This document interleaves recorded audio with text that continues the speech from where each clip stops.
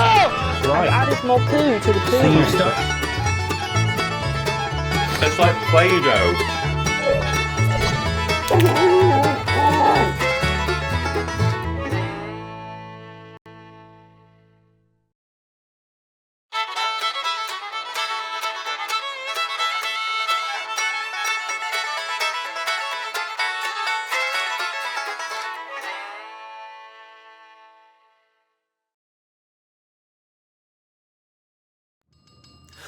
Ho, ho, ho, ho.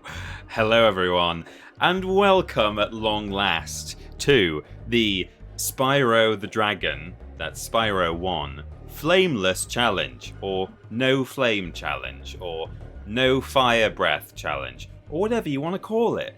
It's all for charity. It's in Cancer Research UK, BWIP. So, to be clear, we're not taking any bits, text-to-speech bits today. I mean, if you send them, I think they'll still go through, but there won't be any text-to-speech from bits.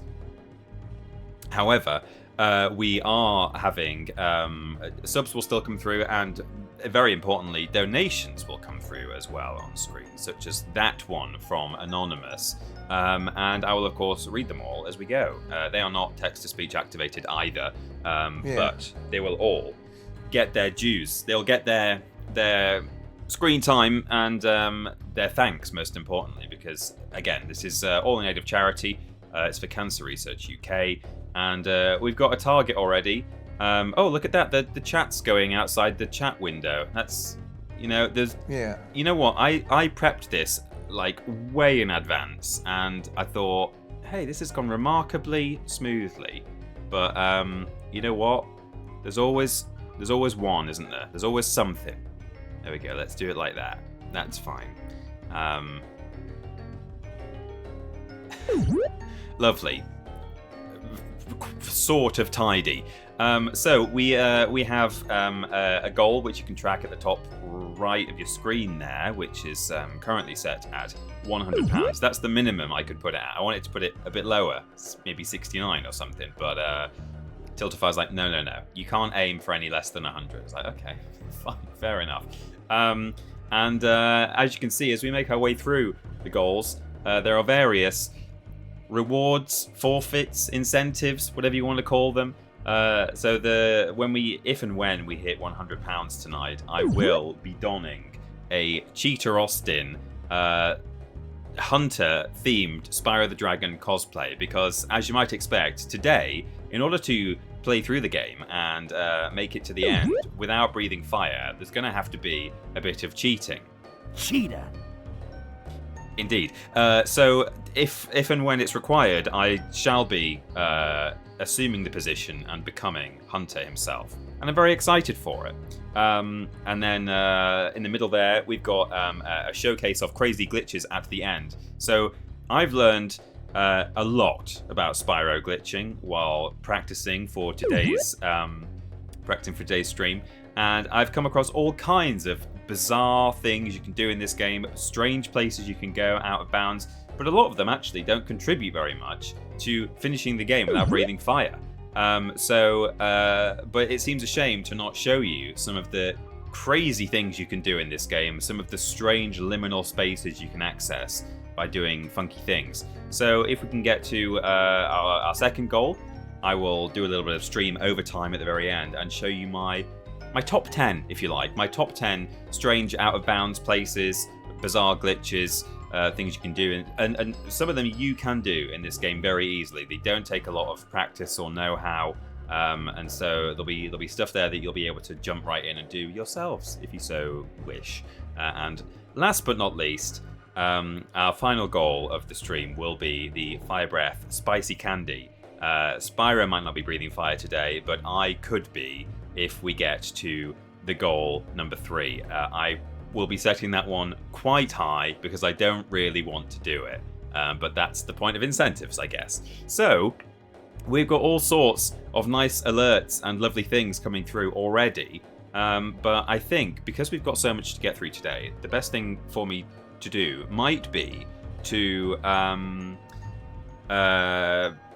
start the game And while we're running through some of the slightly more chill, quieter levels at the start of the game, I can be doing a bit more chitting and chatting. But thank you so far to everyone who has subscribed or donated.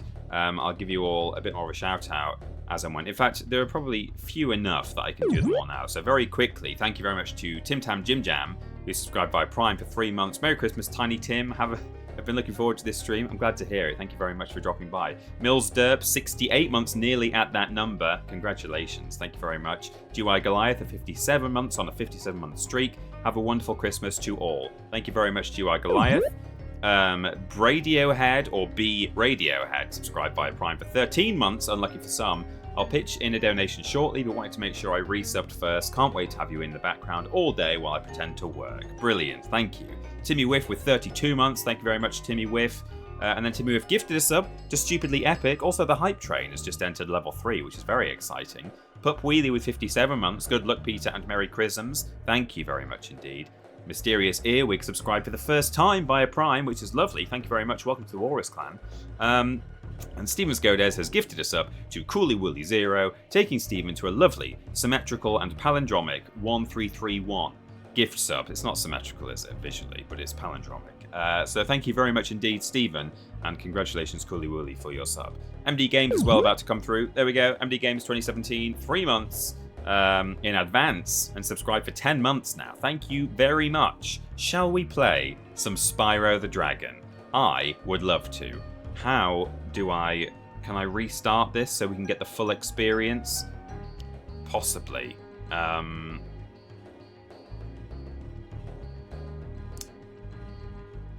Maybe. Yes, reset system. Okay, here we go. I think this will do it.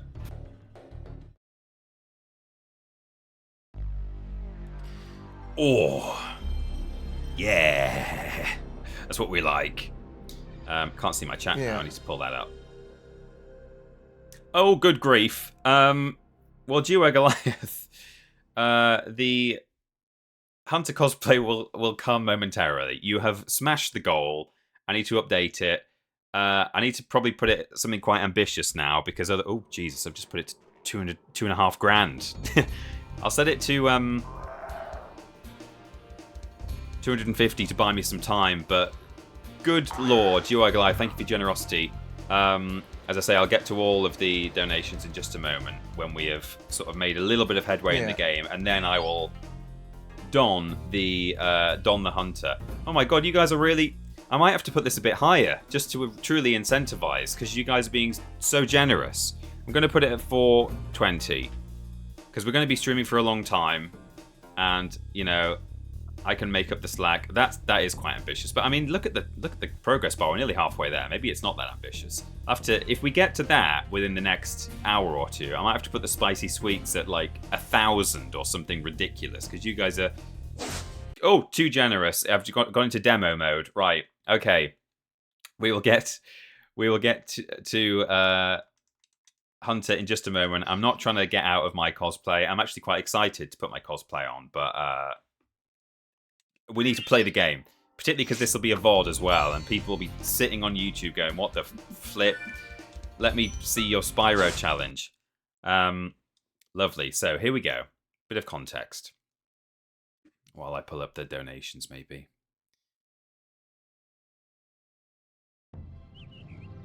Okay, rolling. Oh, it's been peaceful here in the 5 worlds, or is it 6? For a dragon's age. We now have 12,000 treasure, or is it 14,000? What about this Gnasty Gnorc character? Now, I understand he's found a magic spell to turn gems into warriors for his cause. I'll take that question. Gnasty Gnorc is a simple creature. Simple! He has been contained in a remote world and is no threat to the Dragon Kingdom. No threat! Besides, he is ugly. Ugly? That does it! We're not being funny. If someone went on the news and I've got some things to called me ugly, I'd be pretty mad too.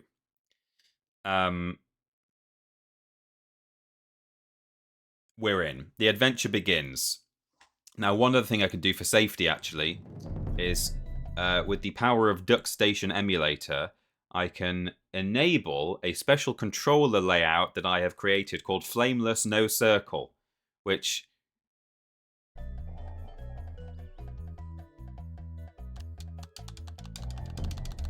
Jump. Breathe fire. Breathe fire, Spyro. Breathe fire! So there we go. There'll be no accidental flames unless we do a kiss. If we kiss a fairy, the game runs the fire animation anyway without a button input. So we'll have to be careful about that. Now, what am I doing today? Oh, we're going to listen to this man now. He's unskippable. Thank you for releasing me, Spyro. Free 10 dragons in the Artisan world. Then find the balloonist. He's introducing mechanics that are useful to know. What about Gnasty Gnorc? We've got a hype chest. Find dragons. We're going to open it That's all I can tell you. and share it. Choo choo, it says. There we go. Look at the hype train go. So, this is Spyro the Dragon. For those who aren't familiar, Spyro is a little dragon. His dragon friends, called the evil Gnasty Gnorc, or Gnasty Gnorc, depending on whether you're dragon or human, seemingly, because the humans call him Gnasty. All the dragons call him Nasty. They called him ugly on the telly. He was mad about it, and he's now turned them all into crystal statues. Fortunately, Spyro was, well, here's your first bit of trivia. According to the cutscene, he was just too small and ducked and didn't get hit, even though the projectile comes down vertically from the sky. I don't know how you duck from something that's coming from orbit, but anyway, he ducked. However, I can't remember if it's in the... I don't think it's in the strategy guide. I think it's in the... we're skipping all dragons today, by the way, apart from maybe a few that I like, because we don't have time for all these dragons. Normally, I wouldn't skip them. I've done several playthroughs of this game on YouTube before, or on Twitch, and I have not skipped dragons, but we simply must today. We can't... I think it saves you about 15 minutes in total, or 12 minutes or something, skipping all your dragons. So, I need to set my camera to active. Ugh, gross! Passive mode? No. But according to, I think it's what was the official Spyro the Dragon website once upon a time, Spyro was playing hooky from Dragon School or something, and that's how he got away with it. He was like bunking off while all the other dragons were hanging out, learning or doing a news interview or something. I don't quite remember how it, but you know, strange bit of background lore there that was on an official source but contradicts what other official sources say. So there you go. We'll listen to this dragon because it's a bit interesting, this one. He's a fairly unique dragon in that he says two different things. Cool Flash, do that again. The Artisan's boss is through a portal in the Dragon Mouth, but you are not yet ready, Spyro. First, you must complete one of the other Artisan lands. So this, the boss of the Artisan homeworld is through this Dragon Mouth, but we can't go in there until we've been to one of the other Artisan lands and left via the exit portal. You can't just, because most levels in this game you can go in and you can just pause and hit exit level when you're done, and that's fine. But we are going to have to go to a level in the Artisan homeworld and leave by the exit vortex. Thank you everyone for your donations. A few more minutes and then I'll read some out.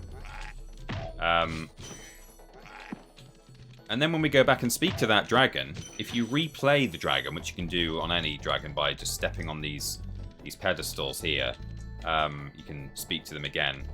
He will say something different.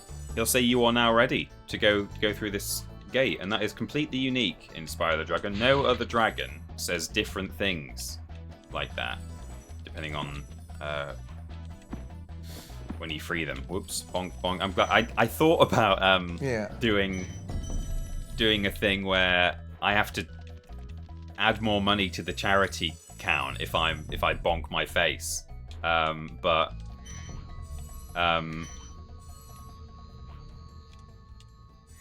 there's going to be a lot of bonking, and also some of the exploits we're going to use today, some of the glitches we're going to do. Oh, there we go, 100 gems, and I think I've got all my dragons. 4 out of 4, lovely.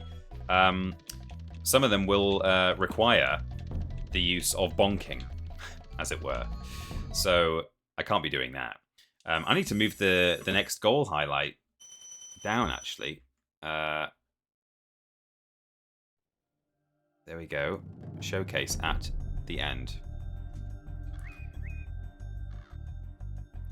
So we've made it into the first level, Stone Hill.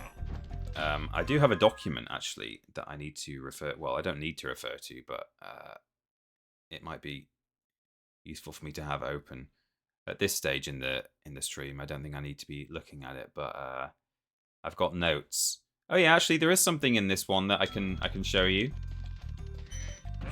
Our very first cheat is going to happen. So there are these fountains in Stone Hill, and if you try and step on them, you slide off. No matter how much I push forwards, I'm sliding off there. However,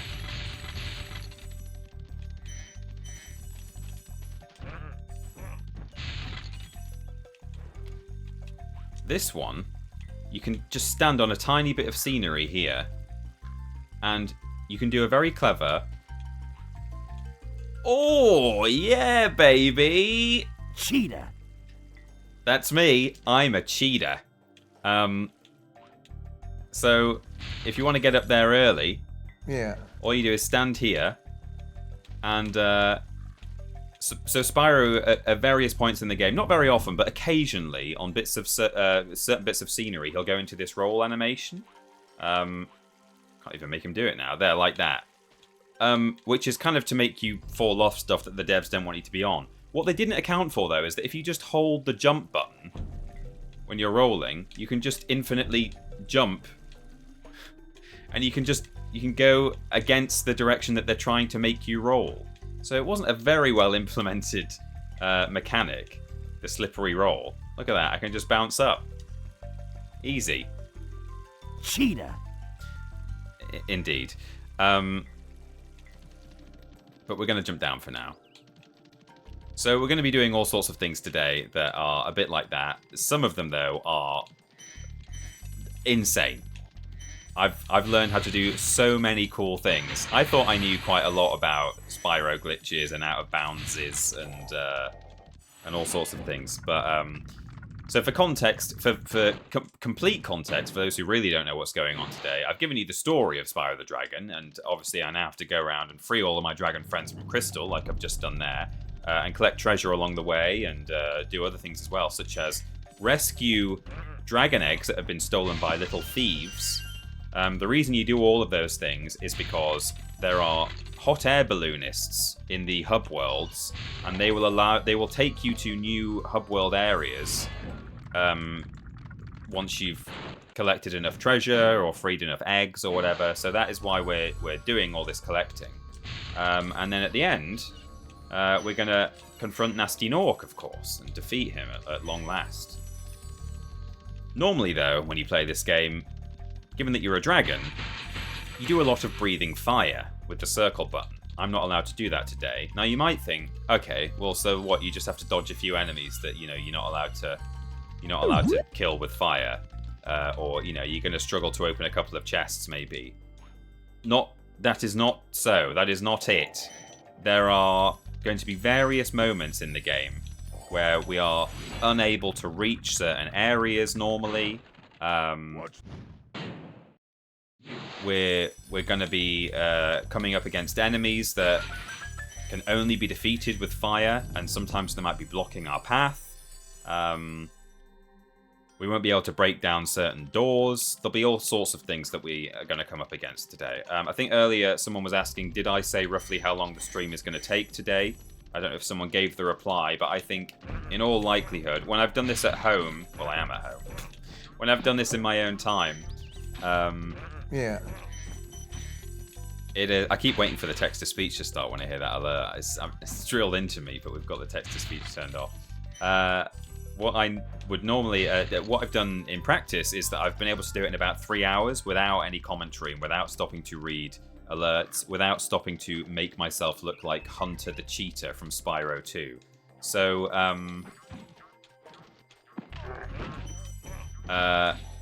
in all likelihood, it's going to take at least 4 hours, I think. I'll be streaming till at least 9 o'clock. Here's proof that I'm using in case you're interested, the NTSC version of the game instead of PAL. When I hit these guys, I bounce back. Oh, that might not be true, actually. There's something about those shepherds where, I think it's the ones in Toasty, actually, in the boss area. They don't have that knockback, whereas in the PAL version, they have knockback on both levels. And I think in the NTSC version, they only have the knockback on... yeah, that's it. That's correct, I think. In this level. So there you go. Right, I'll mop up the last few gems, and then I'll do some donations. Thank you to everyone who has already so generously donated. We're already kind of halfway to our goal, and I am going to have to set the spicy sweets incentive to something quite high, because I don't want to do it. Well, that may have been a knock at my door. In which case, the person behind the door may come in. But I don't know if it was. Maybe not. No, I don't think it was. Got a few more gems to find. Hello. Greetings. It wasn't a knock at the door, but you heard me say so. Well, we've smashed our goal. Oh, do you want to slide in? Of course you can come. You don't want... Did you say you don't want to come? No, I said I don't know. You don't know whether you are on camera. You are. It's the lovely Amy, everyone. Hello. We've already smashed our $100 goal. I saw. That's amazing. It is good. So... Very cool. I'm going to have to assume the position soon and paint my face. Which is very exciting. That is exciting. And put on the top that you're so... I'm so excited. So pleased. Yesterday... Was it yesterday? Yeah, it was yesterday. It was yesterday. Yesterday I went to the ladies' apparel section of a Tesco Extra, a very large fine. Tesco. Of course it's fine, Which is yeah. fine. It's fine. And bought myself a beautiful leopard print, not cheetah, blouse. How did you describe the neckline? It's a mock neck. It's a mock neck. I believe. Right. I'm not a fashion expert. But I am going to be wearing it backwards because I think it works better that way for the cosplay. So in case people go, oh, that's not a mock neck, she was wrong. It might be because I'm wearing it the wrong way around. Definitely. Well, maybe. I have to say, it really suits you. Thanks. It actually looks quite good. Okay. Well. So, even just as a normal top, so yeah. You can just carry on wearing it. Okay. If you want to. I'll keep it in mind, and maybe just the face paint as well. Yeah. You might wonder why I'm running around and round in an empty hillside, and it's because I've left one gosh darned gem somewhere. It might not even be up on these hills. Oh, there it is. It's always this flipping chest. It's always that one. I've been playing this game since 1998, and I always do that. Right. Okay, there we go. Well done. Is that level 1? That's the first main level. So it's a mock neck. Yeah, it could be. Yeah. Yeah. Exactly. So I'm now going to. I'm wondering if there's a level here in this opening world where I can do. I can do something interesting for you to see, but probably not right now. It's a fairly straightforward start. All right, I'll tell you what I'll do. I'll do one thing that I was saving for the glitch showcase at the end, because this is really cool. I only learned about... Well, I did actually know about this, but I'd forgotten all about it, and I rediscovered this yesterday. And I'll show it to you right now. You and the audience. I'll make a beeline for it. So, here we are. We'll go up this staircase. We'll go right to the exit of the level. I like how you just run around. Yeah, like a pro. Yeah. Now, this looks like just the end of the level, doesn't it? It does. And I certainly would not be able to get up on this walls, would I? Looking at that. Definitely not. But what if I was to do, and this is not in any way useful for the speedrun, well, I suppose it could be. What if I was to do, and this will take me several embarrassing attempts, I'm sure. What if I was to do this over and over again until it finally works? Oh! Yeah. Did you know you could get up here? Awesome. And then I can... See, you're not supposed to be up here, so it doesn't really like it. But, oh god. And there's these trees up here. And then you can just roll down the hill and have a little play. Aww. And we're kind of out of... You can see there's like the edge of the world over there. We're sort of out of bounds. Not supposed to be here. So we're boundary breaking. Welcome, everyone. We're finding hidden secrets and discoveries in one of our favorite games. So, for instance, I could now fly into this room from the outside. I'm normally supposed to come down that corridor. But I'm going to do that instead. So there you go. That is not required to complete this level flamelessly, but I thought, while you're here, That was very impressive. show you something very cool. That was very cool. Thanks. Are you glad you married me now? Yeah, I bet. Yeah, because I've I got... wasn't until now. No, but now but that I've seen He's got that, those Spyro skills. Lovely. Well, I know you've got... I'm not trying to get rid of you, but I know you're... No. You've Don't got a want busy to, evening. Yes, and I don't want to distract. Well, I don't want to distract you from your various things. If there's one thing you could do for me, though, it would be... Could you bring me a bowl of warm water? A bowl of warm water? Yeah, Yes. I'm not going to drink it like a cat. I need it for face painting. So... Sure, because I can bring two. Oh, one to drink from? Yeah, we have two bowls. I'll just have the one, thanks. I've got a drink. But if I need another bowl, or maybe a saucer of milk later, then you can bring me one of those. Yeah. Okay. I have sponges and paint in the face paint packet, so if you could do that for me, that would be lovely. Okay. Well, thank you for having me. Thank you for coming in. I may pop back when Oh. you're in your Oh yeah, to see the... wonderful costume. Indeed, yeah, in to my see mock it in neck. real life. Yeah, okay. I'll leave you to Brilliant. your boundary break. Thank you very much. Everyone say goodbye to Amy. Bye. Thank you, Amy. Well, there we go. You've seen something cool, i.e. my wife, and I've also done a fun little glitch for you. Now, I've stolen that from the glitch showcase for the end of the stream that we may or may not get to. So we're now one glitch down for the showcase. But I thought, hey, it's time. We need to get some kind of glitch in there now to set the tone.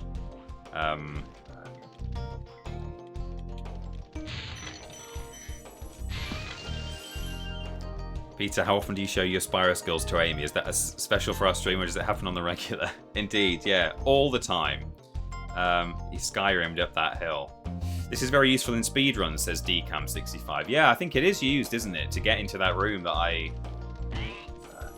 Maybe it... No. Yeah, I guess it is used in speedruns. How am I doing for treasure now? Oh, well, I'm a bit short because I can't kill these big boys because they have to die with fire. 79 according to my notes. I can get 79 gems out of this level. So, I've not been down the... there we go. I see what I've missed. That's fine. Thank you very much. My water has arrived. So we'll finish Dark Hollow. And then we will do some face paint. And I'll be able to read some donations while I do that as well, which is handy. This guy probably is going to bonk me, but... Right, that's 76. I wonder what I've missed. Oh, there's a guy there. Oh, 77.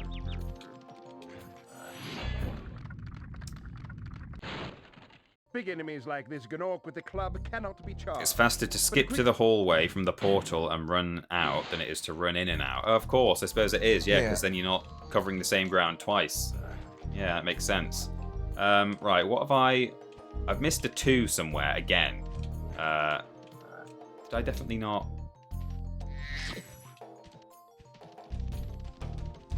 It may have actually been down in that hallway. Now, it doesn't matter specifically if I don't get... Oh, there we go. If I don't get all the treasure... I mean, so in this level, I can't... These guys here, you have to flame them in the back. I can't do that. The guys with the club, that dragon who I just skipped would say, big enemies like this Gnorc with the club cannot be charged, but a quick flame, that should defeat them. But I can't do that. Now, actually, I exited Stone Hill with the exit level option like that, and I can't get into Toasty if I don't leave one of these levels with the return home vortex. So we'll do that. But yeah, what we are not doing today is going for the 100% of this game, or indeed the 120% as it is known, because it can't be done. But we're going for an any percent completion, where we are going to make our way all the way through the game without breathing fire. We are going to rescue every single dragon, which will require glitches and exploits. And we are going to recover every dragon egg, which, again, I'm trying to remember if any of those require, whether they can just all be done flamelessly, or if any of them if you need help with any of those. But we won't be able to get all the treasure, because simply there are some enemies that can't be defeated, that can only be defeated with flame. And so we won't be able to get their gems, for example. And there'll be some chests that we can't break without fire, that sort of thing. So we're not getting everything in the game, but we're going to get everything we can and everything we need to appease the balloonists. Oh, here's a little... I've never actually done this before, but I'm aware that you can do it. Let me give it a try. I'll have a couple of goes. It's very similar, actually, mechanically to... Oh, that's tricky. It's a tricky one. Probably doesn't help that I'm charging rather than gliding. Now, I'll have one more try. I don't think... So, people who are good at this game, unlike me, can...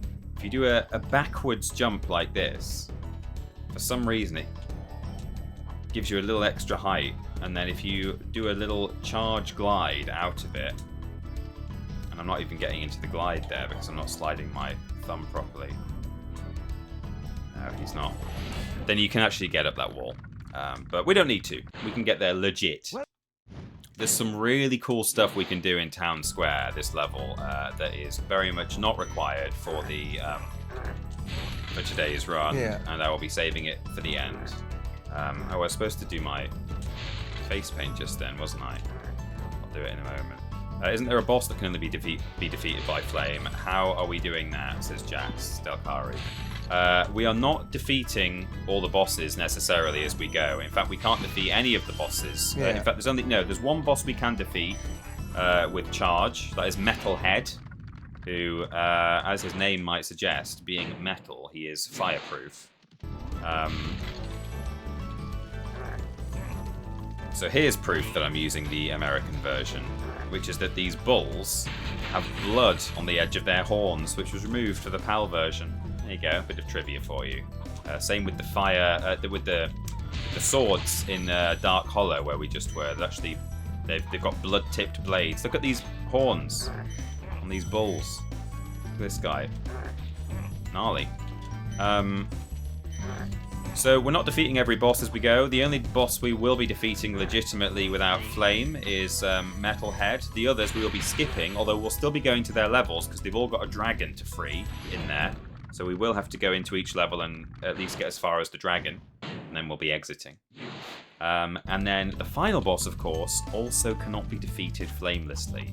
And that, for those who saw my original... Oops. I need to get back into the rhythm of my charge glides because I'm not doing these properly. And they will become... Oops, that's just me walking off. They will become integral later on, or at least very important. So those who saw me do the... Oh, this could cost me now. Okay, there we go. That was fortunate, because that guy can really get away from you. I thought I was just outside of his zone there, but I wasn't. Yes, those who saw me do this run in Reignited Trilogy will know that it's... Sometimes we call it the Jack Sparrow run. Remember in Pirates of the Caribbean when Jack Sparrow got given that one pistol, that one shot in his pistol by Barbossa when he got marooned on the island, and he kept it all of his life, or he kept it for years and years, so that he could then shoot Barbossa with the gun that he had given him. And that's what we do in this run. We go all the way through without breathing fire, and then we do one Captain Jack level, the Gnasty Gnorc confrontation. I didn't actually check whether I had all the treasure there. Okay, I think I did. Oh no, was I 10 short? Oh well, I probably was 10 short because I can't get everyone anyway. 190. Let me check my notes. Town Square 190. I've got what I expected. Good. Shall we? Oh, whoops. So we're saving our flame for Gnasty Gnorc, basically, and even at the start of the Gnasty Gnorc level, where we have to crack some chests open and kill some gem thieves, key thieves, in fact, we will be what am I trying to say? We won't be using flame on them. We're saving fire for only Gnasty Gnorc. So look, this dragon head now opens, and if we speak to this man again, he will say a different thing. Cool flash. Do that again. The Artisans boss is through a portal behind me. You can challenge him now, if you feel you are ready. Very cool. Well, before we challenge Toasty, in fact, this is quite a quick level, so we'll go in, we'll do Toasty. No, we won't. We won't. I'm going to pause when I get into Toasty. I'm going to become Hunter, because we're already at £237. Thank you to everyone who's donated already. I'm going to dress myself as a cheetah now. Cheetah. Yes, indeed. And read some donations. So that'll be nice, won't it? Bear with me, everyone, while you wait for more gameplay. So, let me try and make this a safe space for computers and liquids. I'm going to be very much playing this by ear. I've not practiced my face painting skills. Got my blouse. And here is my Snazzaroo face and body paint set. Oh goodness, I could take my top off if you like. Will I get banned from Twitch for doing that? There we go. It doesn't come with an orange. So I may have to just use yellow, I guess. Or I don't know. I don't know what's going to happen right now, and I'm quite scared. So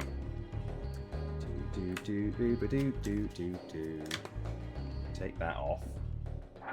Do I have to peel? Oh, there's little plastic covers on all of these paints. I bet that water's gone cold now as well, that my lovely wife brought for me. Oh, flipping heck. I can't get purchase. Do I pop them out? Oh yeah, I think I do. Oh right, okay, that's not what I expected. Okay, peel that off. That's the yellow. I need the white for sure. Oh, this is very weird. You have to like pop them out, peel them off, pop them back in again. Need white and I need black. Don't need blue or pink, and I probably don't need red. It did say, there's a little booklet that comes with it saying like, here's how you make orange, and it shows someone mixing the red and yellow together, but it's like, for a start, it didn't match the product that it came with, so it's like, I don't think that's really... This just comes with any face paint kit, doesn't it? Not even your specific one. And also, I don't really know how I'm going to mix anything out of this, so... It comes with a sponge, and I'm going to just do it.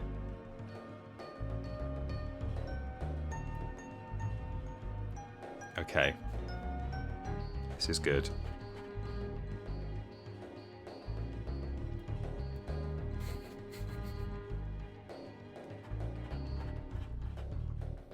Bet you didn't think I'd be doing this today, did you? It's a bit watery. Can I... It's not coming through very thick.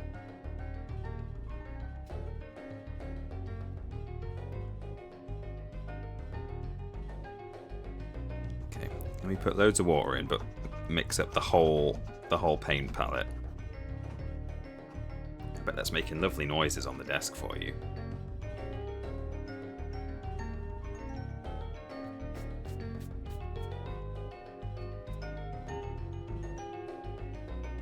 Okay, that's starting to show.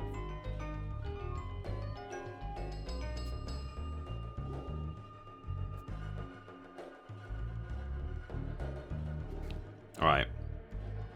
Let's get some black in. Christ. The paintbrush is stuck down. Okay.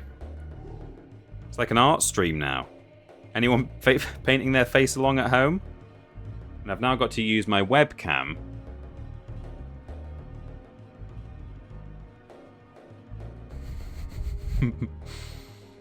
As a guide.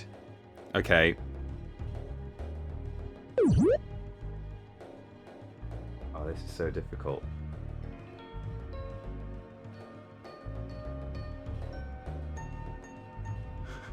Okay. I mean, it's not awful.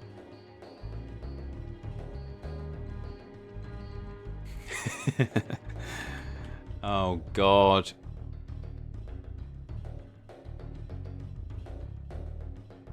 This is so difficult to do in a webcam. I should have asked for my mirror as well.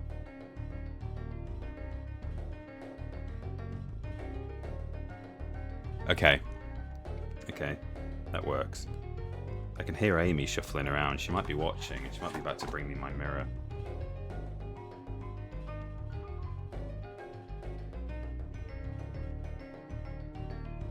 Thanks. I'd love a mirror. Don't think so. Okay, that's like gonna be 1,000,000,000,000 times easier, thank you.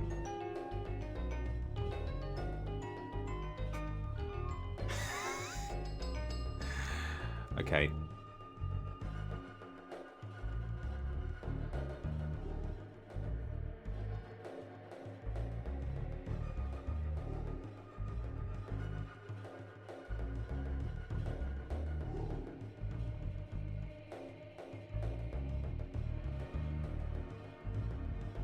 It's going to be a lot more cursed, I can promise you that, but...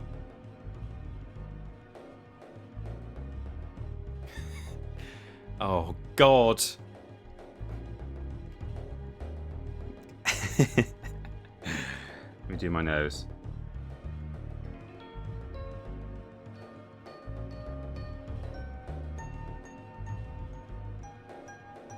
Now, fortunately, I don't have to do the top half of my face because I've come prepared. Quickly just do the nose.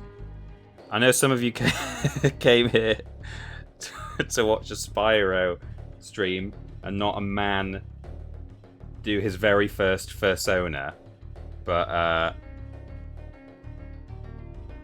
think it's important. I think what we're doing right now is very important. Meow.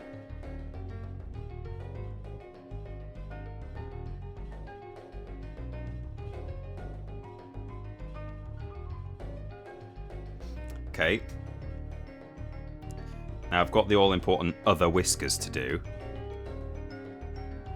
He's gone a bit Tony the Tiger now, actually. What if the paint was wrong and it didn't come off? I mean, at least I don't have work tomorrow. So, okay. Whiskers on the other side. I sent a message earlier to all of my family saying I'm going to be doing a you have to explain it in terms they understand. Well, to be fair, I think I did say a charity stream. I'm going to be playing Spyro the Dragon. I think I did say that to them, and they were supportive, and they said, "Oh, you know, that's great. Good luck."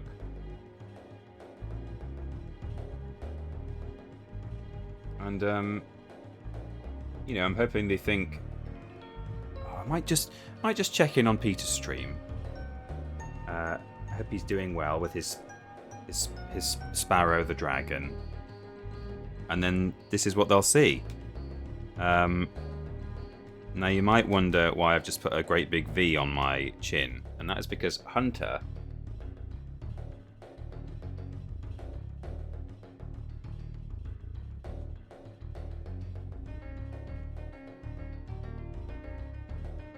has like a soul patch. Well, not a soul patch, like a goatee. Can we see him briefly for about 3 seconds? 1 second. Cheetah. Cheetah. Cheetah. Yeah. That's it. That's him.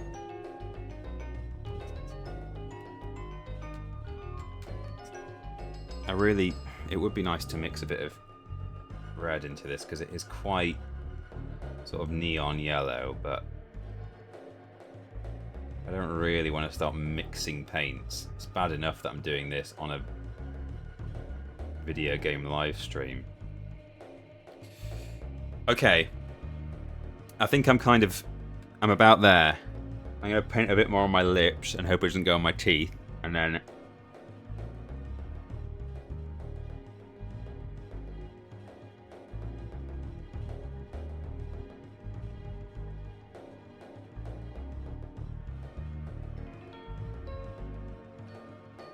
Okay. And then potentially, my eyes are going to be covered up. I was going to say I could do the tears that I'm going to do them anyway.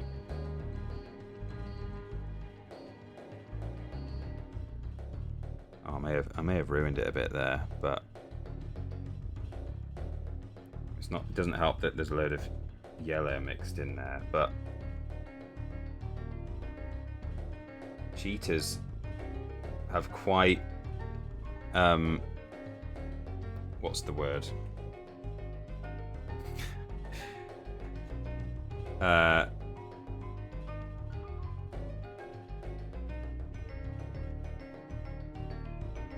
Quite pronounced markings around their eyes.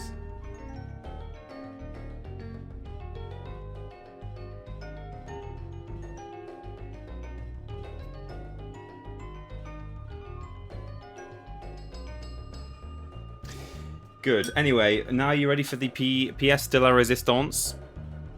Okay,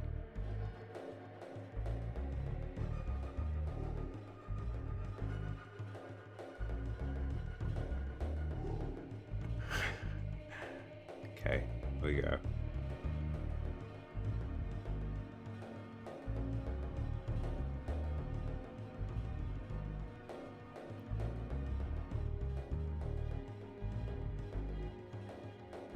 I've made it a million times worse, but that's okay because my face will be covered.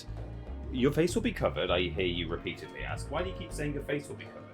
Well, because I thought I'm not going to be able to put ears on.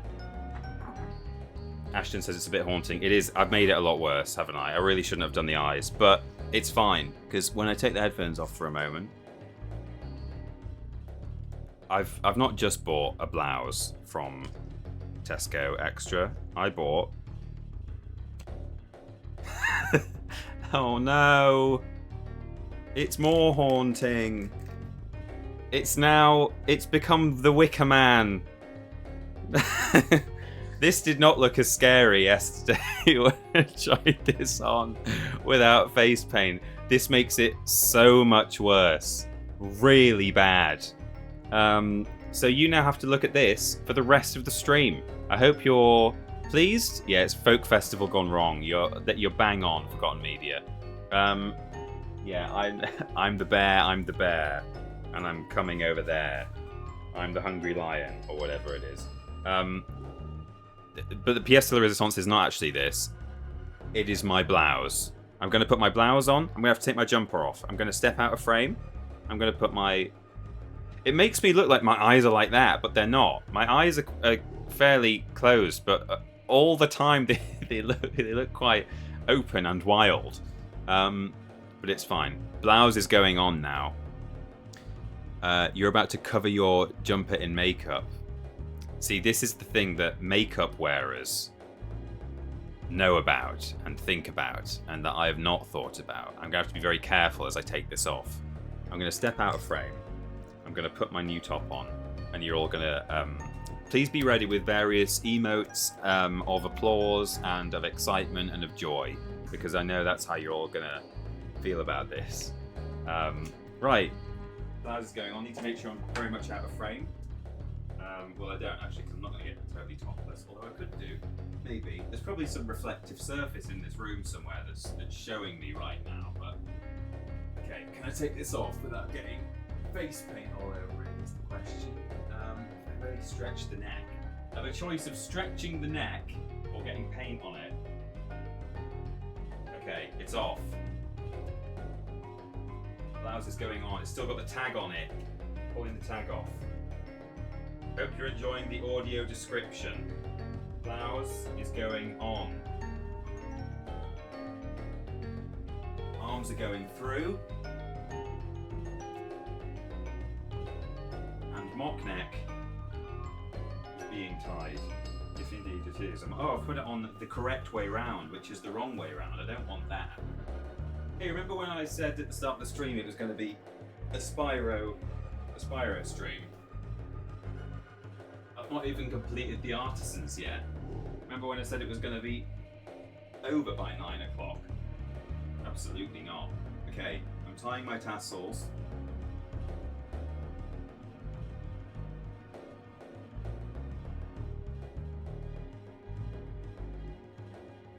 I'm going to put my mask back on. It's got paint on the back.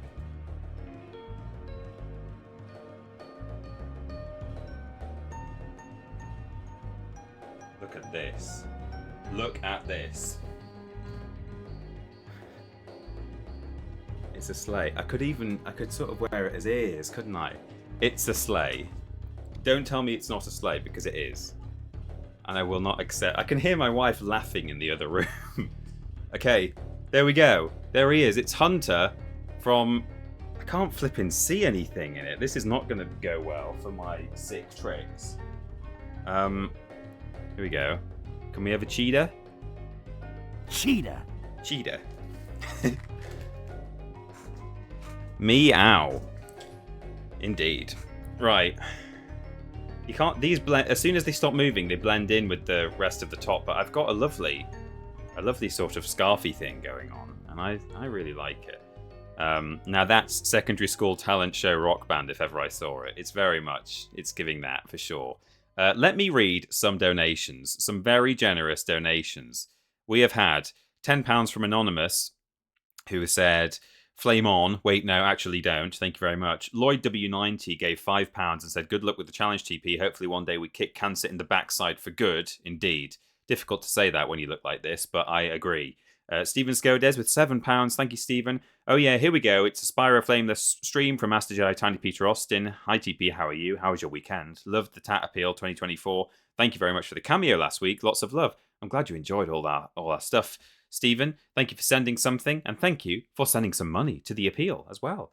The charity appeal rather than the Tat Appeal. GY Goliath then whacked us with a £100 donation. So generous. Thank you so much. That's what got us to where we are now. So you have GY Goliath to thank. My dad got a terminal diagnosis last week. Knowing a community that means so much to me, supporting this amazing cause means the world. You are such good people. Well, GY Goliath, I'm so sorry to hear your news. That is awful. So many of us are affected by cancer, either directly or through people we know. That is partly what drove me to do this stream this year. Ben, likewise, is going to be doing a stream as well for Cancer Research UK towards the end of December. And it's something that, you know, however silly we choose to do it, we gotta raise that money. We've got to get that research done, and we have to get ourselves to a place where we can deal with such a terrible disease. So thank you very much, GY Goliath, for your very generous donation. Radiohead with £25 donated. No message, but thank you very much, B Radiohead. Matt Jadith Evans, £5. Merry Christmas, TP. Good luck with the challenge. Hope you have a wonderful week and look forward to all things Triple Jump in 2024. Thank you. Trillion Jones with £10. Thank you very much. Crimbo Break proper begins tonight for us, so it's a nice chill way to start. Hope you raise squillions for a great charity, and happy, or at least peaceful holidays to all the Walrus clan. Love from me and Mr. J. Thank you very much, Trillion Jones. Then Pete donated £25. Thank you very much, Pete. Molly with £10. Cancer can go flameless run itself. Merry Christmas and happy holidays to everyone. Thank you, Molly. Anonymous donated £10. Peter, you and Spyro Speedrunning need to stop making eyes across the room at each other and just go for it. Shoot your shot. It might be true love. I mean, a lot of what we're doing today it's sort of speedrun strats and techniques. So you're not wrong, but yeah, I don't know. I'll talk about that a bit later on in the stream, I think. But yes, David Cam with £10. Thank you very much. Hi, Peter. I can't give as much as I normally could because I was recently laid off from work right before Christmas. Yay! So sorry to hear that. But this is what I can spare. Unfortunately, had to end my Patreon sub as well, but keep up the great content and happy holidays. Well, thank you, David, for giving, especially given your circumstances. I don't expect anyone to give anything, only what they can, and every little helps, so that really means a lot. Eden and Pop says, fingers crossed. Fingers crossed everyone's festive season has thus far been a blast, and hope the charity stream has been going well. Love to all. Thank you for your £10 donation there. Elmat Erico with £10. Hello, TP. You raise loads for a great cause and hope you raise loads for a great cause and hope everyone at Triple Jump, Cultaholic and the Walrus Clan all have a great holiday season. And Callum Rudd comes in there at the end with another £10 donation. Looking like that in public deserves a donation.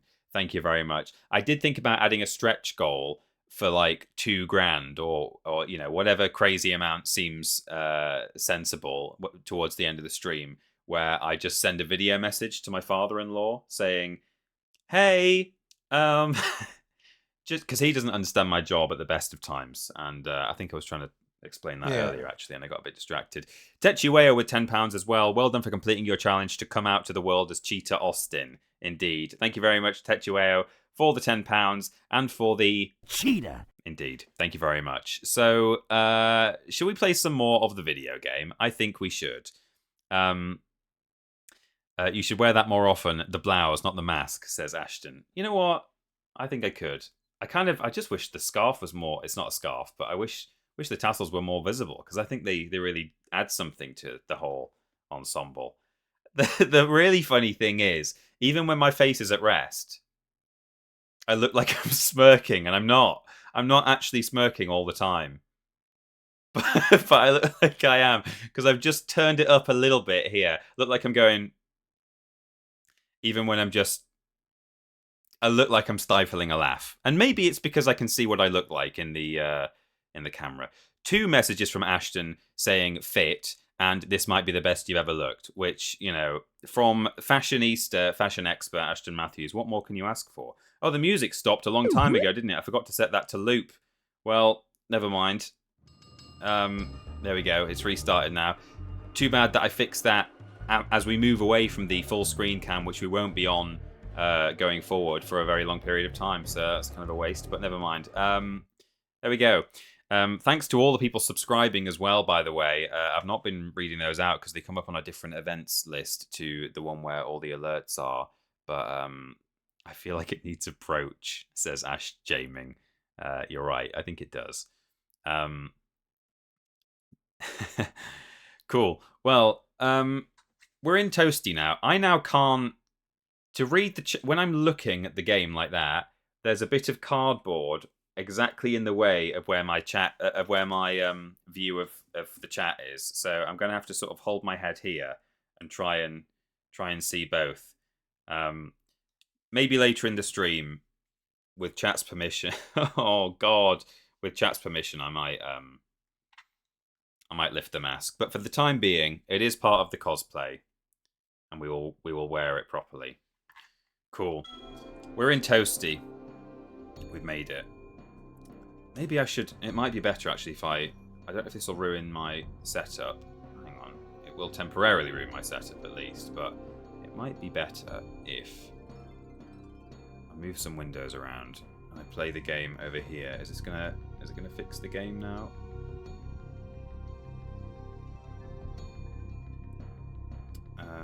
Hang on, let me go on studio mode for a second so you guys can't see what's going on.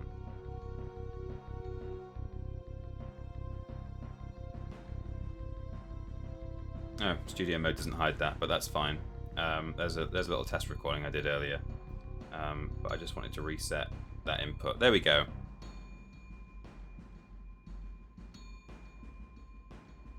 Lovely. Right. So now I can look ahead at the game, and you guys at least get kind of a good look at the ensemble. Right, so I can bonk these shepherds, but they don't give me knockback now, which is actually a bit inconvenient in this level. This level is much easier to play in the PAL version, but never mind, we'll deal with it. Staring into your soul, that's right, yes. So these dogs will try and squish me.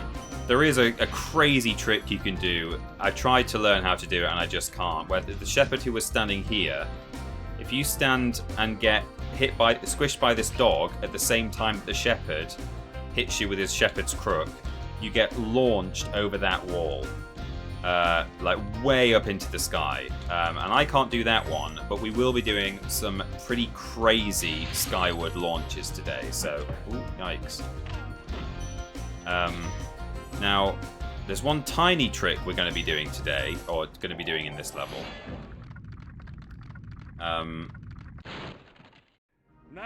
Gnasty Gnorc has put one of his most devious henchmen in charge of the artisan world. So, this is his most devious henchman, who is actually just a sheep in a scarecrow outfit on stilts. But in order to get through to the rest of the level where there's some treasure and stuff, we need to be able to defeat the boss or hurt the boss with fire. And we can't do that because you can only flame him and you can't charge him. So that is the extent of the level that we can do, except for this little side route here.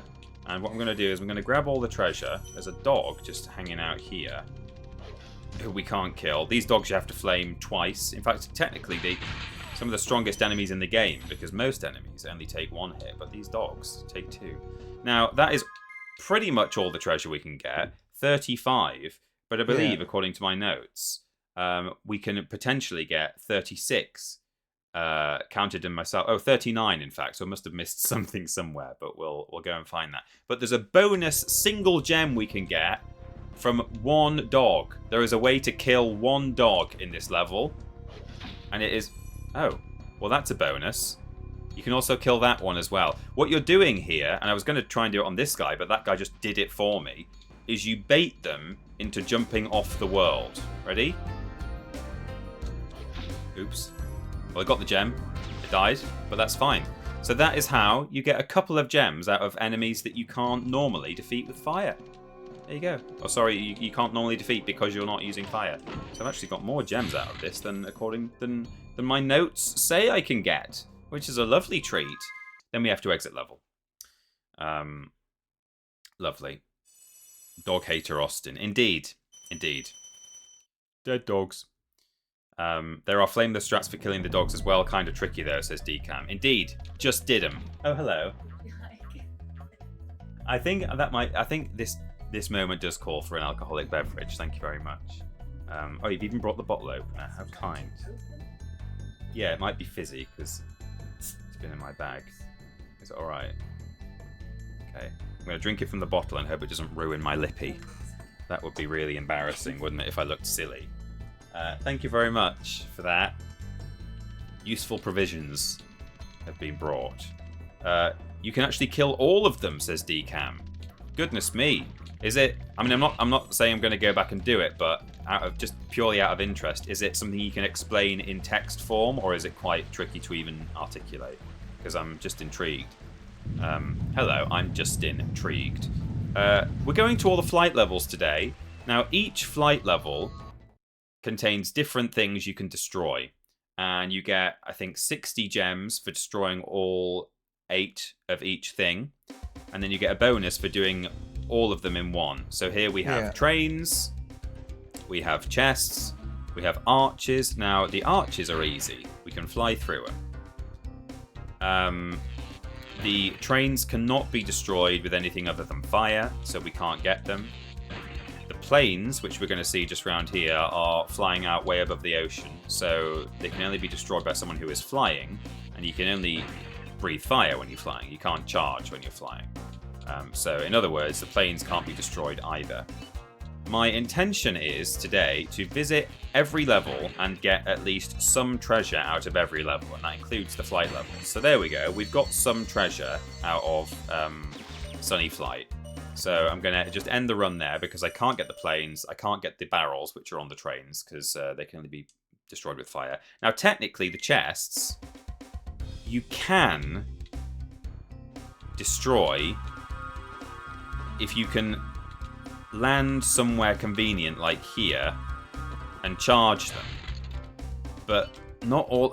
Well, to be fair, I've not tried precisely in this level whether. See, this one I think, for example, you probably can't. Some of these I don't think you can do it. So we're not going to go for the chests. We're just going to take the arches. But just while we're here, here's a little secret and discovery in one of my favourite games.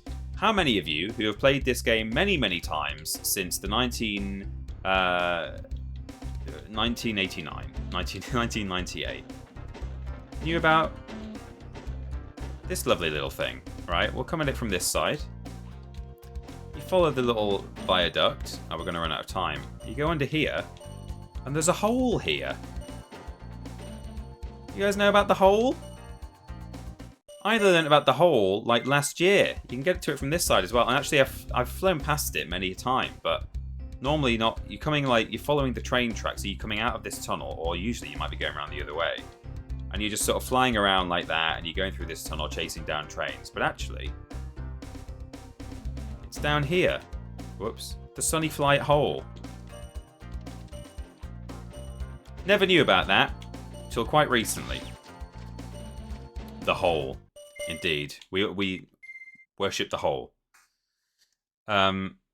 This game's very nostalgic, says Cougar Towns. Lots of first-time chatters today who are coming in and seeing me like this, potentially for the first time, which is lovely. It's a real treat for my dignity. I'm feeling good about it. So it's good to have you. So that, I believe, is everything we can get from the Artisans' homeworld, save for, maybe killing a few dogs in Toasty or, the short version is you can jump charge under them at the top of their jump. It pushes them too high and the game can't decide what to do and just kills them. That's interesting. Maybe one day I'll learn how to do that. But now we're heading to Peacekeepers, and this is where some of the skills really start coming into play. This is where we're going to actually encounter an issue.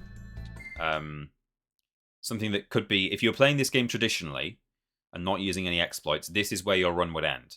If you're playing a run through Spyro the Dragon and you want to go with what I've set myself, which is to free every dragon, but without breathing fire, and indeed to visit every level without breathing fire, we're about to run into a major roadblock. Fortunately, there are ways around it. Welcome to Peacekeepers. Welcome to Peacekeepers, Spyro. I just scratched my cardboard mask. Right, we bonked this man. I'm just wondering which of these people to keep alive for what I'm about to do. I'll kill this man. Ooh, he's made a fool of me there. Really embarrassing. So these cannons, you can get on them like this, and you can push them, and then if you press flame, you can light the fuse and fire a cannonball. And of course, these guys can shoot the cannons at you. Like this guy. So they can attack you with the cannon. And we're going to use that to our advantage. I'm just going to kill this bunny. There we go. With a charge, of course. No fire.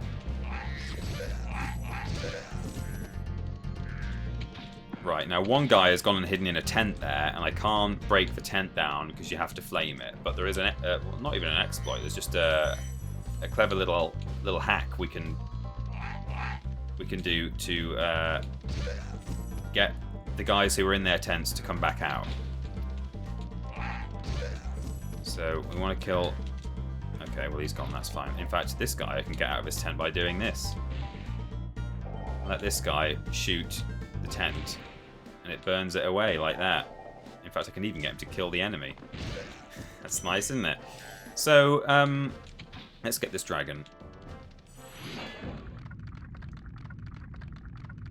Yes, this is the most embarrassing thing to happen to you. Yes, indeed. That's the most embarrassing thing to happen to you this stream. It was pretty embarrassing.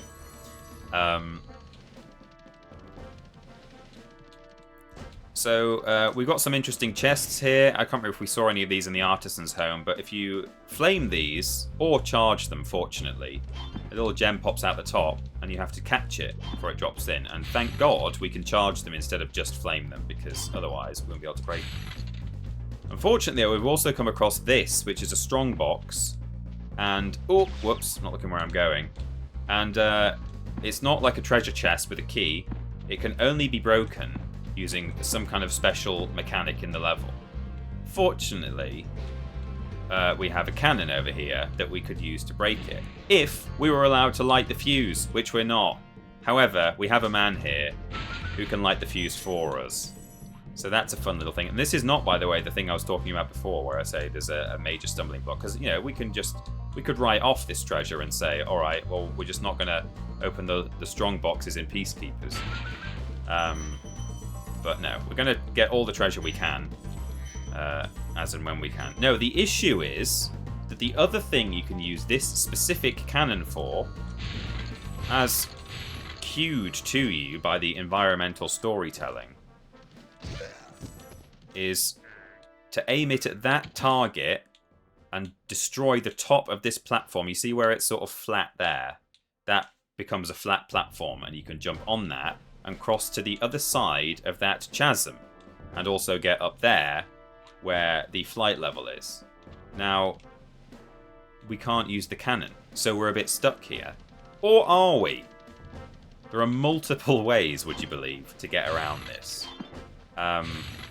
One of them I'm going to show you at the end if we hit our incentive for the glitch showcase, which involves using that cannon and the guy who was shooting it, not baiting him into shooting the thing, which I've tried to do, and I don't know if you can. Maybe you can, but no, something a whole lot more exciting. But because we're going to be using said that glitch I was just describing, which I will show you at the end if we hit the thing, we're going to be using that same mechanic of that glitch multiple times later on in the stream. So what I'm going to do today, now, here, instead, is use a different kind of exploit, which we won't see as much of today. This is a good opportunity to show it off. Now, doubtless this will not work first time. Take a look at Spyro's gliding here. Kind of a downward trajectory. You can't actually glide that far. In fact, I'll even show you. That's the other side of where we're trying to get to, okay? And if you try and glide over there, you can't do it. You can't jump out of that water high enough. Let's grab some health here. It can't be done. You can't glide from here to there. Not normally, anyway. Let me just get one more health because I may need it. This might not work first try. I've been first trying it a lot in practice, but of course the moment you set the cameras going. Yeah, the Great Water. This, ladies and gentlemen, is called a wall glide. Oh yeah! First tried it. Now that might have looked somewhat normal, but it's far from it. There is a strange trait to Spyro's gliding where if you're up against a sloped surface like that, he will maintain his height and actually even gain height. See, that was a really long glide for what it was. Now, I make it look relatively easy. If you turn even just slightly too far into the wall, you flop like that. You have to be very precise. If you're not facing the wall enough, if you're facing it too much, you'll flop like that. And if you're not facing it enough, you won't get the height. You'll just be gliding parallel to a wall. So you have to very precisely, and watch me now fail 6 times, very precisely, make your way across like that and do the wall glide and get up there that way. So that's a fun little thing you can do in this game to get past certain obstacles, get through certain areas. Will I be able to do it? There we go. Practice makes perfect, thank goodness. So here we have to come over here because we have a gem thief and we have a dragon. And yikes. And we have access to a level as well. So it's important. Well done, Spyro! Thank you. Yes, this all looks somewhat normal, Peter. Says Flower Pockets, indeed. So this is where we wanted to get... Oh, yikes, I nearly walked off the edge. That is the destructible thing there. This is the entrance to the flight level. Before I go anywhere, I need to get this... Just while I'm up here, I want to get this flight level done. so that I don't have to do any more wall gliding and come back here. Night flight. In we go. Now, what do I have to get out of night flight is the question.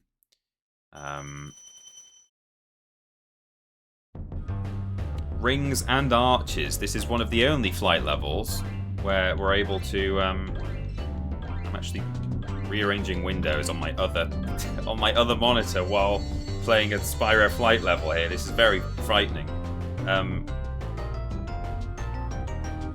Okay. Yeah, we can get the arches and the rings in this one because you can just fly through them. Most levels either have arches or rings. They don't tend to have both. In fact, I think one other one does. I might be wrong. I might be lying saying this is the only place we can get two things. But we get our arches. And that's it. And then we just crash because the other things in this level are lights, which you have to flame, and chests, which, again, possibly we can charge them, but I'm not faffing around trying to... Believe me, trying to charge chests is very difficult, as we will learn in the Dream Keeper's world.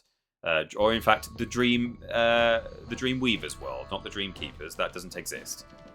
In Dream Weavers, the flight level there... I need to get this key again. The flight level in Dream Weavers does not have anything that you can fly through. You can only flame the stuff there. Yeah. Except for some chests, which we can very awkwardly charge into, and it's going to be really tricky. And it's not necessary to do. I don't have to make as long as I visit every level, you know, I don't have to take treasure away from everyone. So as long as I enter the flight level and then just exit it again, maybe I've ticked that box. There's no dragons to find in there, no eggs, so that's all fine. But I would like to be able to visit every level and come away with some treasure from each one. So I needed to find something in that flight level. Okay, that guy, again, the same guy has gotten away, but that's fine. I'm going to show you what we do. There we go, right, that's almost everyone. Right, we'll get a checkpoint here. And I'm going to do my first death abuse, my intentional death here. I'm going to leap in. Because what happens is, when you die in this game, the only enemies to respawn are the ones whose gems you haven't got. So there should be one... Be careful here, I don't want to trigger him too early. One guy hanging out over here. There he is. You see him over there, sitting on his own? So now I know he's the one with the gem. Because when there's four of them all gathered together, you're like, oh, which is the one I've not killed? But this is just a clever little way of finding out that that is the guy with the gem that you still need. And now he's dead. So there you go. That is all of the gems collected in Peacekeepers without breathing fire. Which, when you're playing this game with the standard, a normal way, you can't get into that other half of the level. You have to light that cannon and shoot the column. Here's a type of chest that we will not be able to break very often at all in this game because we can't breathe fire. It's a propeller chest. You breathe fire 3 times, the propeller shoots off into the sky, and the chest opens up. You can destroy them with a supercharge, and we'll be introduced to the supercharge mechanic in the Magic Crafters world, which is coming after Peacekeepers. So there'll be a few that we can break with supercharge. There might even be some that you can break with enemy projectiles and stuff like that, but I'm not sure off the top of my head. But yeah, generally these propeller chests are going to be a bit of a sticking point when we see them. We know every time we see one of them that there's probably going to be an incomplete treasure count by the end of the level, but that's fine. I'm just going to check my notes, make sure there's nothing specific we need to do in Dry Canyon. Grab the key early before exploring the other offshoot, I've told myself to do. Okay, I'll do that. I think I know what that means. Thank you for releasing... I finally platinumed this today. The flight levels were the one thing I was struggling with, says Rye Wi-Fi. Oh, that's wonderful. So by platinum, do you mean because this was released, the PSP version was released, wasn't it, on like modern Sony consoles, and I assume it had trophy support. Or do you mean the Reignited trilogy you platinumed? Because the interesting thing I found, the most interesting thing I found about doing this run and practicing it is that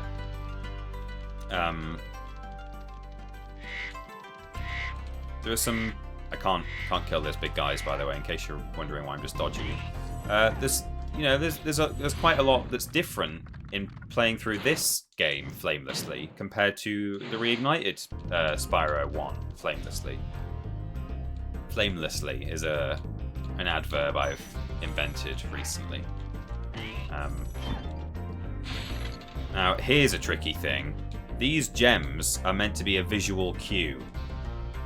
Or clue. Why are they not in the middle? I'll tell you why.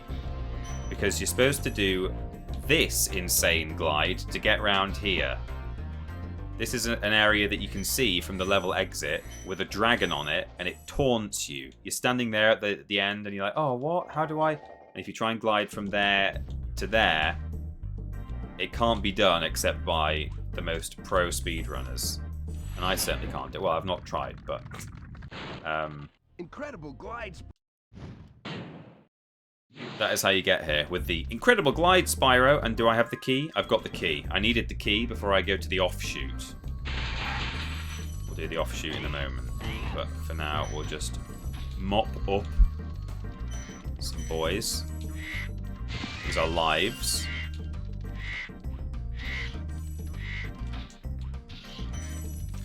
How are we doing for... We're on 300 now. We've had some more lovely donations, which I'll get to momentarily when the moment strikes. In fact, I've gone the wrong way. Well, I'm going the right general direction, but that's not where I need to go. Up there, down there, and climb these stairs. There we go. So I had to get that key first before I... Normally I head this way when I play this game through sort of casually, but I'm going to get the key first because the chest is this way.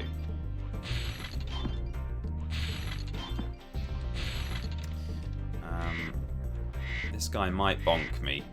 Ugh. He didn't bonk me. There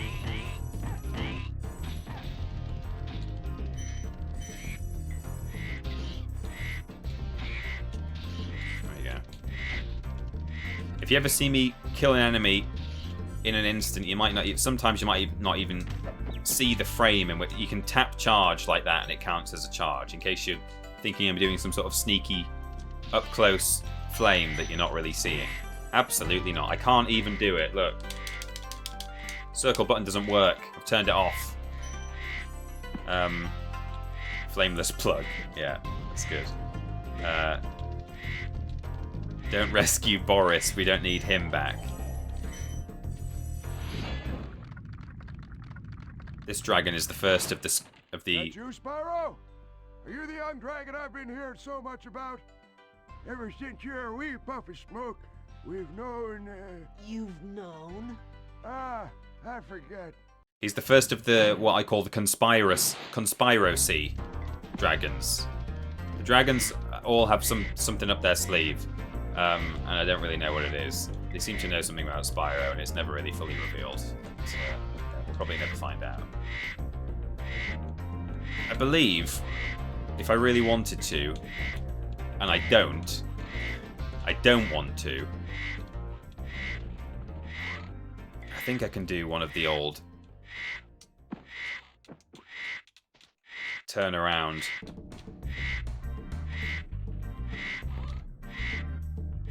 hop up things up here. I'm not going to do it. I think you can get up there. Although, mind you, we can get up there from the top, can't we? I don't know why I'm trying to... I'll tell you why. I've been watching... Oh, that's my first actual death there. I've been watching people do glideless runs of this as well. Or, you know, just generally just watching various glitch showcases and things. And so I'm like, oh, you can do that. It's like, yeah, I know you can, but you don't need to. You just climb up here and glide down, you idiot. But yeah, I think you can get up there from the bottom. And again, maybe speedrunners would do that. It's probably in their interest to 100% it that way.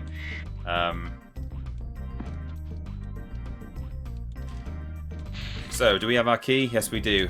thank goodness. Right, these are firework chests. You can set them on fire with flame, and the fuse goes off, and then they, you run away and they explode. Or, of course, we can just take the hit, because we're not allowed to set them on fire. Them's the rules. It does mean, though, that as you can see, as we play this game, we're going to be losing health as we go, as we do various things. So there are going to be moments where it gets a little bit tasty. How many gems am I expecting here? Dry Canyon, about 326. How's that? 326? 326. Hope we got all the dragons. It's used in runs, apparently. Look at these sleeves. I might just wear this to work. With the face paint.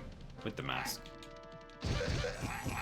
It's just, because this is a child's mask, and it's flat, it was like pivoted on my nose and then like against my head like that. So I've made a little block there of cardboard to hold it straight, like that, upright, so that my eyes look relatively normal to you guys, and so that I can get the full vision out of this. But it's just applying just the slightest pressure on my third eye, and it's really kind of uncomfortable. It's getting uncomfortable over time. Right, let's head to Clifftown and have a little sip of our Corona.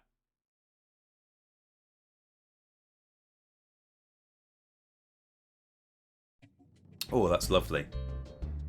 Please enjoy responsibly.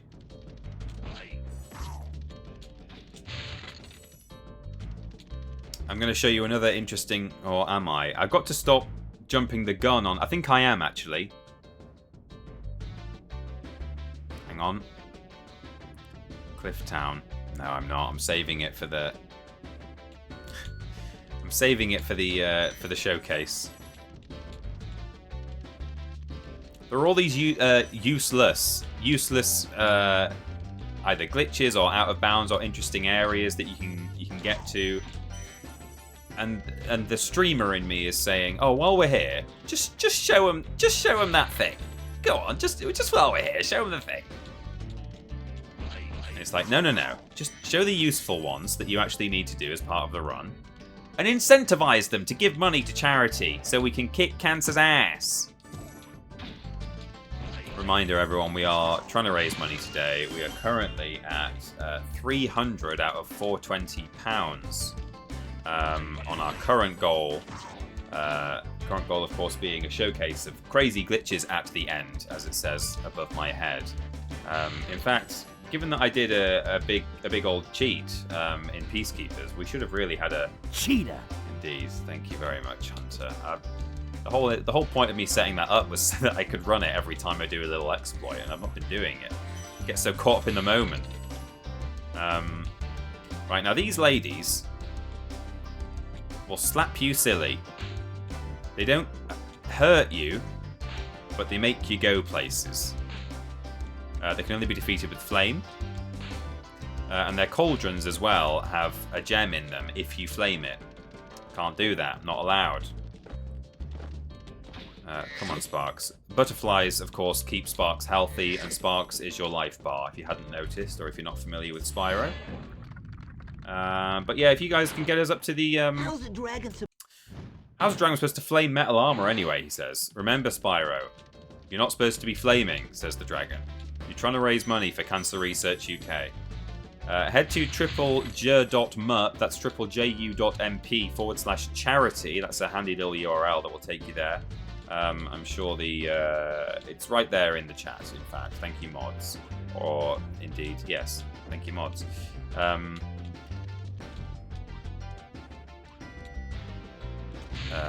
What was I saying? Yes, we're raising money and something or other. Yes, if by the end of the stream we can make it up to that 420 goal, I will do an extra little showcase.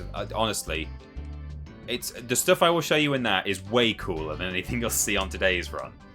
I keep saying today like I'm going to be doing on a different day, but you know, on this current run, on this current bun, I'm gonna stay away from this lady. She's gonna slap me. I probably ought to post a photo on social media of this haunted face, shouldn't I? And tell people to come and join the stream and donate. I'll do that later. When I stop to do donations again. Perhaps after Clifftown we'll do another little donation run. But yeah, there are some wild out of bounds, and not just out of bounds, but like bizarre glitches. Here's a strong box we can't open, by the way. There's a firework over there. See it there on top of that roof between my horns? And that shoots over here, hits that thing, but we can't light the fuse, and you can't just charge into a firework, sadly. So, right, let me just clear this out first.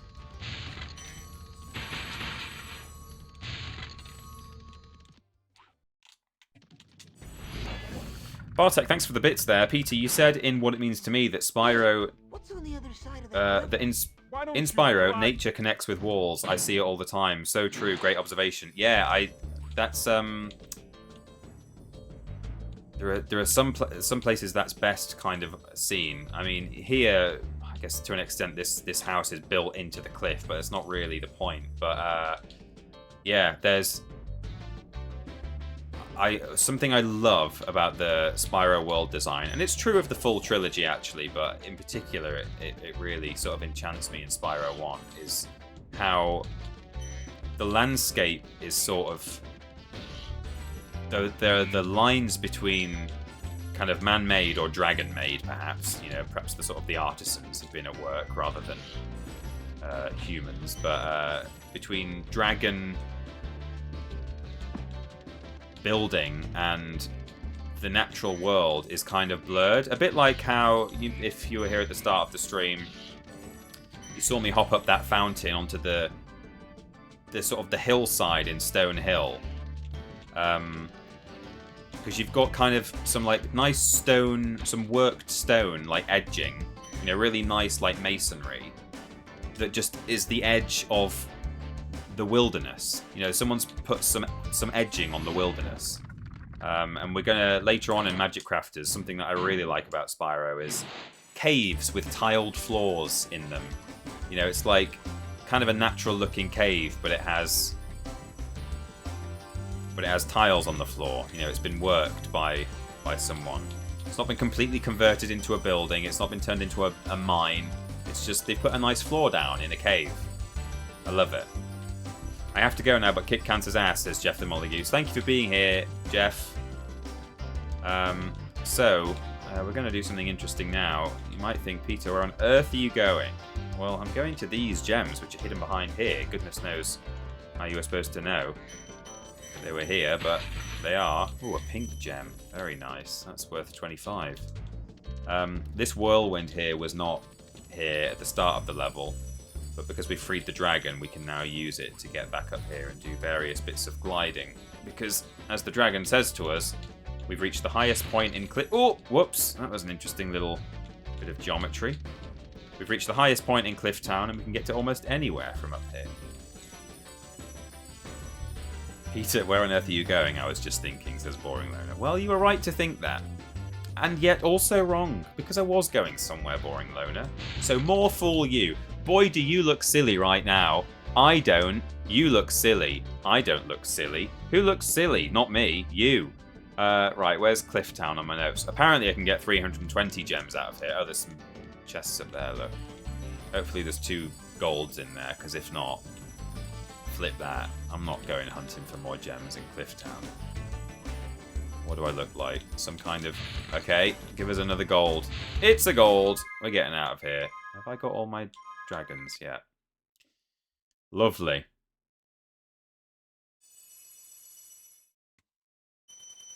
So what are the chances of Peter playing through Spyro 1 again on a stream in 2025, says Stephen. Hey, I'll always find an excuse. Oh, I'm getting attacked while I drink my drink, you cheeky little beggar. Right, let's head to Ice Cavern. A lovely level.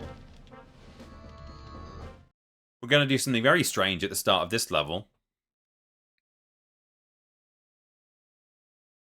And again, there's a very interesting out of bounds here, sort of a liminal space that you're not going to see right now because it's not part of our run. But it will be very interesting, strange at the end of the stream. So here's the start of the level. You run all the way along there, and all the way along there, and all the way along there, and down there, and down there, and down there. But of course, we can just head down here and grab these lives. What? So we're now at the bottom of the level. Interesting thing about this being a collectathon, though, is there's not really much benefit to... You know, it's not like you're doing anything clever by skipping to the level exit like this. It's like... There's nothing really to be gained from doing it. You still have to get all your gems. So, you know, nice bit of design. I mean, I'm not saying Insomniac developed the concept of the collectathon to make sure that you're exploring their levels in full, but I'm just saying, it's the game encourages you to just play through it all, even if you can find a way to cheat your way to the end. But what other speedrun strats can you use now? You've done Flameless and Chargeless. What's next? Well, I could try Glideless, I suppose. Now, I am going to exit, and then I'm going to run back into the level, because I do like tackling it from top to bottom, so I'm just going to leave, go back in. The Spyro the Dragon all-flame run. I mean, I guess I could try... I don't think I've done Chargeless Forgotten Media. I've done Flameless in Spyro 1, Reignited and now PS1, and I've done Glideless in Spyro 2 on PS1. Now that is quite easy, relatively easy to do, because these guys can't be killed with a charge, so they're going to be trouble. These are actually quite tough. This is one of the tougher levels, actually, on Flameless.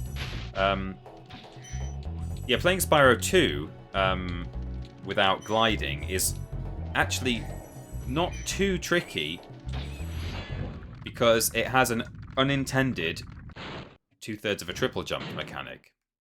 A double jump, but we can't say that legally. Take the butterfly. There we go. It has an unintended jumping mechanic in it, so you can very easily get out of bounds in Spyro 2, and then you can be sort of, you know, clipping into areas that normally you would have to glide to, or accessing supercharged generators early, and or whatever else, you know. So there's all sorts of workarounds you can do by using the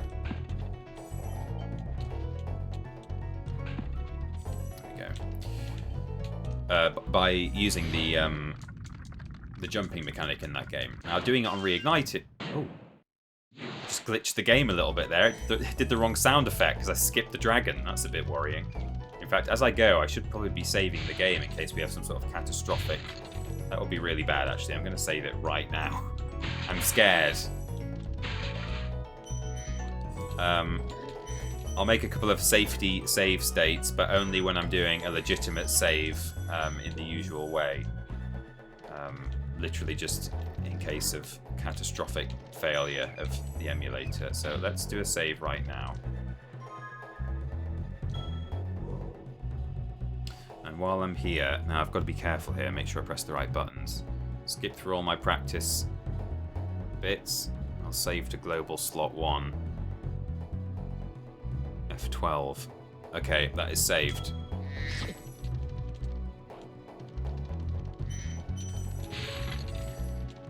As we're warned by the dragon we've just freed, some Gnorcs are wearing armor up ahead, and they're big, so you can't flame them because they're wearing armor, and you can't kill them with a charge because they're massive.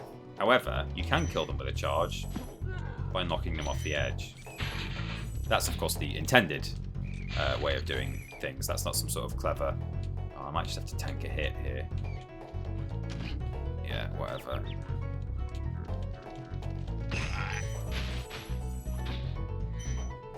I've never felt so fabulous as I do in this blouse. Oh, he nearly got me there. Spyro can't kill Gnorcs wearing a helmet. No, that's right.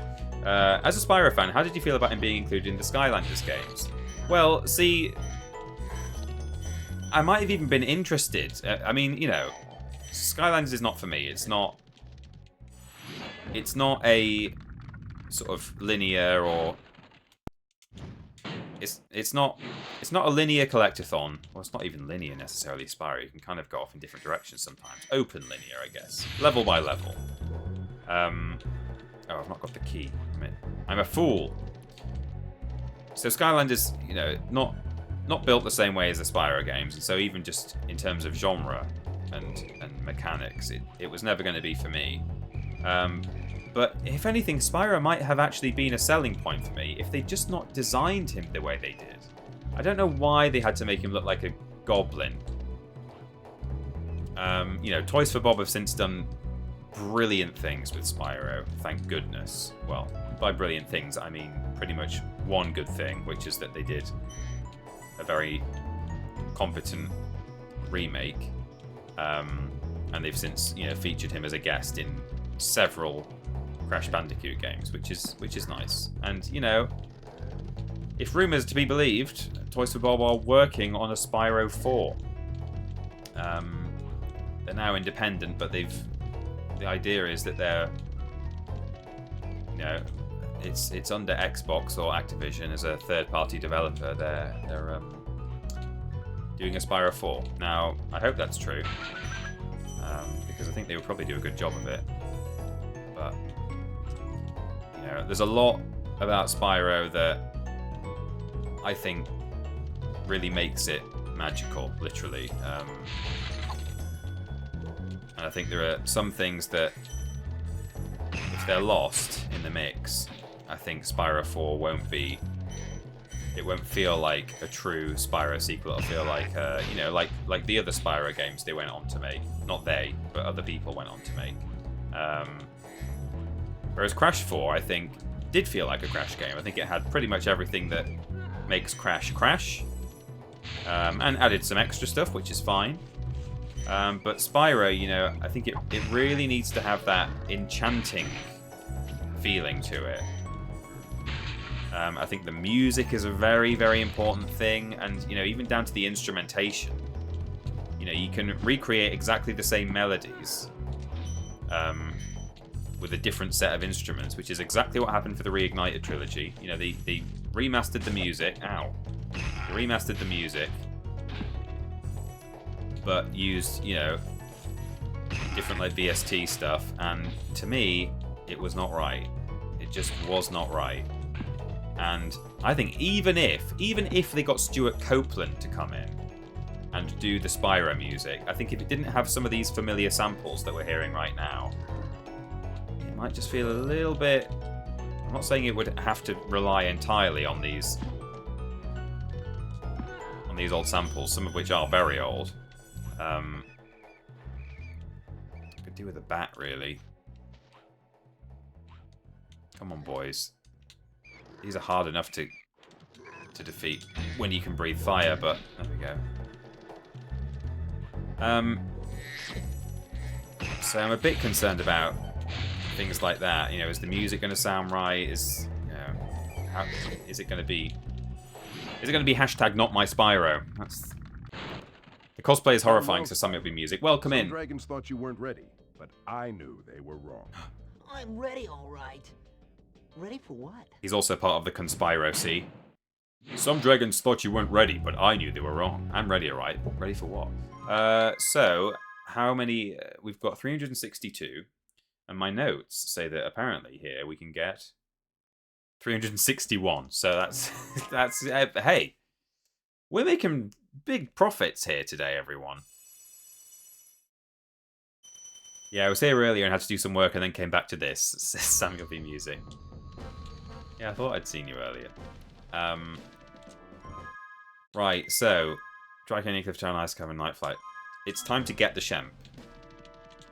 This is the boss for Peacekeepers. And I don't think we're doing anything too involved here. 177. It's kind of from the next world onwards where we really start doing some funky stuff, which is exciting. We've done our Peacekeepers wall glide, which was fun. But you know, keep in mind as well, it's kind of just happening naturally, but I'm having to go out of my way to deal with certain enemies here, make sure I'm accessing all the treasure that I need to access. There's something about Dr. Shemp, by the way, I think in the NTSC version, where the music is really loud. I've definitely had this on previous playthroughs of Spyro, where I get to this level and I'm like, can you guys hear me? It's quite loud, isn't it?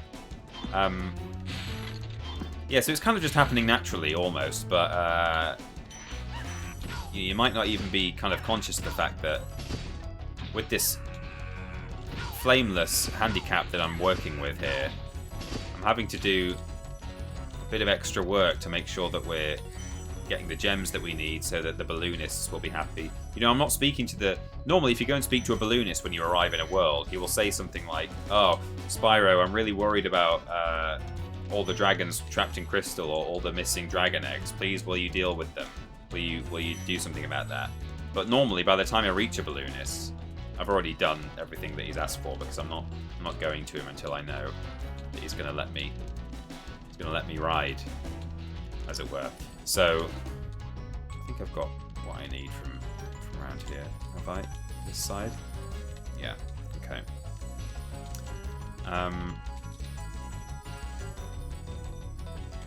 So here, for example, here's how I can get some treasure unintentionally. This is not really the way you would go to get this treasure, but you can head over here and get it this way.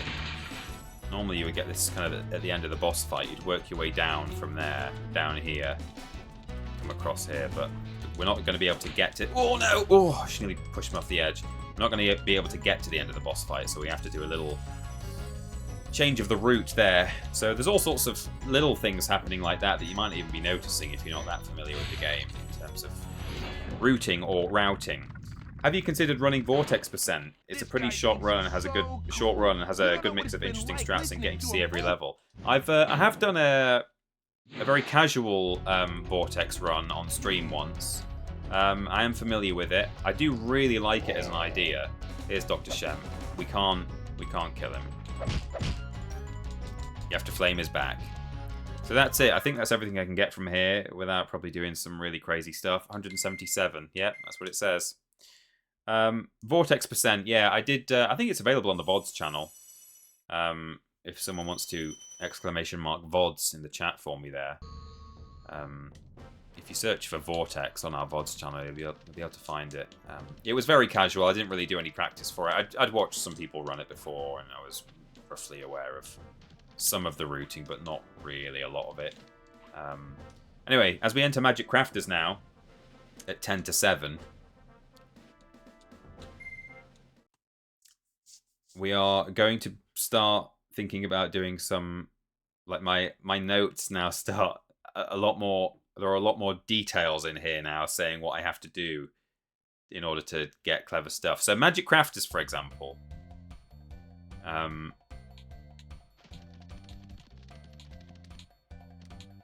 It's going to show us something that we can do.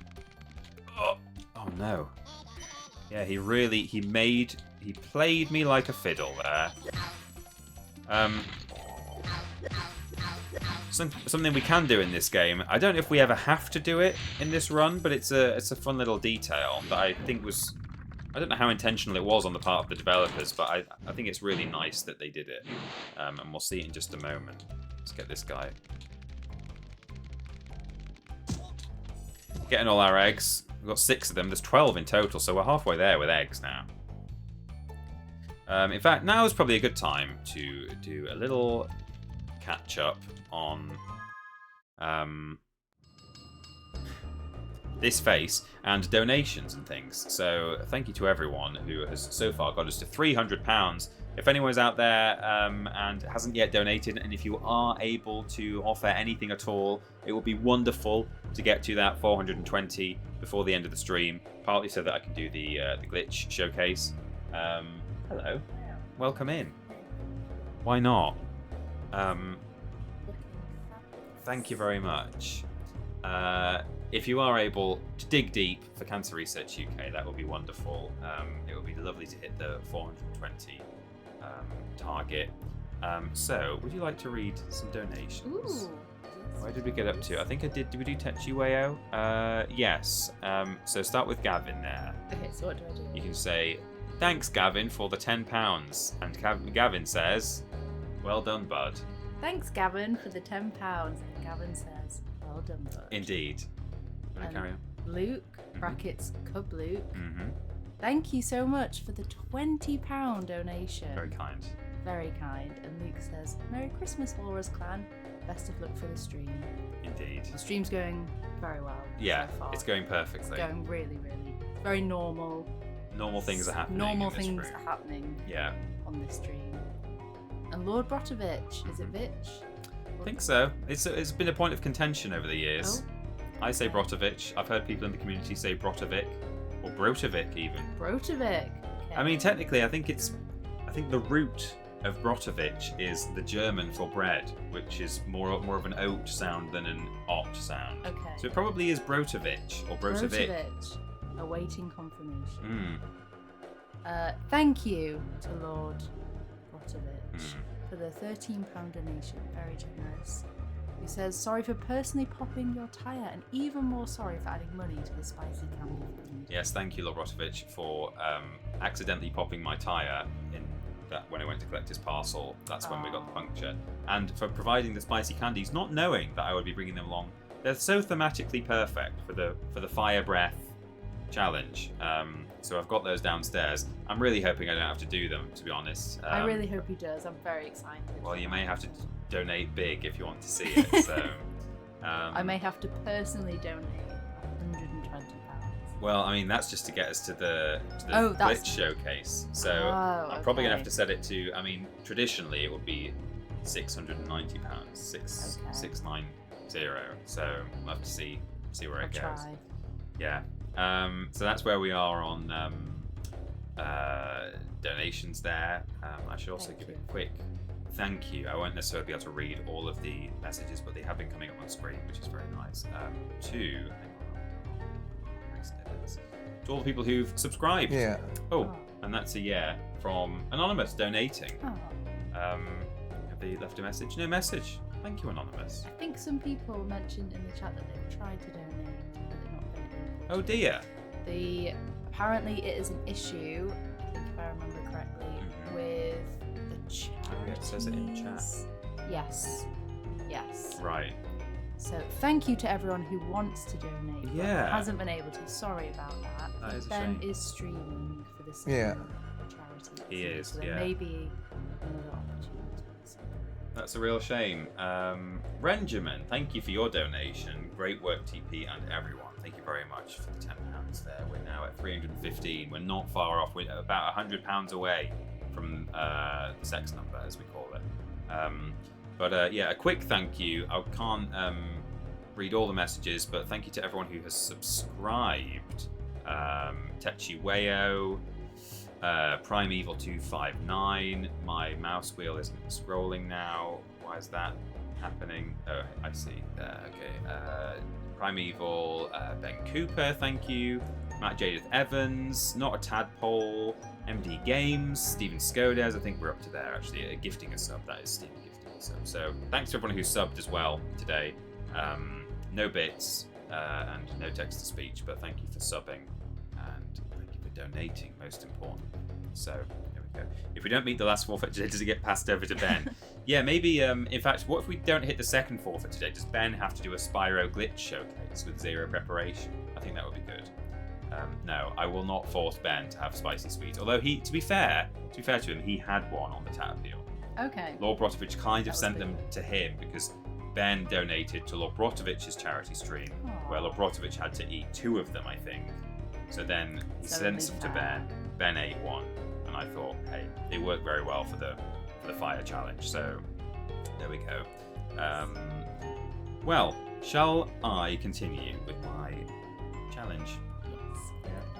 Are you sticking with us, or are you? I can do, yes. Hey, I don't want to distract. You're not a distraction? I've been watching it in the other room. Oh, that's very...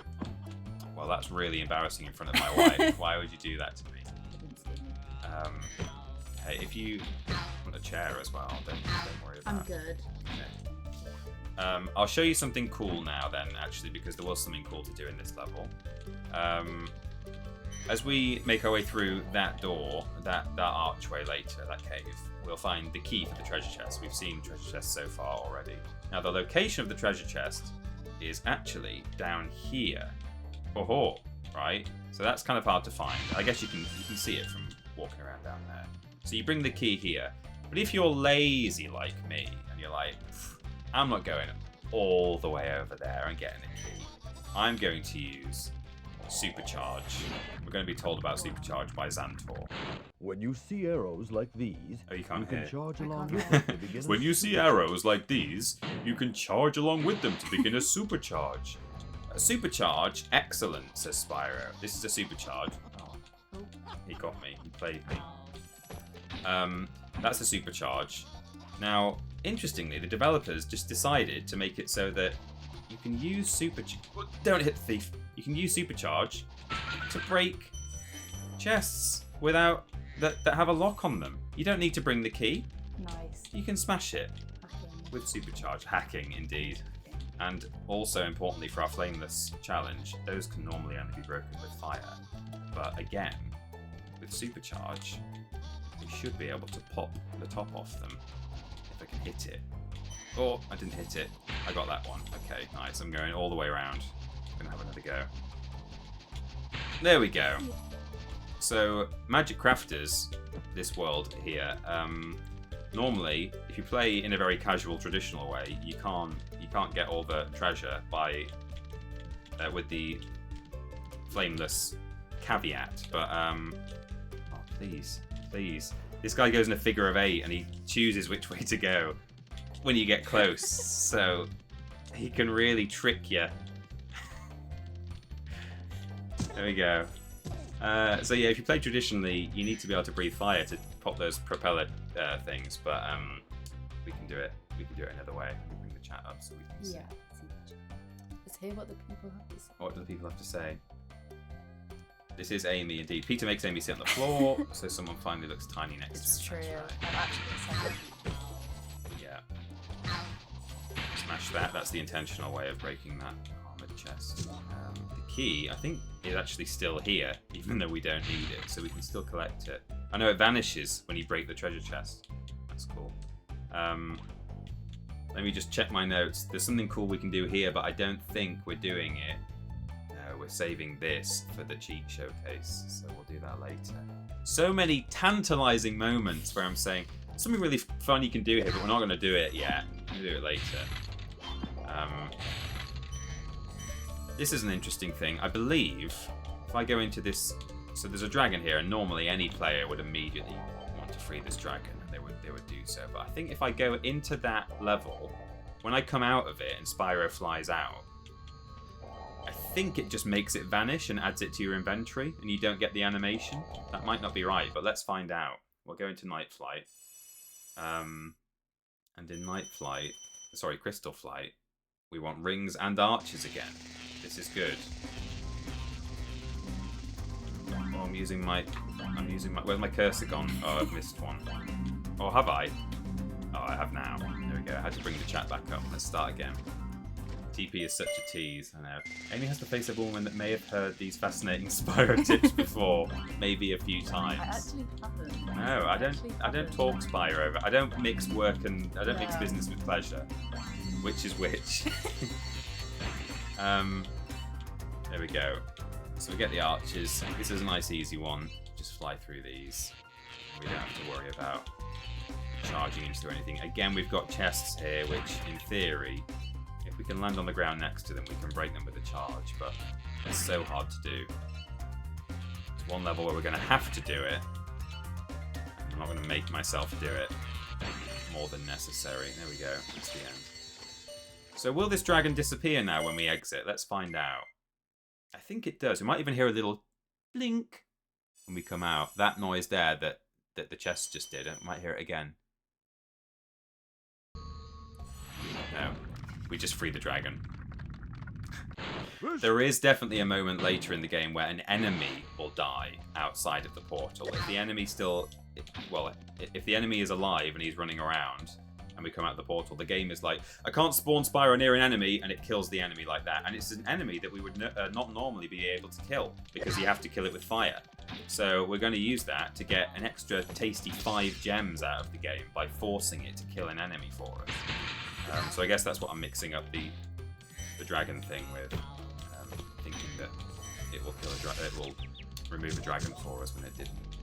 But there we go. So how are we doing for treasure? We've got some hanging out at Alpine Ridge, I think.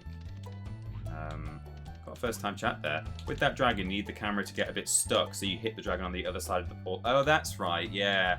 I saw Deo Man do it once. You have to sort of... Yeah, I can't... So when Spyro goes... Although it looks like he's going into a void when he flies through there, what he's actually doing is just flying out the back of the portal. But the game, like, renders the sky in front of him, so it looks like he's flying into a... So if you looked at Spyro go through a portal from the side, you would see him just fly out the back of it and into that wall. And if you approach the portal from the back, then I think you can kind of trick it into freeing the dragon while you're entering the level or something. I don't quite know how it works, but anyway.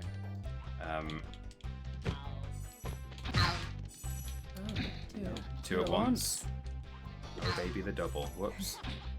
Okay, yeah, we left some treasure around here, so we'll just clean up, and then we'll head into what is amongst the hardest level, amongst the hardest levels in this Flameless run. It's not too bad when you can breathe fire, but my lord, I've got contingency in my plan and in my notes for if I just want to like rage quit Alpine Ridge and not finish it. I'm supposed to be able to get all the treasure from Magic Crafters, so we've still got some treasure hanging around. Did I like rush through here when Amy arrived? I may have done.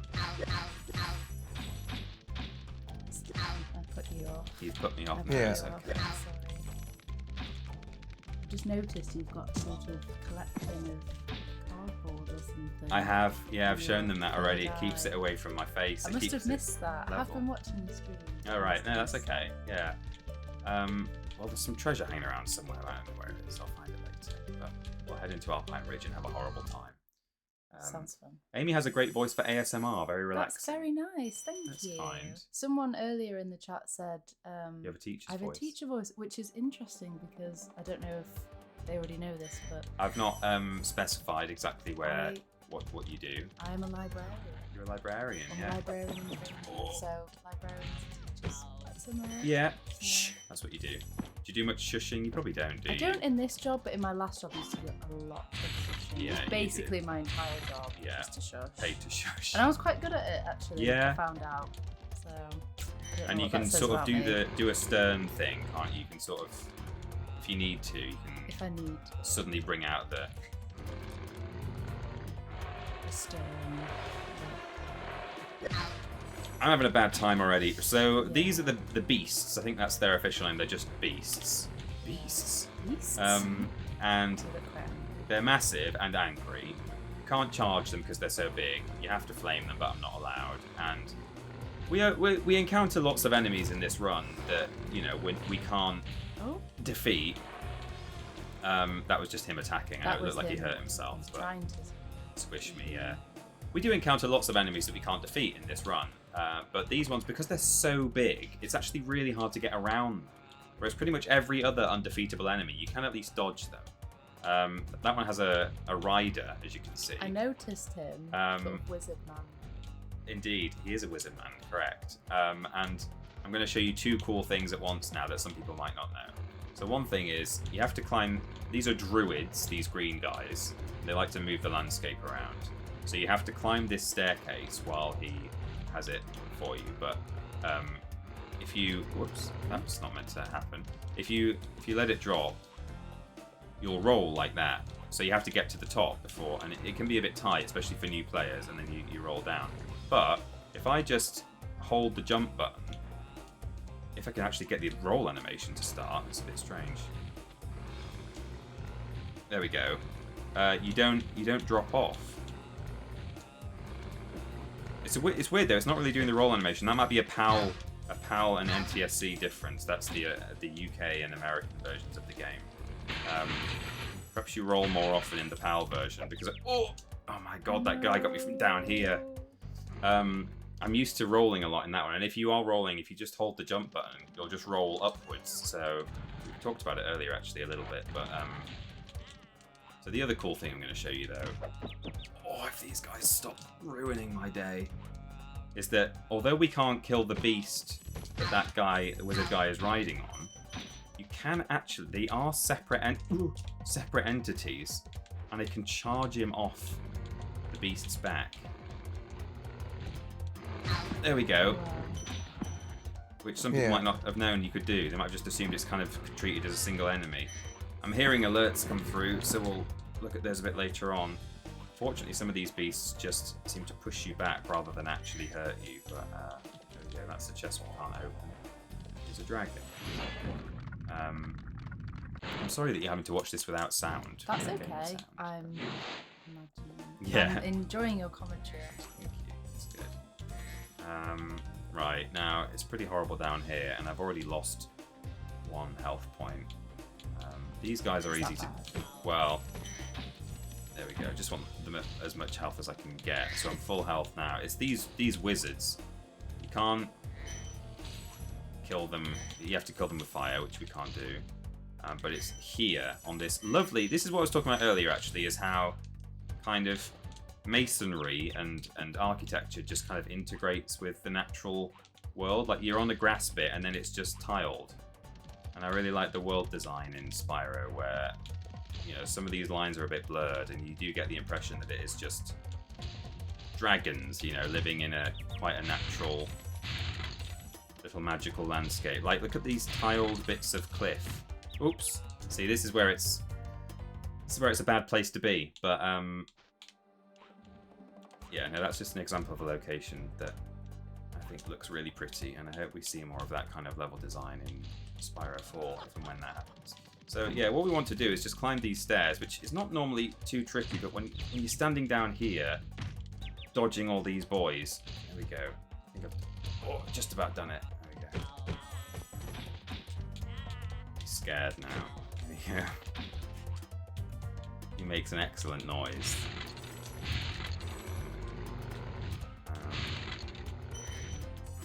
The sheep's being guarded. No. Why is it jumping around like that? Okay, got him. Right, let's grab the treasure. I kind of love the They are cool, but They are kind of cute. they're like the honey monster, aren't they? It's just shouting. Yeah. They make a bit of a scary noise, but yeah, I can't- a little bit. Yeah, maybe not. Next year, Amy streams Spyro. My God. God help her. Like me trying to teach her live. I could not play this. I'm probably not a very good teacher. I don't have to. I'm not good at games like this. Well, I have to do more than one thing at once. Here's a top tip for you, Amy, when you learn how to play Spyro. This guy is bringing the thing up and down all the time, and you obviously have to time it so that it's down when you glide. If you glide from here, you're going to hit that wall. But if you approach him from the right, he lowers it for you no matter what phase he's on. There you go, like that. Oh my God. So you don't have to worry about the timing. Just come from the side. Wow. Tips. So that whole thing is redundant. It's a waste. Yeah. What a waste of magic.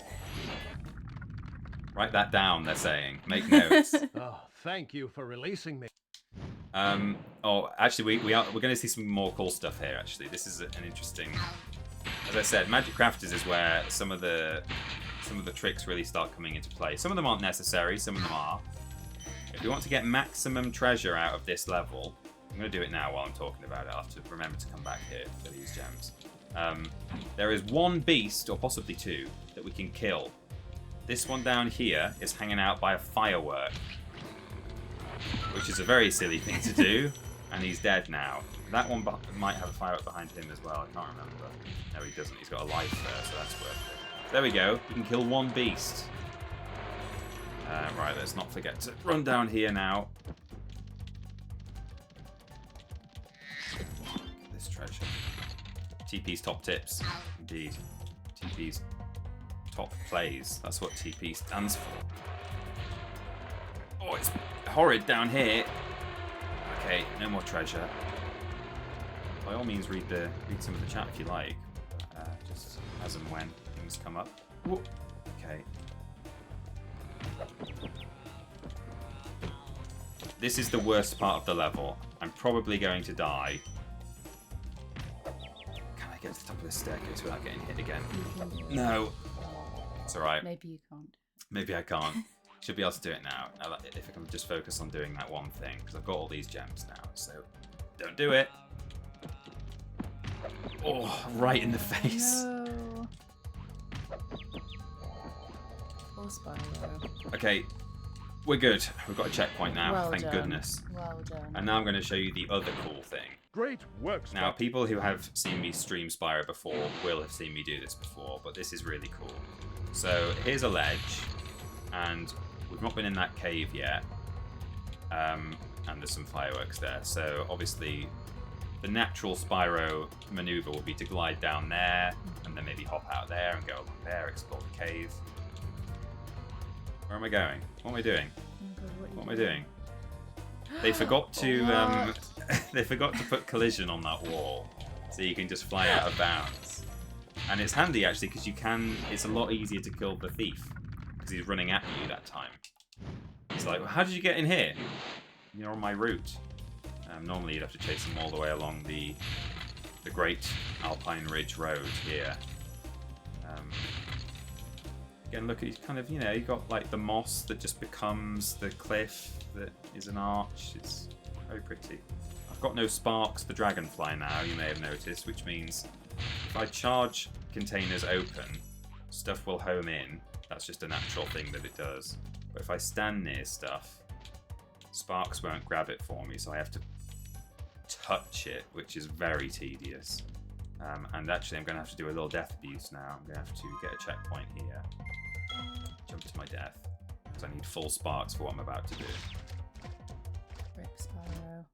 Hello, Mrs. Holly B. Thank you for joining the stream and for chatting for the first time. So, this is dangerous. These are the fireworks. We've encountered them already. We know what we do. We have to charge them. But there is a bit of knockback from them. And as you can see, you almost fall off. And I don't even know if I can get all of them without falling off the edge, but I'll try. Now, see. I think in practice, sometimes, I don't know exactly how you trigger it, but it seems to me there is a way to break firework chests without causing as much knockback. Like you'll sort of roll on the spot rather than... No. I'll have one more go at the other one, but I don't want to hemorrhage too many lives, so I will jump to the third platform in case that's got a bit more space for the knockback. But I've been collecting more gems than I expected based on my notes, so we can afford to lose a few here, even if my notes say that I'm supposed to get that second one. Okay, there we go. So that'll do. We'll miss that one, which I think I am supposed to get. 350 to 370. Oh, well, 366. That's all right. Good. I'll have a little sip. Quite a harrowing drowning animation, isn't it? Yeah, I kind of just take it for granted, but it really is quite horrible. For the first time, I see. Yeah. I'll give you a little tease. I won't do it, but I'll tell you one of the things we're going to see on the glitch showcase at the end. You can get into that waterfall and stand inside the cave. It is a completely... You're not supposed to ever get there. The devs weren't supposed to... They didn't think you were ever going to get there, but you can do it. You can go and stand in there. So it's like a little out of bounds area. So that's one of the things that will... Yeah, it's cool. I like it. So somewhere there's a flip load of gems here, and I don't quite know. It's because I've done it all kind of out of sequence. There might be just at the top. Ah, there we go. It's 25. That's why. It's a great big 25er here.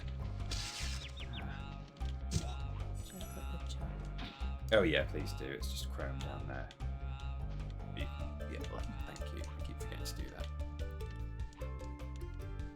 Oh, you tease, Pete. TP is edging us, indeed.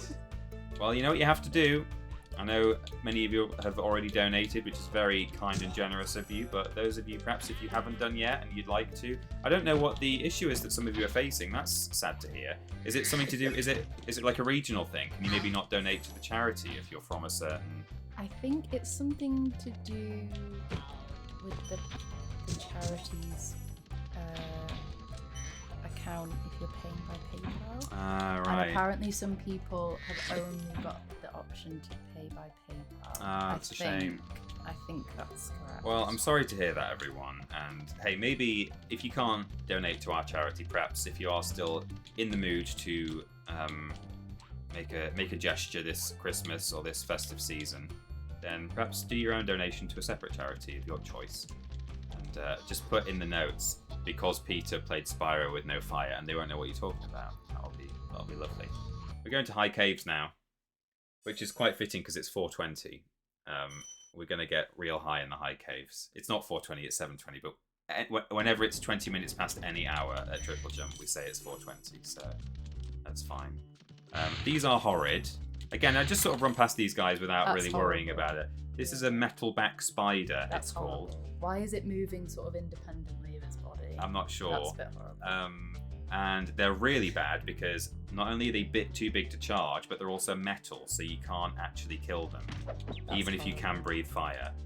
So when you first encounter them, they appear to be a completely invincible enemy, and they are terrifying to new players. Not a fan of those. No, I can understand why. I prefer the Arachnophobias. beasts. Bring the beasts Bring back. bring back the honey monster. Fortunately, there is a method of pest control we can employ later on. It's just the intended mechanic. It's not even anything to do with the Flameless run. But I'll do it right now while we're talking about it. There is a supercharge ramp here, and we can whack them like that. Whoa. Oh, they don't have the sound Whoa. effect in the American version. They go in the UK version. I'm also charging. Oh, I've run out of supercharge. I managed to kill one of the blue wizards there, which you can't normally do with charge, but I did it. These guys, I only discovered recently you can charge them. I'm so used to flaming them. Again, I don't know if that's a regional difference, and maybe in my UK my UK version, perhaps that's why I've not I've never killed these guys with charge before. Maybe they changed it, but yeah, you can whack these guys with your head. Little tornado wizards. They only appear in this level, whereas a lot of the enemies in Magic Crafters appear repeatedly. These green guys we've seen a lot of before. These blue wizards as well. We'll see more of later. Please do something about these green druids. They insist on... Oh! Oh. Okay, no, we're alright. Thought that was going to be slurp time. Right, quickly jump down here. I came dangerously close, look at that.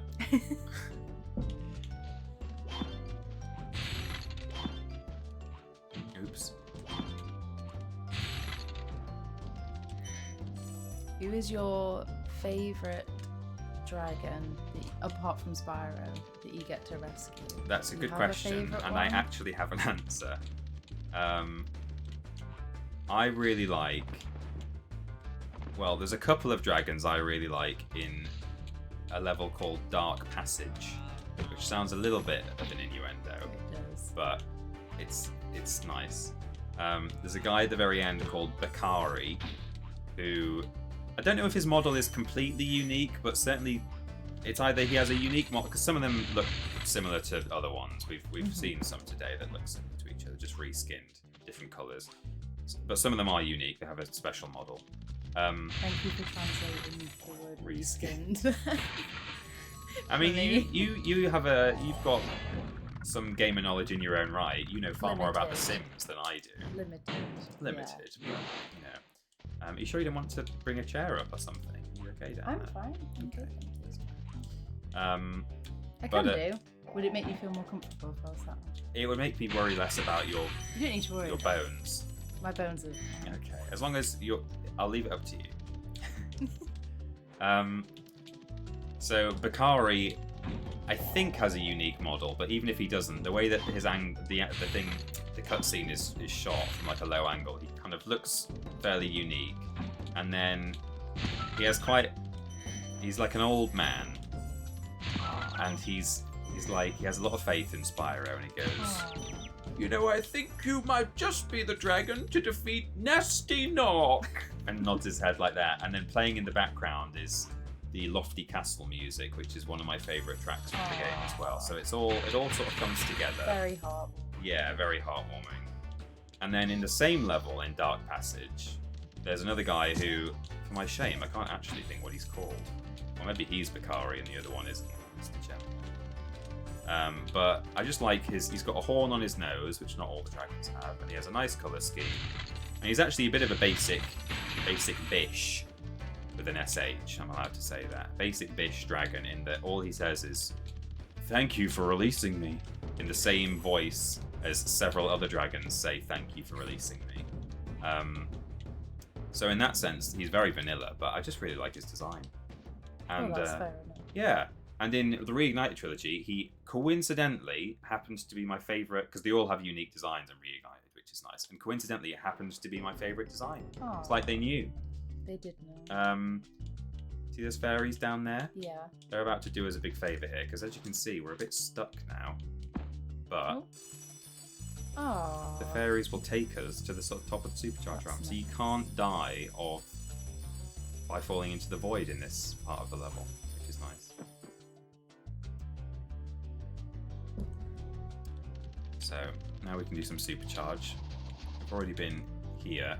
This is where the level exit was, and we've already got some treasure.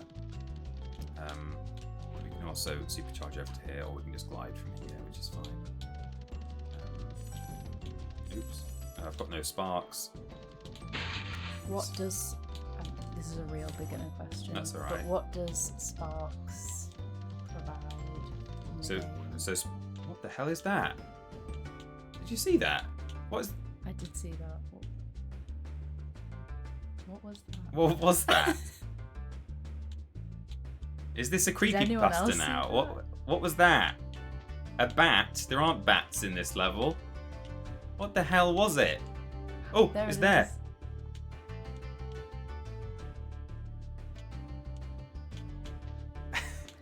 What is it?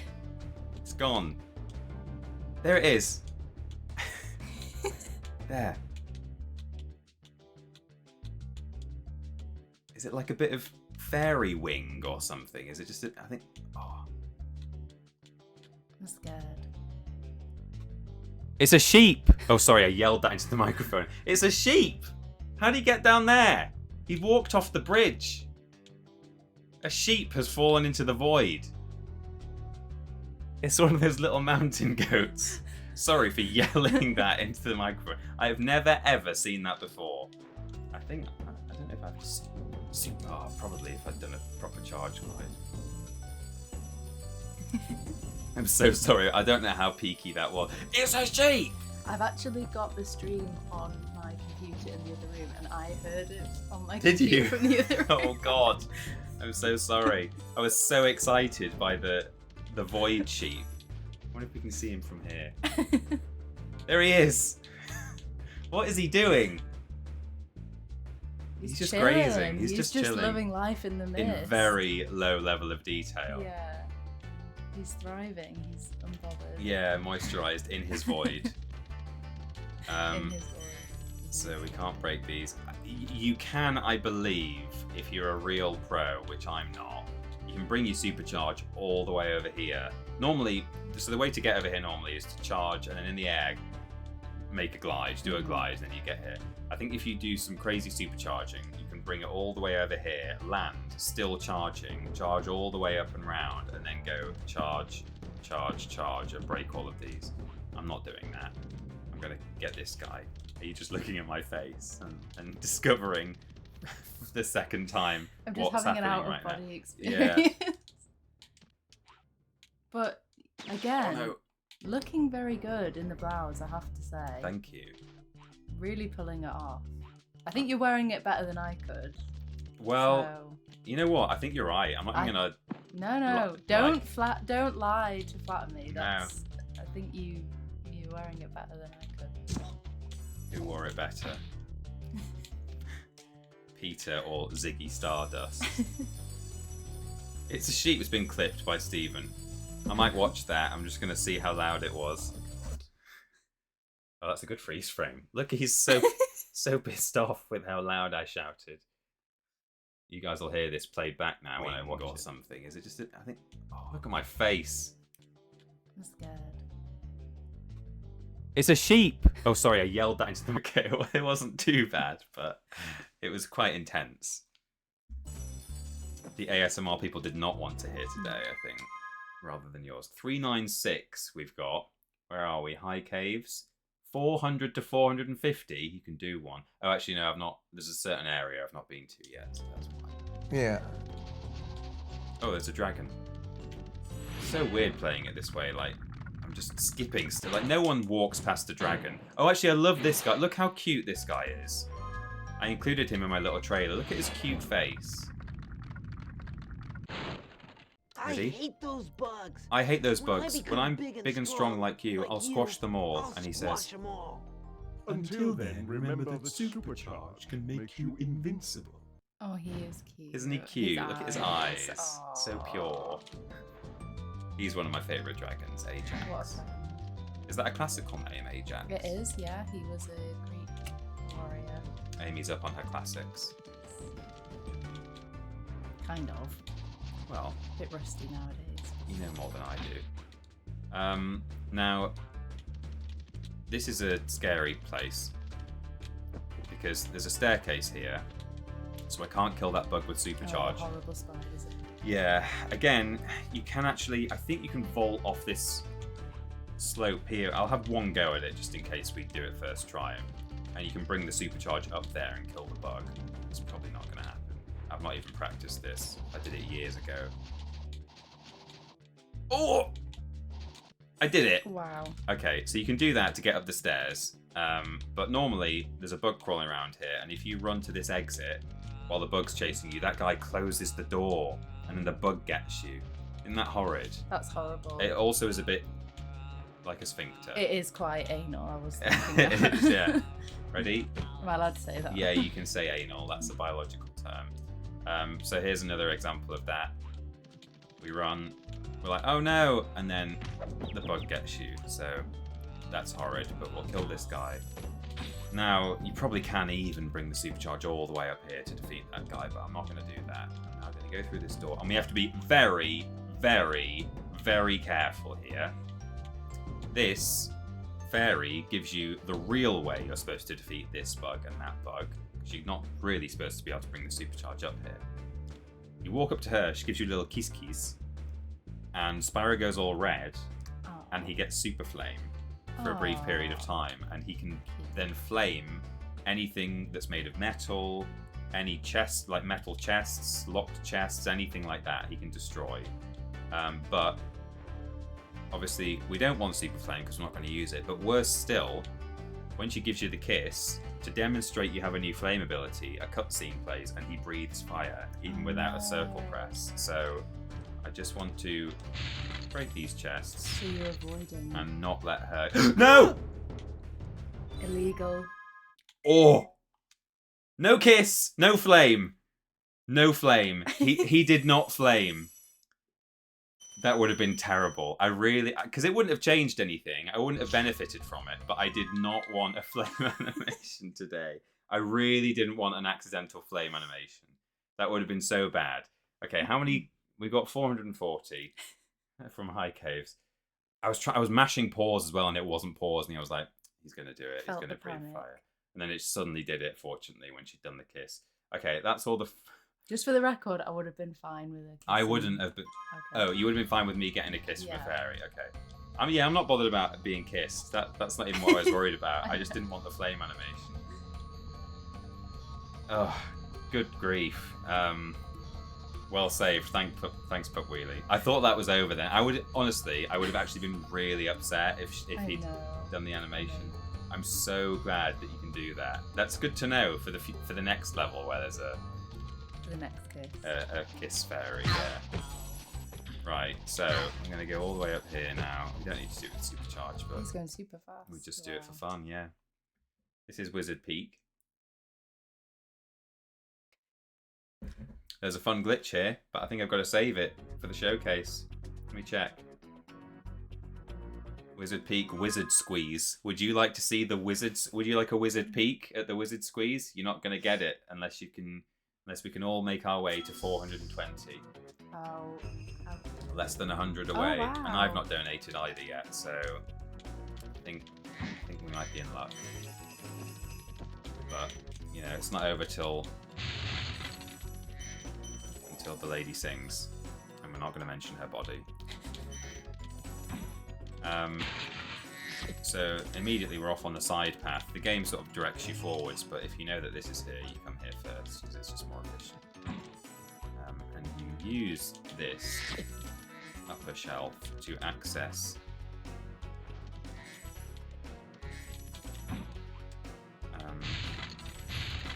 an area that sort of is a bit of a tease. There you go. Over here, there's a wizard up here. Oh, he's going to try. We can't kill him. Let's kill that guy. So normally, oh, yikes. Need to take it slower. So you start here, and the natural thing is to run into here. But yeah, if you know that that is there, then you go that way. Oh, let me just kill the sheep one here. But when you go into this cave, a wizard is in the middle of the room, and then he flies up there, and he makes these ice Gnorcs appear. They appear in like a flurry of snow, and then he hides up there, and you're like, how do I get up there? I can't get up there. And that is what I've just shown you, is how you get up. Here's a bit of trivia. I know you can't hear the music, but are you aware of the Amanda Show? You asking me? Yes. Oh, I've heard of it. You've heard of it, yeah. I never watched it, but I've heard of it. It's an American show, and it. So the person who did the music for Spyro the Dragon, as a lot of the chat will know, is Stuart Copeland from the Police. Oh, cool. The drummer from the Police. Oh, cool. Yeah. Didn't know that. And he also did the music for lots of other things, including the theme tune for the Amanda Show. Oh. And he did the outro music for the Amanda Show as well, which is quite similar to the starting theme to the Amanda Show, but different. And it is almost identical in some parts to this track, Wizard Peak from Spyro. Dun dun dun dun dun dun. And uses the same instruments. Which is, it's legal, you know, it's only himself he's ripping off. It's self-plagiarism. Yeah, it is, so that's fine. We did an intended supercharged jump there to get over here, but those of you who can hear, i.e. everyone except Amy, will be able to hear a nya nya nya nya nya here, which means there's a thief somewhere, and he's hiding around here. He's the only thief who doesn't run away from you. He just stands there and laughs. Got a nice scary grin. Yeah, it's very scary, isn't it? Very normal smile. And we're going to glide down here, and we're going to trigger a wizard who is further back in the left. So we've come from down there, which joins up down there. Back there is a wizard who is now going to get triggered when we enter this area. And you're going to see him enchanting these guys out of nowhere. Look at that. It's a lovely sound effect as well. Oh, and look, you see how he killed that wizard. He killed the little bird wizard, the little metal one. That guy whacked him with the club.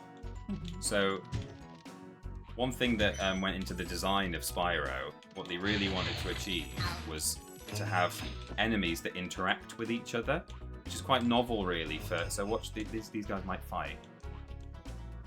See, they're fighting, they're dodging each other. That's cool. You might I would even have get him. assumed that they were friends. Well, you'd because they're think a so, common but enemy. but that's such an interesting thing about Spyro, is that there's all sorts of conflict going on in the world. These two are fighting each other, and for a PS1, and you know, occasionally these guys can actually kill the little metal wizards. I don't know if he's going to do it. I guess not. But yeah, for a game of this era, you know, the best you can hope for is, right, we're going to make these models, these enemy models, we're going to assign them some animations, and they're going to idle standing in place, and then they're going to run at you and attack you, and then they're going to go back to their area, or whatever it is. But there's all sorts of interesting things where enemies in Spyro interact with each other, or so the little critters that you can kill for butterflies. Oh no, that's not enough supercharge to heal sparks.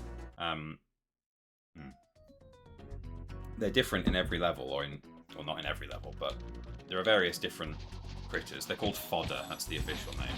So that's a fodder, for example, that sheep. It releases a butterfly. And there is a fodder in Misty Bog, which we'll get to later, which is as lovely as it sounds.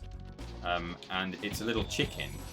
And as soon as you land in the level, the chicken is there, and it runs around behind you. And if you follow it around, there's a Gnorc who's asleep, and next to him is a crate, like a cage propped up.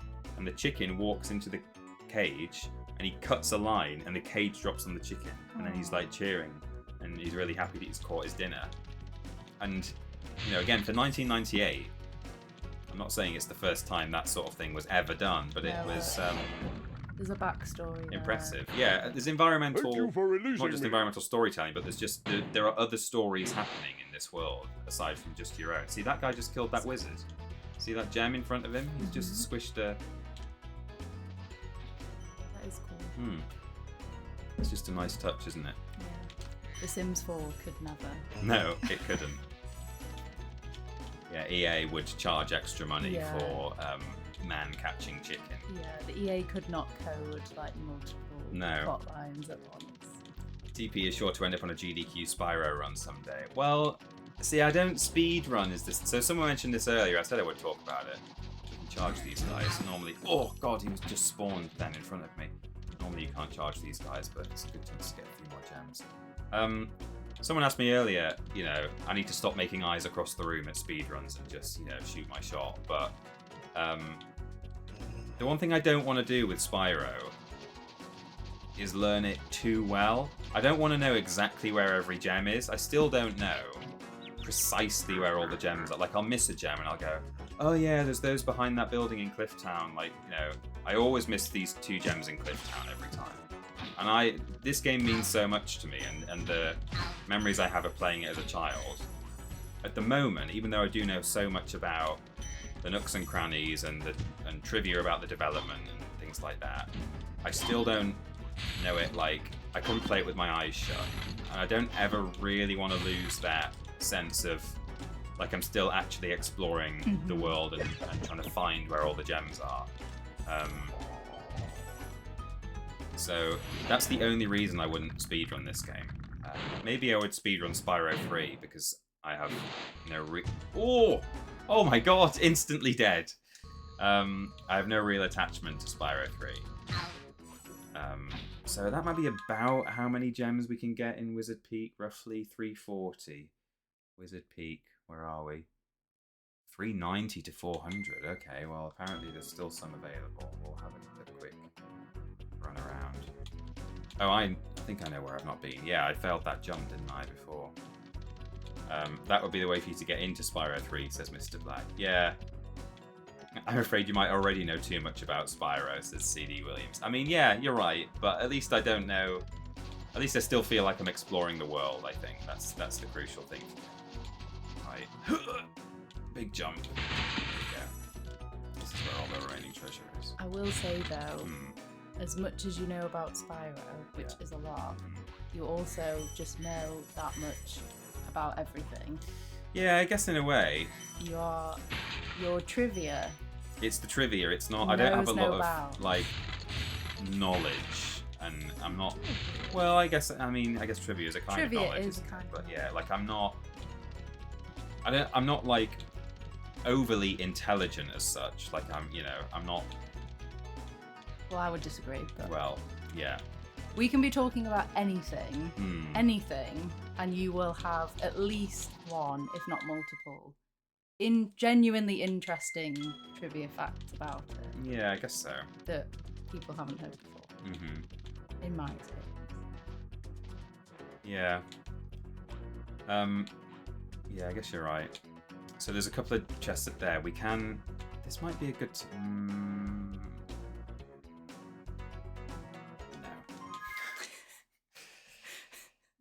No. There's a special glitch we're going to do later on, or exploit, or cheater. There we go. We're going to do it. We're going to be a cheater, and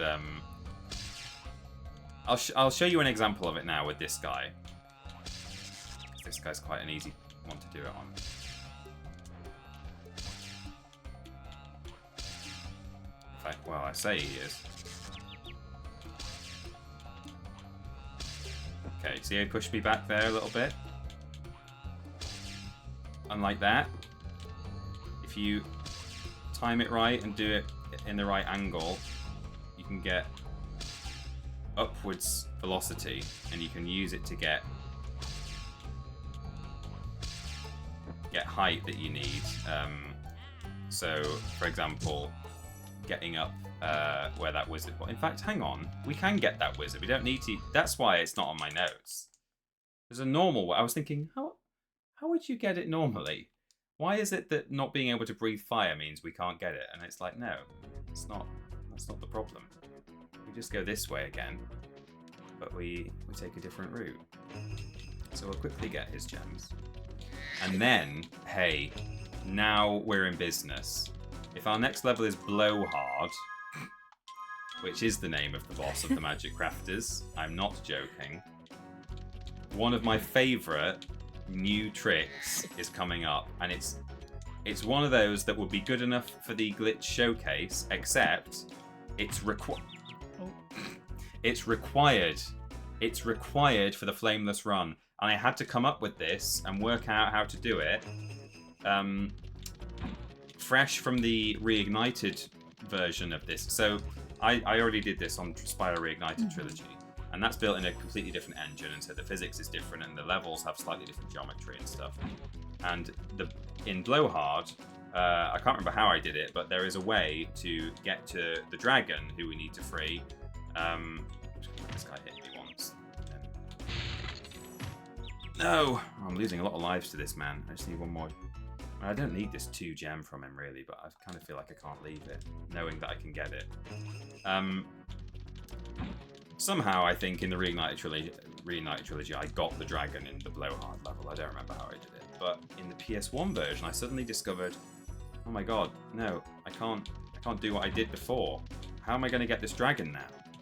I thought the only problem I had to solve was the one that prevented me from completing the Reignited run in the first place, and I worked out how to do that on PS1. I was like, okay, that's good, I can get all the dragons now. And then I realised, no, I can't. It's different in the PS1 version. In Blowhard, I can't get him. So, I've had to come up with a crazy... I say come up with, I didn't invent it, but I've had to do some research and work out how to get the dragon in Blowhard. I'm going to walk you through Blowhard now. Confronting Blowhard. I'm confronting Blowhard. We're going to walk through Blowhard now, and I'm going to show you the problem, and then I'm going to show you the solution. And it's a real spectacle. So we've got these wizards. I'm going to kill everyone on the way through. Break the fireworks. Get all the treasure. We're only going to get so far along this little ridge path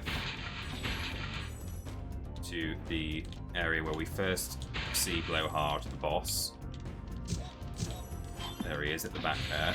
He's a tornado with a hat. Originally, this used to be there's a prototype version of the game available, and this guy I think he even used to be called something different. He was called like Harry the Hat or something. He wasn't called Harry the Hat. He was called like Hat Wizard or something. And it was just a hat that would like fly through the level, and it would possess. It's really weird. They completely changed this. It was this magic hat that would like possess something, then you'd have to attack it once, then it would fly to the next area, and then you'd have to attack it again. It was this hat flying around. Anyway, now it's just a wind with a hat. The arms are quite expensive. They are, aren't they? Yeah. Slightly claw-like. Yeah. So our problem now is, in order to progress through the level, we need to get through this door. We can't get through this door because it's shut. The way to open this door is to attack Blowhard once, and then he moves on to his next station. Unfortunately, Blowhard can only be attacked with fire. So, and there's a dragon through there, and I was like, oh my god, that's it, this run's over, I can't do it anymore. First I was messing around with this fabulous technique. Look at that. Oh!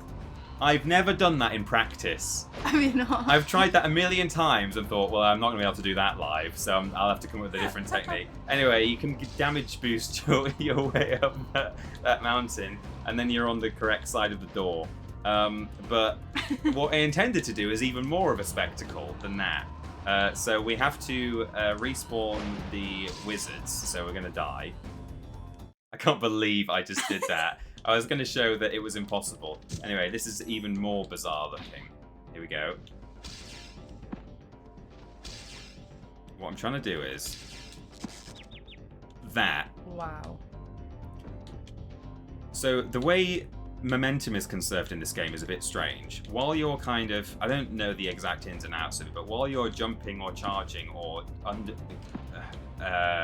doing certain animations like bonking back, any momentum you had from charging or moving or jumping is stored in you, and if you can then be hit by an enemy, the momentum gets released. And if you release that momentum on an upward slope, like, see that slightly sloped there, that mountain up there?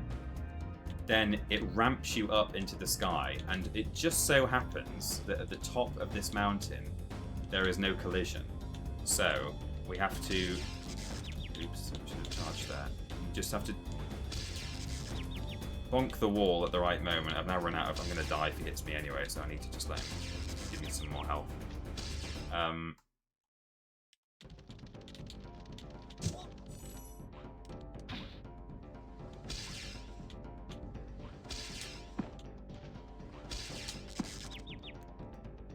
Ooh, close. I have to charge at the very last second to get maximum height from this guy. It's not high enough. Someone said this seems much harder than the actual way you did it first. Oh no. It's not actually been that difficult in practice. I've generally been doing it sort of second or third try, but obviously I've used all my luck getting up the other way, and now I don't even know if I can get back up that way. Here we go. Oh, not quite. So close. We'll do it though.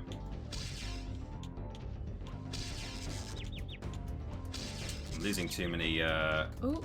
Yeah, I'm losing too many hit points while I'm practicing, while I'm trying.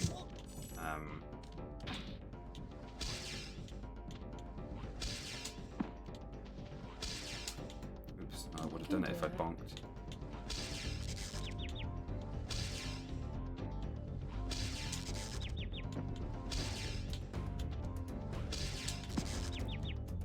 Oh, no, I'm not getting the height. Yeah, I know. It's it won't take much longer. It's not like it was when I did the Reignited trilogy and I was in Haunted Towers, just banging my head, literally banging my head against a wall.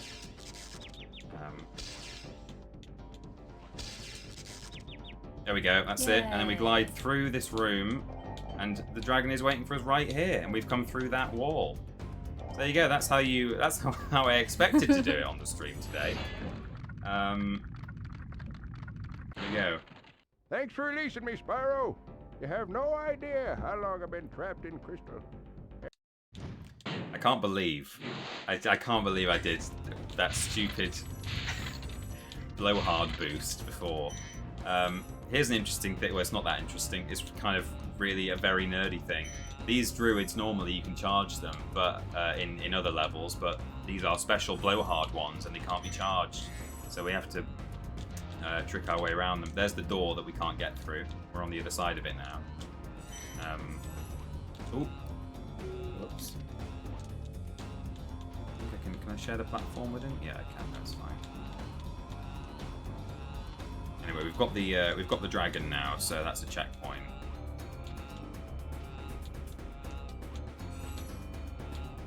Getting the old strat first try is sick. Is that the old strat?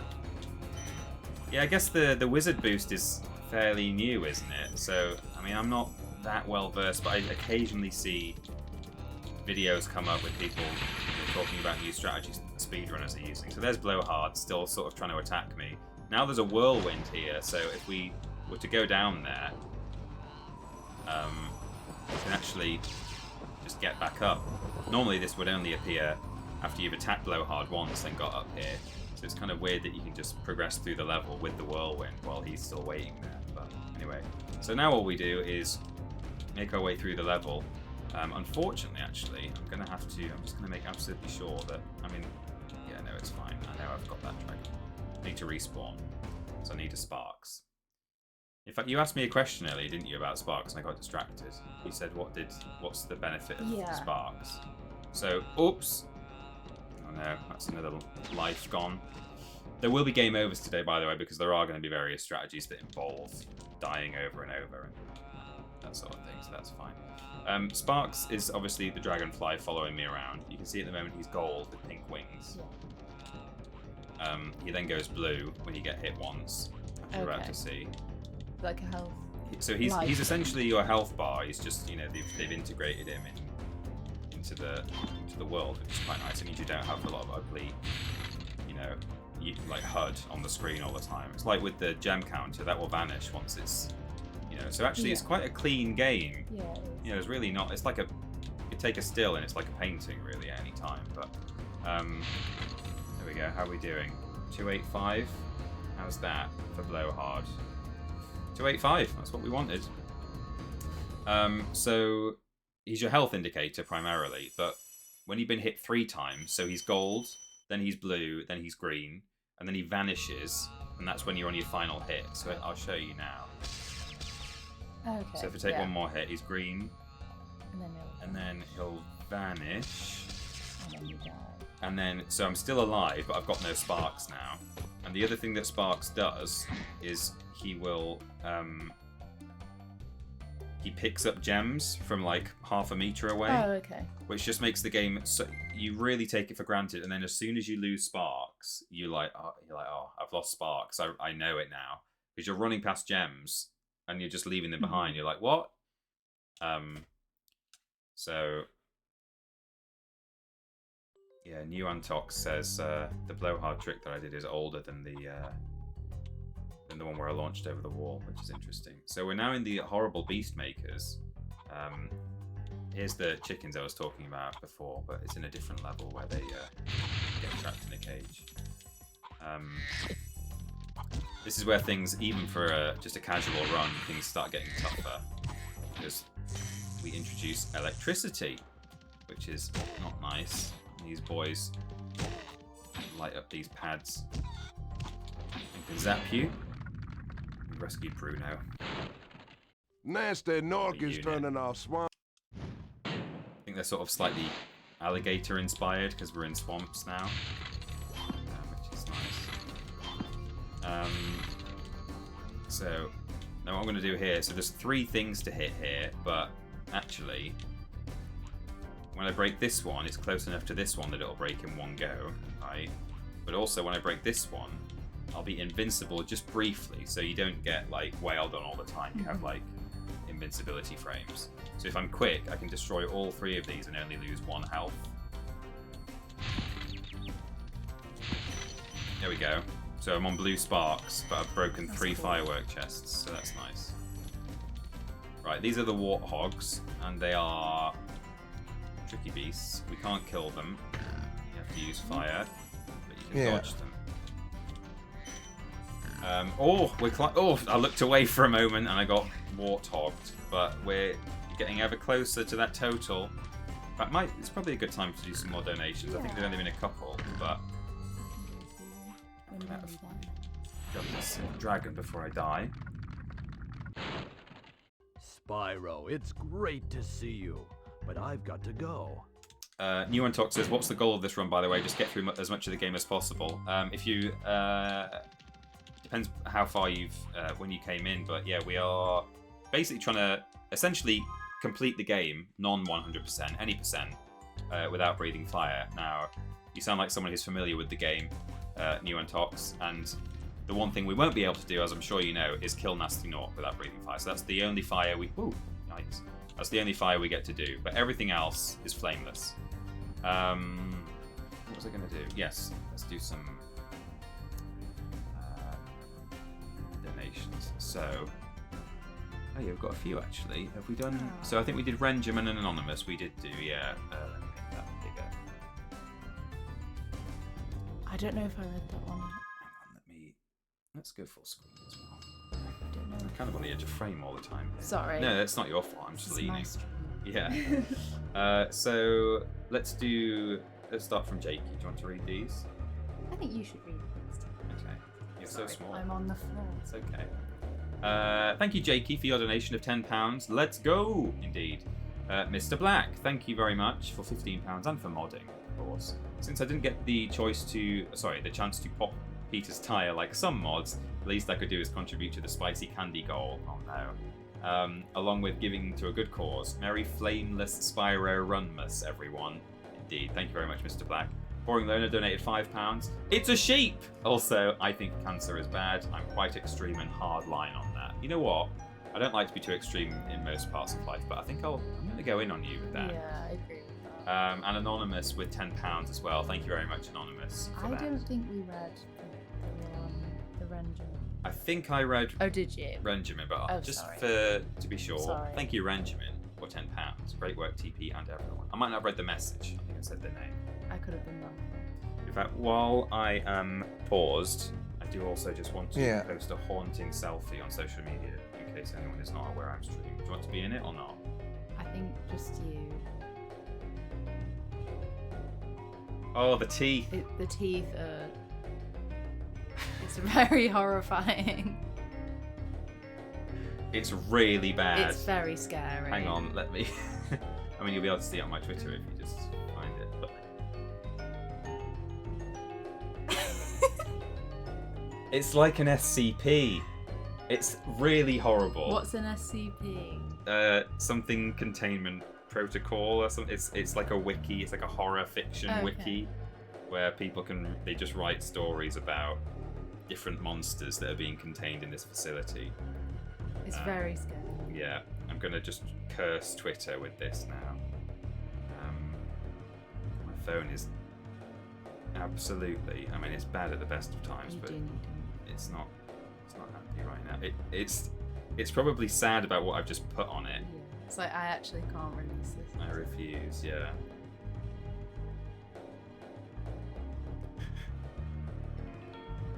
Oh, we've had a £50 donation. Oh, goodness me. Just now. That's lovely. Would you like to read Shall I it? read the message? Yeah. Thank you. This is from Anonymous. Thank you. Thank you, Anonymous. Cheetah Austin doing a Spyro. Wait, let me give us a cheetah. I've not been doing cheetah. Cheetah! There we go. All the cheats I've been doing, and I've not been saying cheetah. Sorry. It's okay. Cheetah Austin doing a Spyro 3. Any percent run would be a hit at GDQ. Sorry. GDQ. Absolute brain. But I respect your feelings about exploration. Anywho, we believe in you. Here's a little something towards our goals of cancer elimination and evolution. That's lovely. Thank you very much, Anonymous. So kind. Very generous. Very generous either with your donations and or with your time. Indeed. Thanks for filling, Amy, while I rudely tweet. Some of us are professionals. Yeah, indeed. We're about halfway through the Spyro Flameless challenge for cancer research. UK.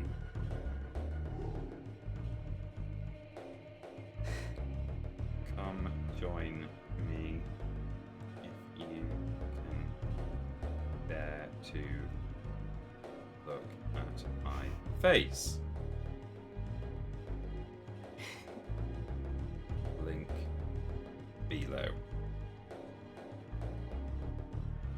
Someone said, "Hi Amy, I've never caught a stream with you in it." That is because I appear in a stream once every 2 years. On average, once every 2 to 3 or 4 years. Yeah, it's been at least 2 years. Yeah. I think the last time there was one during lockdown, and then there was one. Was it a birthday stream or something? And did you do it with Booth or Booth Raided? Yeah, that's right. That was during lockdown as well. Yeah. And I think those two were the last 2. That was at lockdown, wasn't it? Yeah, it was at my parents' house, I think, that one. Yeah, that one was. Oh, I've typed our URL in wrong. I put triplejump.com. Oh no, .com. Yeah, well, it's tripleju.mp, isn't it? Someone says it might have been videos. I think that's true. Could well have been. I think it was yeah. videos. Sorry everyone, tripleju.mp/charity. It's a good job. I've got you. Someone also, because I don't want to ignore anyone asking questions. Someone also, much earlier in the stream, asked if I was happy that I'm finally off for holidays, and the answer is yes. Bet. I'm about 4 hours into my holidays, and there's nothing else I'd rather be doing. Oh. I had a very nice evening planned. I was going to play The Sims. Yeah, you did. I was finishing off my own save file. I was going to have a bath. That's pretty exciting. Oh yeah, I love a bath. Yeah. I'll need one after this. And I was going to have a quiche, but Oof. all of that has been I'm cast honoured to the side. that this is better than bath and It quiche. is. I'm so mesmerised. It's like a car crash. You can't look away. I'm actually witnessing history. Decam65 says, do you have a permanent red mark on your forehead yet? No, but you've kind of got an indentation. There is a Right. physical... There Oh. is physical evidence of Sweet the relief. horror that's... Do you can we do a poll in the chat as to whether I can like have a bit of a break from the mask? It feels you can like see a the scary email eyes instead. yeah, indeed. It feels like what's the cave? The philosophy, you know, the cave. Plato's. I feel like I've emerged from Plato's cave. I can see everything. We need a break from the mask. Jim Jam says no. People Mods, seem to be happy. I'll start taking a break now, but mods, I'm willing to go with the people's choice. I'll put it back on if they insist. Oh, you guys can't see it, but my classic thing. It's quite scary, actually. Like, without the Without mask. the mask.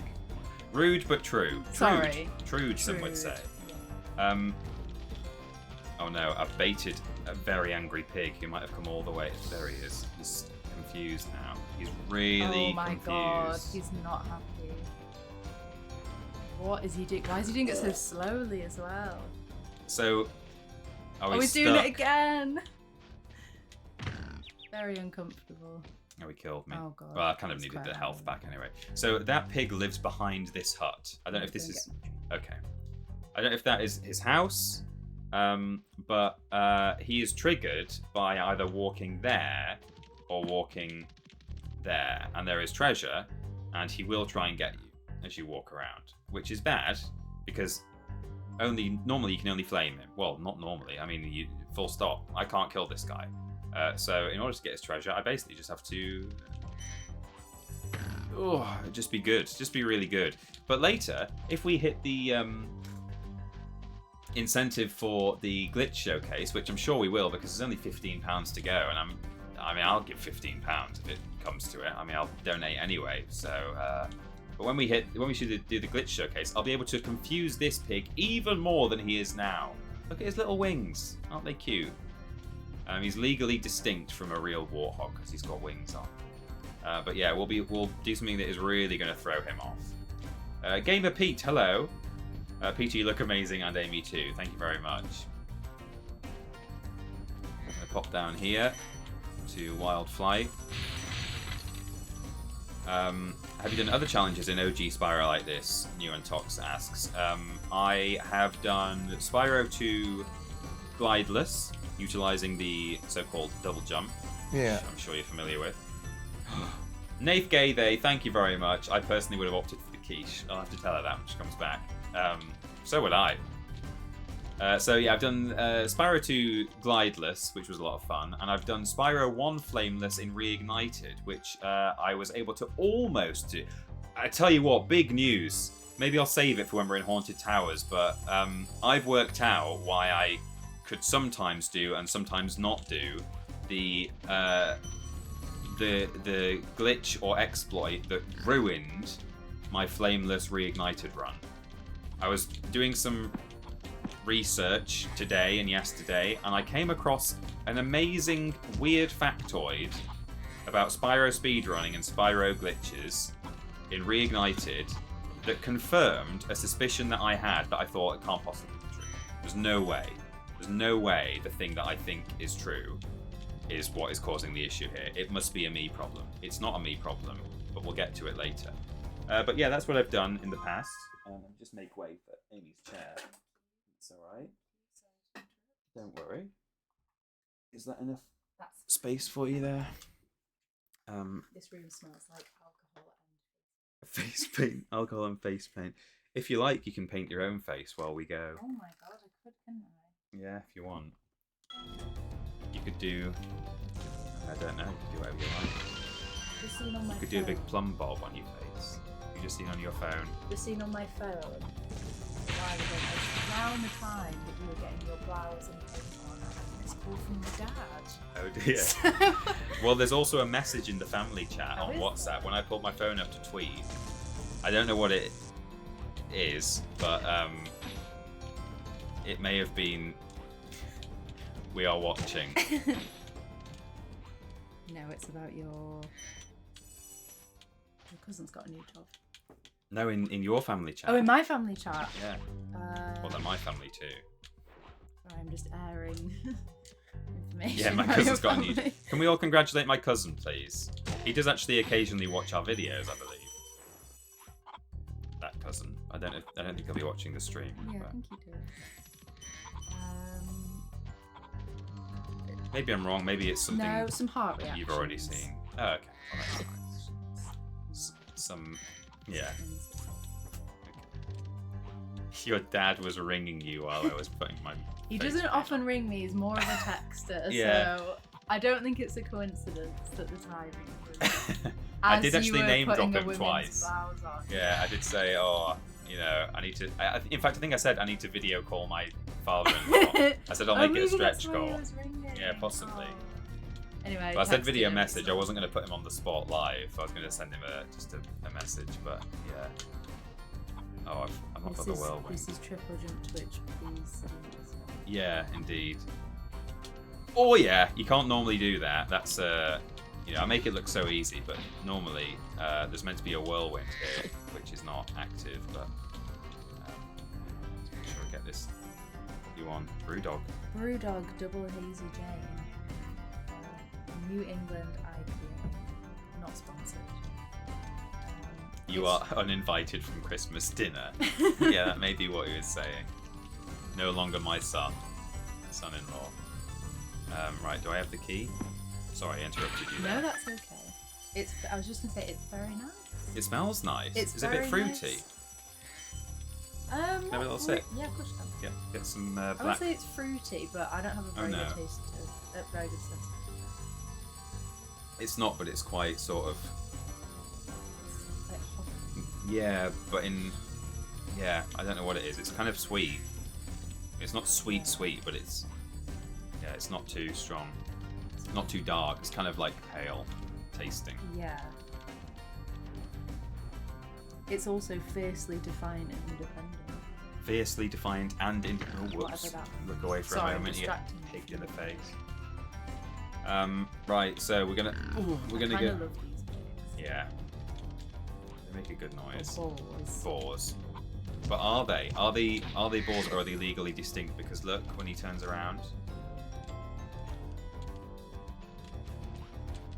Look on his back. Look on his back as he runs past. Look, it's got little wings. Oh, Isn't that cute? that's very cute. When pigs fly. I think they're identical to Spyro's wings. I think it's just the exact same model, which is nice. We're going to Terrace Village now. Terrence Village, who went to everyone's school and he was a lovely boy. The collectible amount is consistent, but avoid trying too hard once the dragons are collected, I've advised myself. Okay, so it's tough here.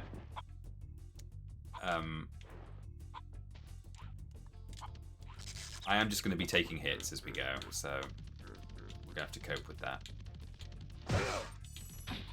Oh, see if we get too close to these boys, they get me. There are a fair few chickens here, though. So. Oh, I need to turn the. Never turned it back up after Dr. Shem. We've been missing Stuart Copeland's wonderful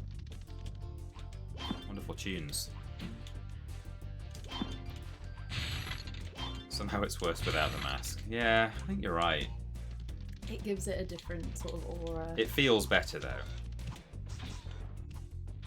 Feels better. Yeah. Looks a lot more. See that guy there? Sorry, I should have said that guy was killing chickens. So again, another example of. See, this guy might do it. Killing chickens. Yeah, just an example of them interacting with. Can I bait the chicken over there? Will he kill it?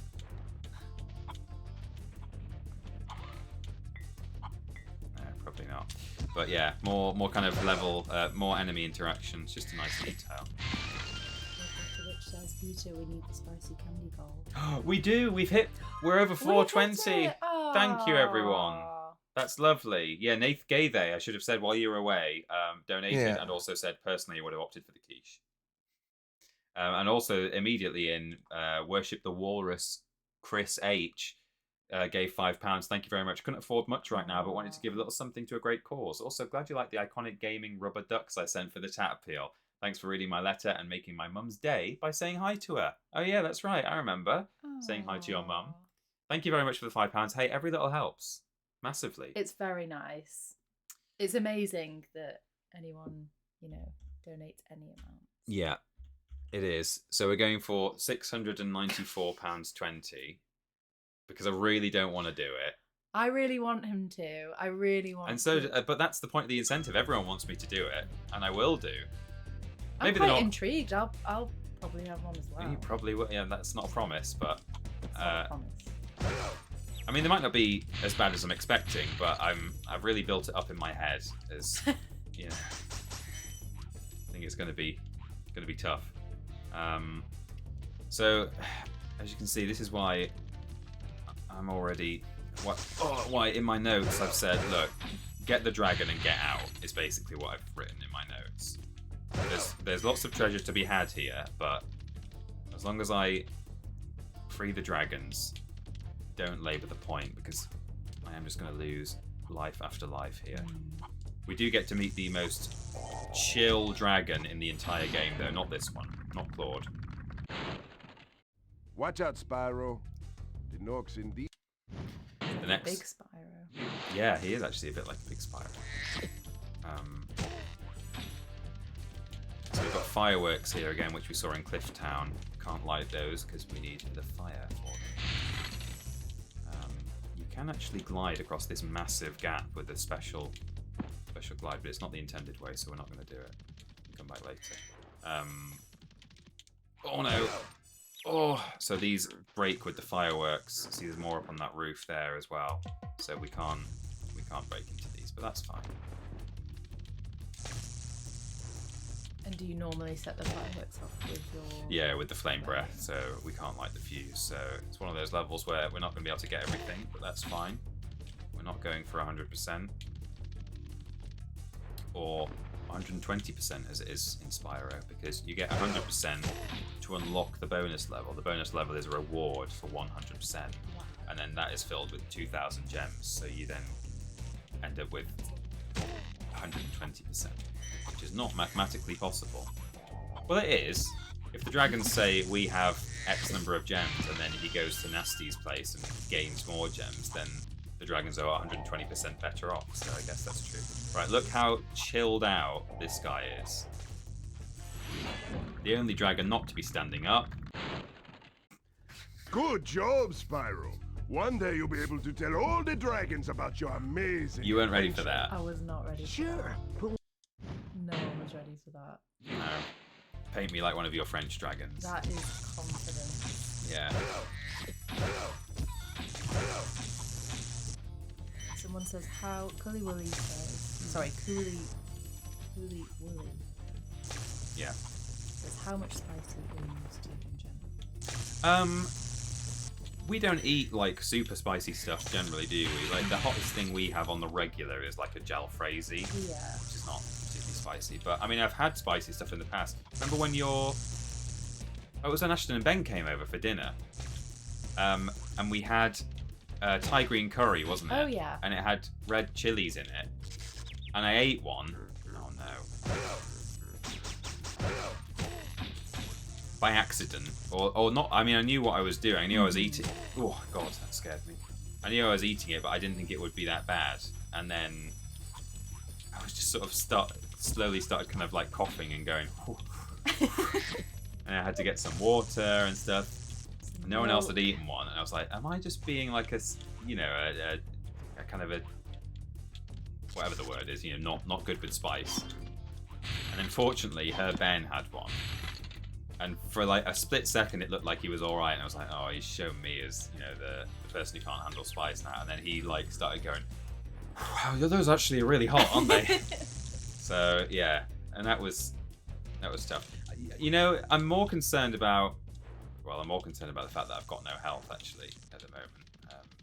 The thing I'm most concerned about is, and I don't think it's probably going to be true of sweets, but more of, like, eating chilies, is what it might do to my tummy rather than my mouth. Oh no, not your tummy. Yeah. All these chickens are dead. I'm just going to jump off. The harrowing drowning animation. Yeah, I thought you threw up then. I don't know what was happening. Fell in the slime. Just wanted to get full health again because I need to take at least one hit to get up this next area. In fact, I'm going to have to take a hit getting past this guy as well. I think it is possible to get past this man with... Oh no! Oh, the worst thing is, when you fall off, you then have to go and do it again and take the same hit. So it's better just to take the damage, I think. Right, let's do it. Water's no good for spicy stuff you need. Yeah, I know that's true. Yeah, yeah. He needs some milk. He needs some milk. Is this a good time for me to say that I actually also had those chilies? Oh yeah, you did. And you did all right with them, didn't you? Yeah, you thought they were pretty good. Someone's got to be good at spice. Right. So this has been a fairly, apart from just being difficult, this level's been fairly standard. We played it in the kind of the casual way. I wonder if I can get up here. Yes, I can. Oh, that's not really meant to be done, but I've only got a tiny bit of treasure to get now. Which is done by doing a blind leap of faith this way around here. When you know, you know, but I don't know how you're supposed to know. Well, you're just supposed to work it out when you pass by and see them on the roof. You think, oh, I need to get some height. How am I gonna get up there? Right.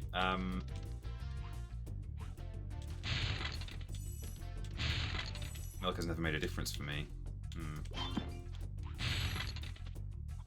Okay, I think that's roughly how much treasure I can get from Terrace Village. 278. 278. I've got it all. Good. British people aren't really known for handling their spice, are they? Not really, no. Although apparently our national dish is a tikka masala. Yeah, but then tikka masala is not too bad, is it? It's not very spicy. No. No, I don't think we're paying. No. Spice handling. We're not. Where are we going next? And is there anything interesting to do there? Misty Bog, lots of notes here. Okay, we won't be doing any sort of proper exploits, but in fact, given that we've just been to a level where we've not really done anything particularly cheaty, then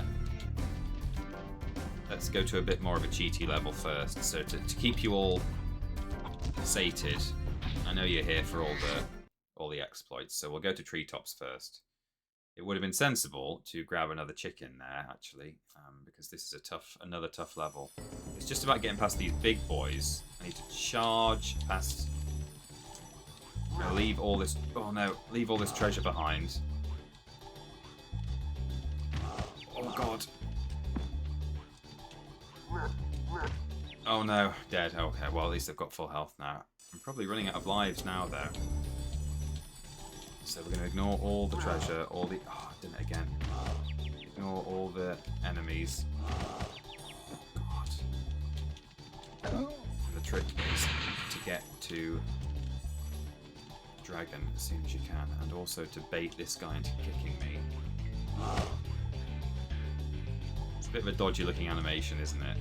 It is a bit. Oh, okay. Right, before I do anything, I want to just grab this dragon so I don't have to get past any of these boys again. Okay. So this is Treetops. Right at the beginning, there was a thief who was running away. And if you're able to keep up with the thieves, he's already run away now down this ramp, but if you're able to keep up with them, which is easy to do actually when you can just flame enemies as you pass them rather than having to sort of dodge them in the way I was doing, then by following him, you can work out how on earth you get to that dragon over there. You can't get through this gap. And as we're going to see,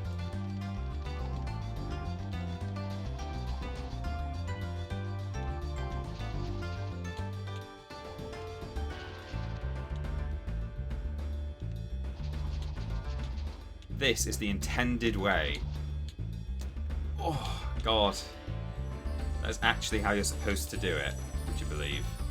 Going up the wrong way on supercharged ramps and all sorts. It's bizarre. But that's just the normal strategy for that. We are going to see something interesting, though, that you can do on the other island where the red thief will lead you. For if you accidentally mess up the jump. So, head back out now. Got no health.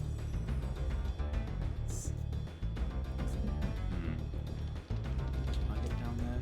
Probably not. Get down there. Yes, I can. Didn't you get there from here? That's very handy. That's exactly where I want to be. Grab this dragon. So the red thief hasn't been triggered yet, I don't think. He's probably standing under that archway. Which is fine. Yeah, there he is. So, I'll set him off. That's quite a spooky looking guy. Right. Oh, I've got my key. Get this one. Oh, and there's a chicken. There we go. So, red thief is at the top of this ramp. He may have run now. But I'll show you the way you go. If you follow the red thief, again, it shows you the way you're supposed to go. You don't jump forwards here, you jump off to the side, spiral all the way around, then jump over this fence, and then go down here, and that is how you get to the red thief's island. But what if you mess up the jump or you miss the supercharge? What are you going to do? Oh, I'm going to have to go all the way back there. I don't want to do that. Well, actually, you don't need to do that, because there's one supercharge ramp here, and unsurprisingly, a single supercharge will not get you there. Otherwise, this would be quite an easy thing, quite an easy guide to get to. You would just charge down here, jump, and glide, but you can't do it. So, but what you can do is something quite fun.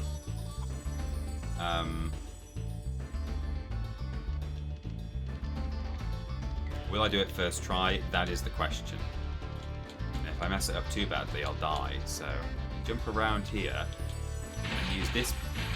Oh, well, I didn't die, but you can use that bit of scenery, which is just shaped like that for stylistic purposes and no other reason.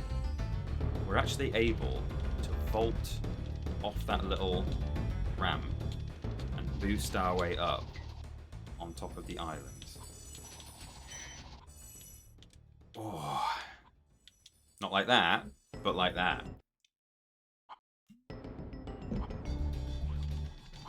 Let's give it another go.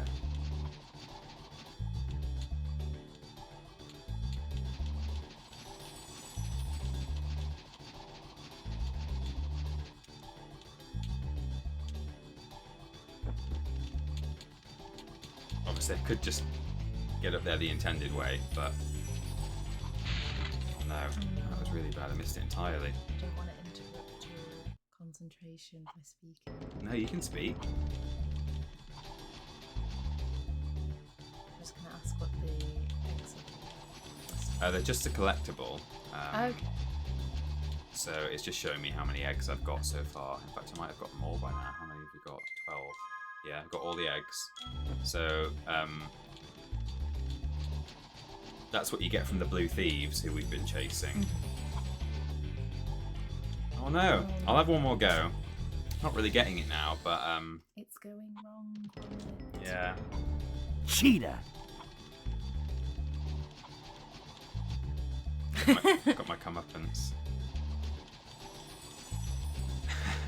Literally saving the lives of baby dragons. Nah, it's just a collectible. Yeah.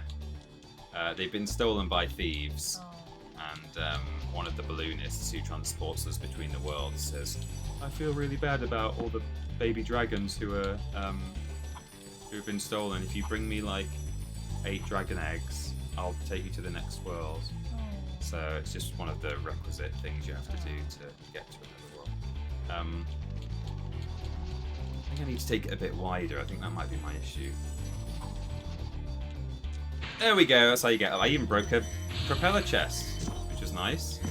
There we go. That is, I mean, you know, probably the easier thing to do is just go back to the double ramp and do it the legit way. But there we go. Now, how many gems do I need from treetops? 300 to 400. Well, I've already got about 300, so I think if I get the... I'm not faffing around in treetops. It's horrible here, so... We're going home. I've been getting more than enough gems on my way here to worry about trying to get more than I need from treetops, so we're not doing it. Now we're going to Misty Bog. And, to get past the pigs first. Now there's a pig hanging around outside the portal of Misty Bog, and this is the guy who... Remember that this guy is here, because when we come out of Misty Bog, he won't be here. And remember, we can only kill those guys with flame, i.e. they are essentially invincible in this run of the game. But the game is scared of us coming out of a portal and being killed by a pig. So it will kill him for us. Oh, and look, here's the chicken. Ready? Off it goes.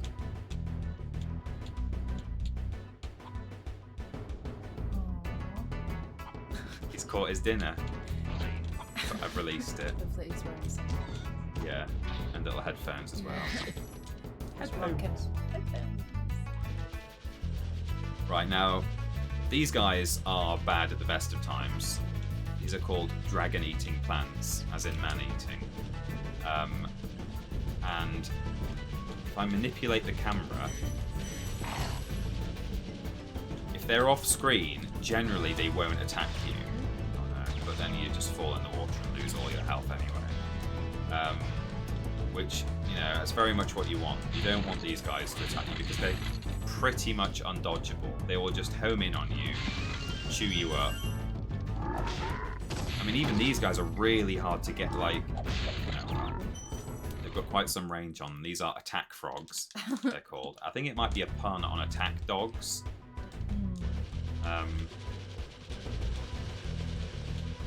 There we go, we need all the health we can get here. I'm not going to worry too much about the frogs.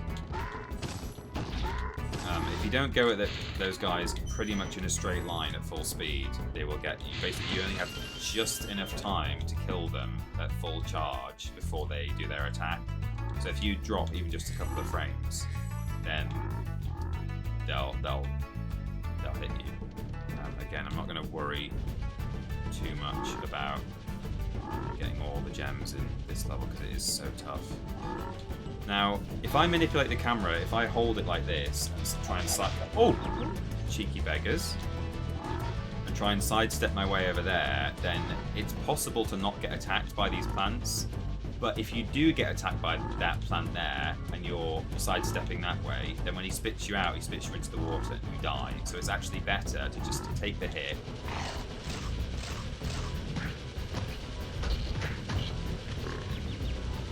and then at least you can get out, and you've only taken one hit and not lost a life. Here's a unique dragon model. Be on the lookout for attack frogs. They are cold-blooded killers. Attack frogs? And this used to be such a nice swamp. This used to be such a nice swamp. There we go. So we've made it to relative safety. Look, there's more enemy interaction. Yeah, I like that. Yeah. Oh! you can actually bait the pigs into killing other enemies. Oh, that was unbelievable. I only made that by charging at the exact right moment there, otherwise I would have landed in the water and died because I've got no health left. There's another chicken over here that I need to liberate and then kill. There we go. Yeah, you can actually, if you line the pigs up in a certain way, you'll see it later on, they will charge into other enemies and kill them. Just sort of as they're coming for you, they'll take other enemies out, which is quite fun. This is the island that everyone knows and hates. It's infamous. I've got no health going into it, and I'm gonna need it. I'm gonna need some health for this room.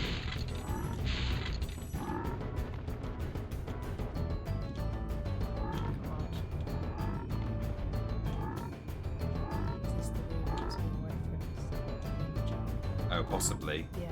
Guantanamo Bay. Yeah. Just wondering if there's a way through there without where I'm not going to get attack frogged. Okay.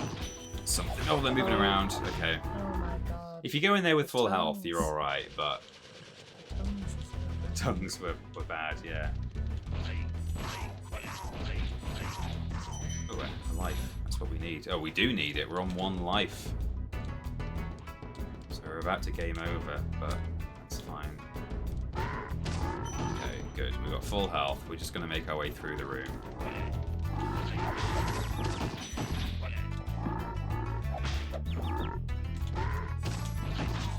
We'll get the checkpoint. Thanks for releasing me. It seems like I've been trapped in here since I was your age. No. Yeah, he's an old one. Why, I remember... He says, no, you can't hear the game, but... Thanks for releasing me. It seems like I've been trapped in here since I was your age. Yeah. Demon. Oh no! Now I've got to go back to this horrible place. At least I've still got 1 sparks. I have to pay my 1 HP toll to get past this guy. Oh, he's going to spit me in the water anyway. No, he didn't. Right, okay. Oh, there's the chicken. Let's get the chicken. Okay. Good. This is not an easy level. And I don't even have to do any particular Flameless exploits. It's just hard. It is when you can't hear the music, but yeah, the music's quite intense. But yeah, it's the only level with intentional fog. So many games have... Oh no, again, I need the health. Maybe I don't. You won't necessarily be familiar with this. Maybe other people will if they're into their early games, but a lot of games of this era, namely Silent Hill, that's the main example that comes to mind for people. Fog was used to mask the fact that a game might have had a low draw distance. So, you know, rather than see like if I see like on the edge of frame there, there's a log. When that's in the fog, you don't have to be rendering that log. So a lot of games would have fog and they would have it quite close, so that, you know, even that guy wouldn't be being rendered. It saves a lot of memory. Spyro didn't have to do that, so this is purely stylistic fog. Or maybe, possibly for this level they had to because there is so much going on, but I think it might be a stylistic choice. And the reason is, the reason why Spyro didn't have to do... What the hell was that? I went under the floor, I think. The reason Spyro usually didn't have to worry about putting fog everywhere is because they used a thing, it's called level of detail, where stuff that's in the distance, you see how really when you actually look at it, those guys in the distance are kind of just made up of shapes and not really. So the further something away is, the more low detail it is. And so it means that they're able to show loads of really distant stuff by having it like not be very intensive. Right, now if I can line this pig up, ready? He's killed 2 enemies for me there. When was this game made? It was released in 1998 winter, so I imagine I think typically they were making these games in about a year. Yeah, because Spyro 2 and 3 came out within a year of the sequels. Well, within a year of each other. I love that the same. So what you just explained there is still being used in The Sims 4. And it's not to say this game's really hard. It's just makes me realise just how broken. I'll tell you what to do with it. The thing about low detail in the distance. Yeah. Yeah. I mean, it's kind of a standard practice. Like Decam says in the chat, Spyro revolutionised the LODs, like level of detail stuff. It's true. Like this was one of the first games I think to. You can see that this is really like use it a lot. Like for its time. It's a Yeah.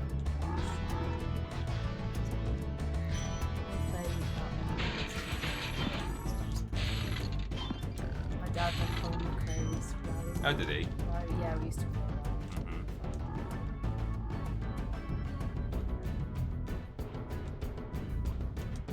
Yeah, we had Colin McRae Rally as well, I think.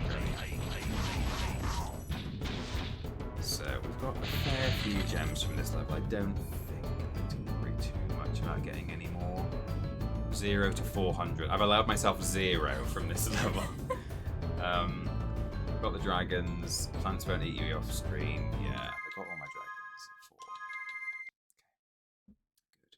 This game is the same age as me, says Samuel B. Music. 98. 98 being the year Makes sense. you both came out, as it were.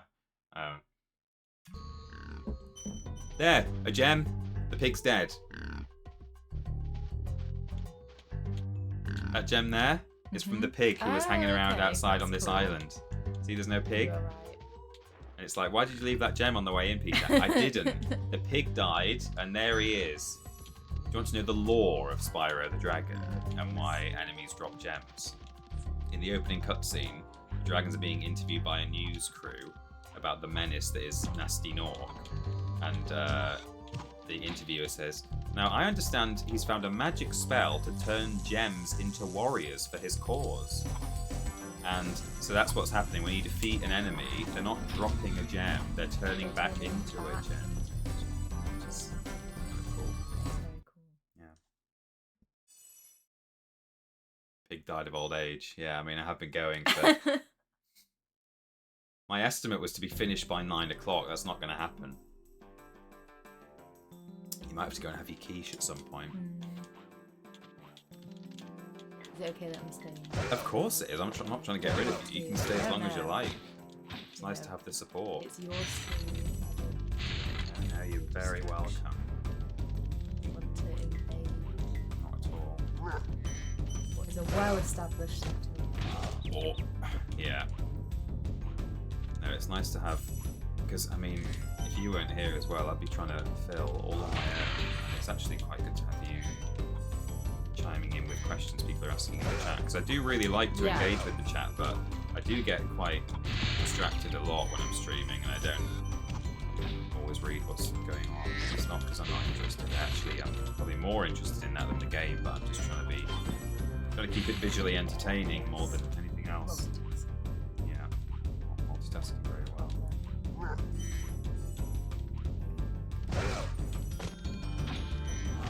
Oh God. What's in the quiche? It's a quiche Lorraine. Quiche Lorraine. Quiche is Classic. Lorraine. Yeah. Cheese. Take a tablet and eat it. Lactose intolerant.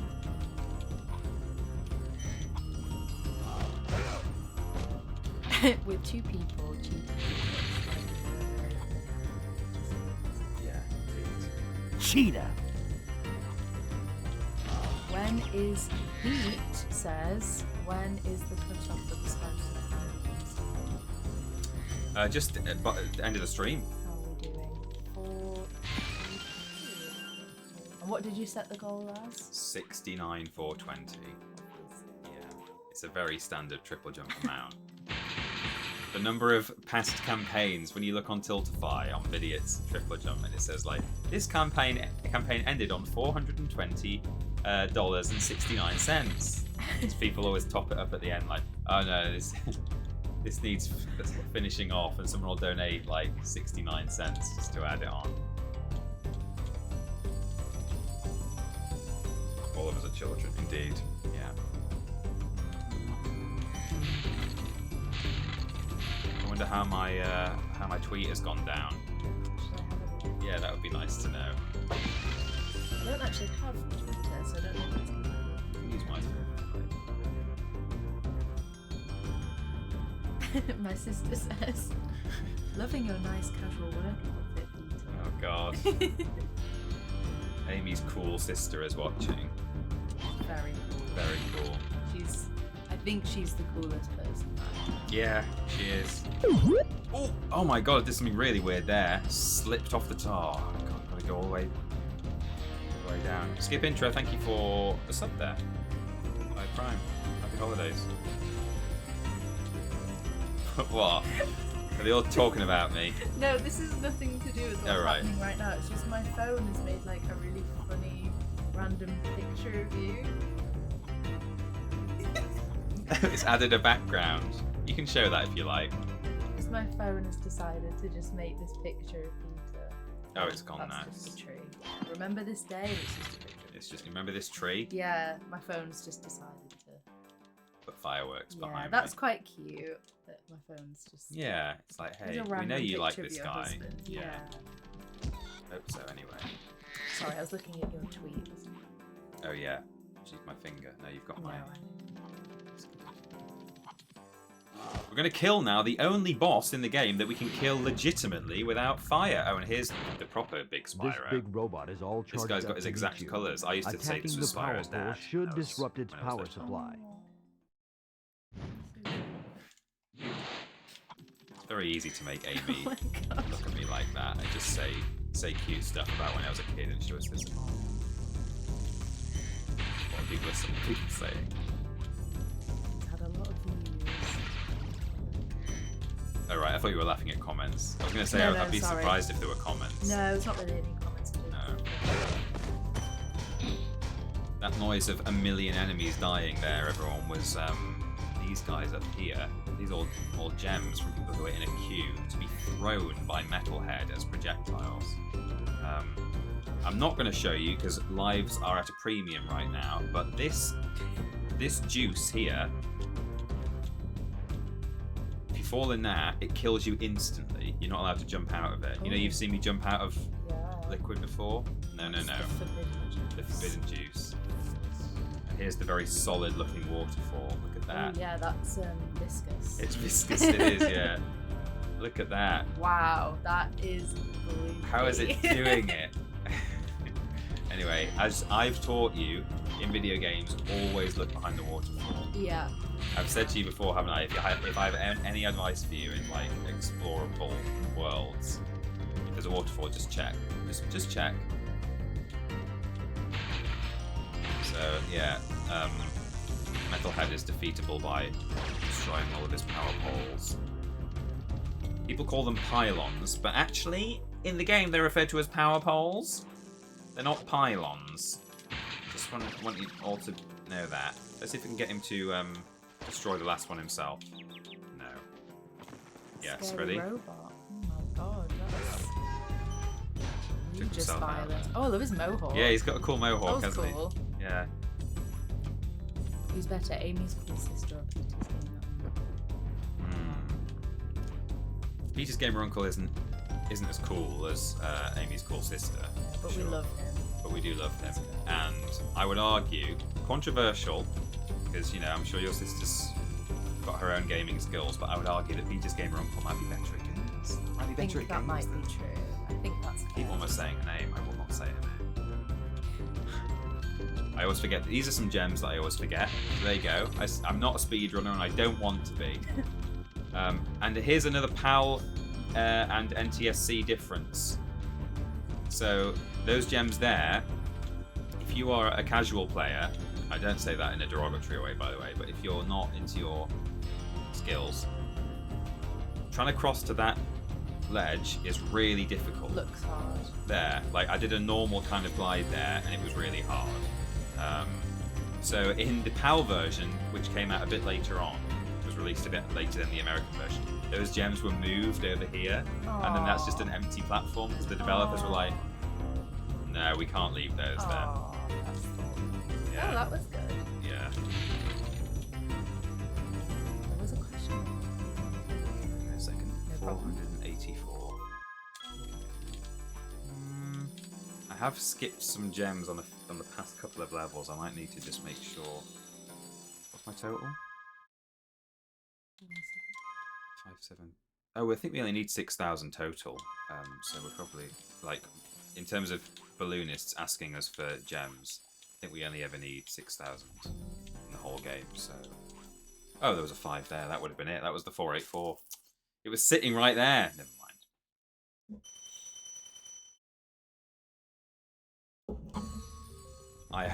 I also have many uncles, but they do not gay. Flat gamer, yeah. Flat gamers are, that's what like VR gamers refer to non-VR gamers as flat gamers in like a derogatory way. They're like, oh yeah, well you would think that's a very flat gamer comment. What? Oh my god, that's so dystopian. I know. We've made it to the penultimate world now, everyone. This was my favourite world as a kid. This is Dreamweavers. Oh, this is happy. Yeah. So there's a guy in the middle with a little cannon, a magic cannon. This place is like full of tricksters. Like they're not even necessarily out to get you specifically. They're just like causing chaos. So he will, mischief. So he will actually, when these enemies are big, particularly the armored ones, I can't kill them. But he will sometimes just make them small for fun. So like this one, he's just made him like defeatable now. They're cute. They're quite goofy. Yeah, they are. Now, the real Dark Souls begins now because I'm gonna have to do some tricks in this home world and in the levels that it features. So let me first get this mushroom. Look at this cute mushroom. Kill him. Why would you do that? Yeah, this is a happy looking world. Yeah. Without the big floating castle. The sort of It's I quite, can ascertain it's yeah, and it's quite a nice soundtrack as well. It's fairly jolly. Yeah, some of them can be quite intense, but this is like quite sing-songy. And even the enemies, like the big armored ones, when they wave their arms at you, just make like a really silly noise. They don't sort of growl; they just go. Right, we need to smash that, as we know. Go. Oh, I glitched Sparks then. He was eating a butterfly. Oh, there it is. He was about to eat that, but then I killed him by hitting that thing just before he got his bite, and then the butterfly lived. Right, let's grab this dragon. Every new level, I'm like, oh, I love this music. Yeah, me too. Welcome to the Dreamweavers, young. Could you crack open that very juvenile sugary cider, please? That was just sort of hanging around as a spare in the fridge. It's not my drink of choice. I know this might look a bit weird. I do want to make it clear. I'm not normally a Copperberg drinker anymore. This drink is the weirdest thing about the stream, definitely. Nothing else about the stream is weird at all. I used to be a big Copperberg drinker as a student. I've not had one in ages. Sugar, it's isn't so it? sugary. We do have some gin if you want some gin. It's fine. I'd rather not mix. I'd rather have. I know it's not even. It doesn't really count as ale, but I'd rather not. Have ale and ale than. Right, we're about to do our first trick. These guys are impossible to get past. The usual way of doing it is to make your way all the way up there to the cannon, take control of the cannon, and zap them yourself. Because as you can see, the cannon changes people's heights, right? She's shook. It's not even happened yet. Shook. She's shook. But of course, we can't use the cannon because we can't breathe fire, much like the cannons in Peacekeepers.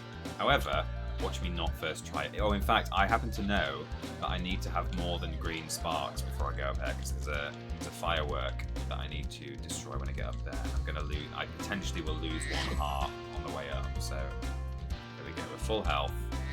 Make sure I've got the checkpoint. Right, let's do it.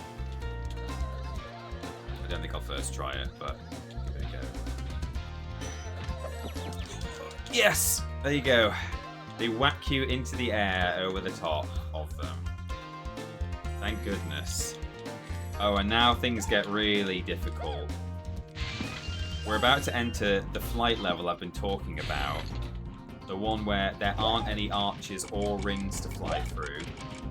So I have come up with a route and a technique where I can destroy chests by charging in this level, but it's like pixel perfect. So it may take us a couple of tries. I have practiced a lot. This is Icy Flight. This is my favorite, probably one of my favorite bits of music in the game. Right, now I'll walk you through what I'm doing. First, I'm going to intentionally crash into a wall to lose a bit of speed, because I don't want too much speed here. So we flop.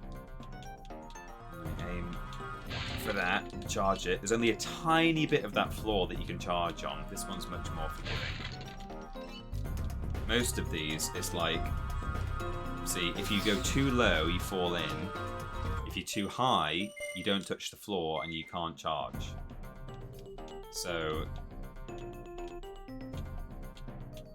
I don't have to do this if I don't want to. If it takes too many tries, the only reason I'm doing it is because I can then say that I've taken some gems from every level. But if I don't, right, and I need to loop around to gain some height before I go over here. And there's the whole time the clock's ticking down as well. Okay, there we go. How many times is it like a habit? I've not actually. I mean, I've disabled it, so it doesn't work at the moment. But how many times have you gone? I've not done it at all. I don't think, because I've done so much practice. To begin with, it was very difficult. I was doing it all the time, but I've done so much practice over the past fortnight that, you know. And actually, it's funny. I was watching today at lunchtime. Someone do a glideless run of Spyro 1, I think it was. And when I saw them occasionally like breathing fire, in my head I was going, "Oh no, they failed the challenge." And I was like, "Oh no, it's fine." So I'm like so wired now. So in the game. Yeah. In fact, probably the next time I pick up this game, like normally, I'll almost have to train myself to actually start using the flame mechanic again. Oh, I think I'm aiming for the wrong spot there. Oh, there we go. Will we do it? The time is ticking. We might do, these two are easier. It's just the time. 5, 4, 3. Yes, I've done it. There we go. And now we will never come back to Icy Flight ever again, except in the glitch showcase at the end of the stream. There we go. Oh, I need to move the little thing down as well. I guess that was kind of a little bit of cheater. Yeah, you know, that's not really the way you're supposed to do it. Right, move that down. Hi, boring loner. Hi, boring loner. Thanks for dropping by. You're not boring to us. No. But you are a loner. Not a tadpole is done with their listeners. That's always a good feeling. Fantastic. Happy for you. So am I. I mean, does this work? Technically, it's under the TripleJump banner, but it doesn't feel if like you're having so much fun? Is it work if you dress like this? Oh, now I can get... So just around here, there's a guy... See, right on the left of frame there, bouncing up and down, a little red-headed guy. I see him. He's going to be turned into a big guy who I can't kill, and then he won't ever turn back again. Unless I reload the area. But if I get there quick... Oh no, I didn't get there quick enough. So that's a... You can get him from that angle if you're really fast. They make a very funny noise. You're really missing out on the sound design of this game. I'm afraid. Shame we don't have some sort of headphone splitter. Tell you what, even people who are really big into the Spyro speedrunning scene do not know how to say this word. I've heard all sorts. Jacques, Jacques, Jacques. It's Jacques. Jacques. French. I would also have accepted Jacques, but I wouldn't have been happy with it. But Jacques. He's a Jack in the Box. He's the boss of this level, this world. He did die unexpectedly, Ellie Romano. Yeah, you're right. The unexpected, but not. What is it? The untimely. I don't know. I don't know the name of our game. No one does. It was on Ashton's quiz. It was on Ashton's quiz, and people were getting it wrong. And she was asking Kieran and Fraser in the office about it as well, saying, "What is the full name of our game?" And they were like, "When does the game come out? Or is that not?" There's no specific release date yet released. Not a public release date. Yeah. We now actually have enough. We've freed enough dragons on our adventures to make it all the way to Gnasty's world. So we could, right now, we could go straight to Gnasty Gnorc and finish the run, but we're not going to do that. Gnasty himself.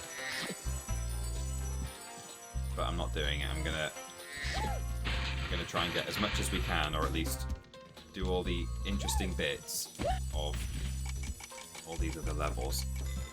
Oh, in fact, also I have said, of course, that I'm going to be freeing every dragon as well. That's the most important thing. So we've got 250 gems here. Dreamweavers, 273 is available apparently, but... Oh, there we go, there's some.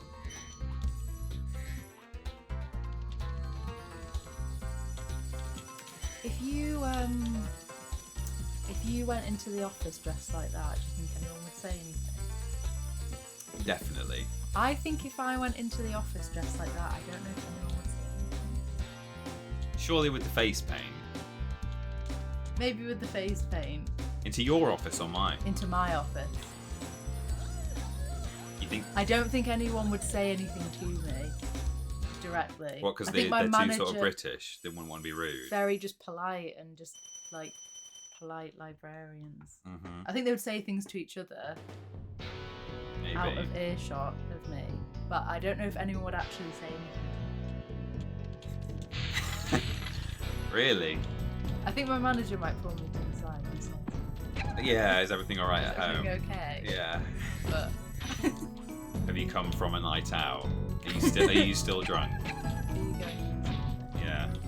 This is Dark Passage, the level with two of my favourite dragons in. Look at this. This is another example. I mean, this is kind of a very strange dreamscape anyway. It's not like a nice rolling hills, but you see how it's kind of natural looking, but then it's tiled and all the masonry's done in here, and then you go up further and then it kind of becomes more natural again. I like how it's all mixed together. You love the mix of masonry and natural. Yeah. Don't you? This is not my favourite dragon. The enemies here can be quite frightening, but you should watch the fool. He has a good voice though. I'd rather flame the... The enemies here can be quite frightening, but you should watch the fools. And Spyro says, I'd rather flame the fools. And it says, now you're thinking. Because these fools here, they're actually invincible. But even in a normal playthrough of the game, he's not even on a cycle, this guy, but normally they're lighting the lantern and then blowing it out, and when it's lit, oops, which I can do by attacking him. That guy turns into a little puppy dog. See, this guy's on a cycle. He blows it out, he turns into big horrible monsters, he lights it, turn into safe things. But you can also trigger him to go into it. And those tortoises, those turtle things, when they're in their big form, can't be killed at all by even someone who can breathe fire.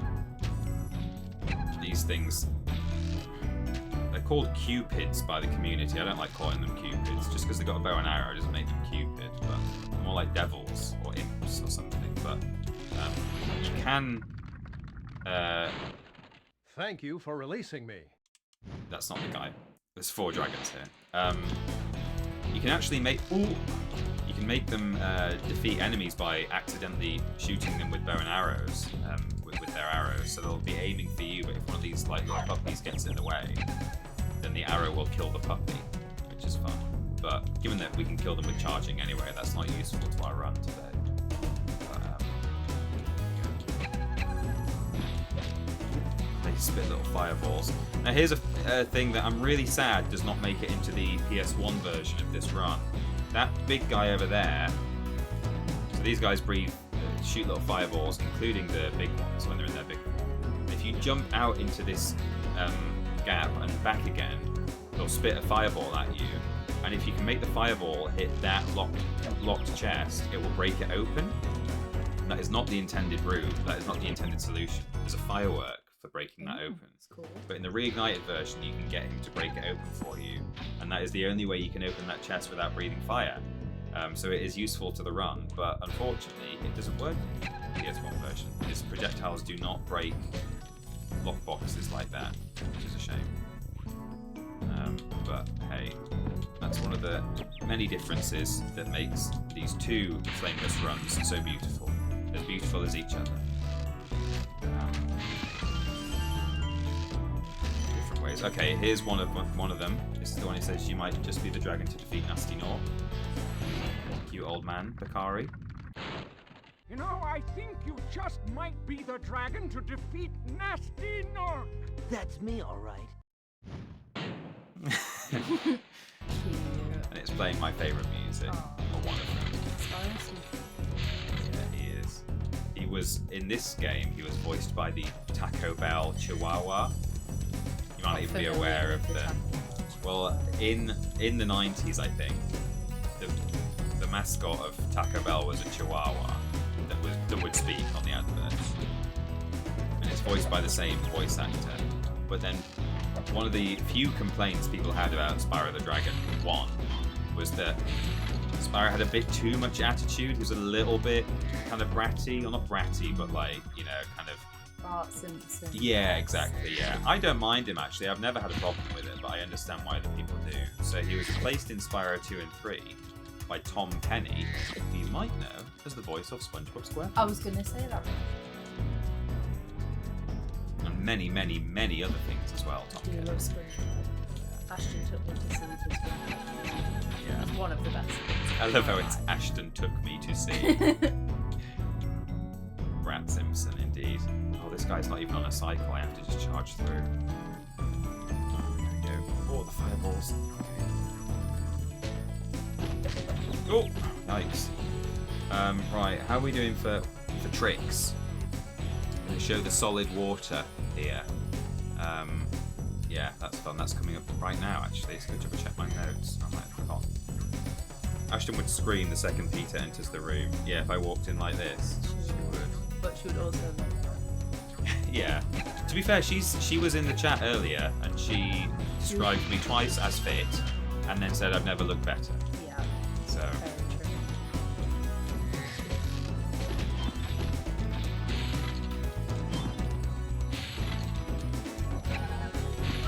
true. Fireworks.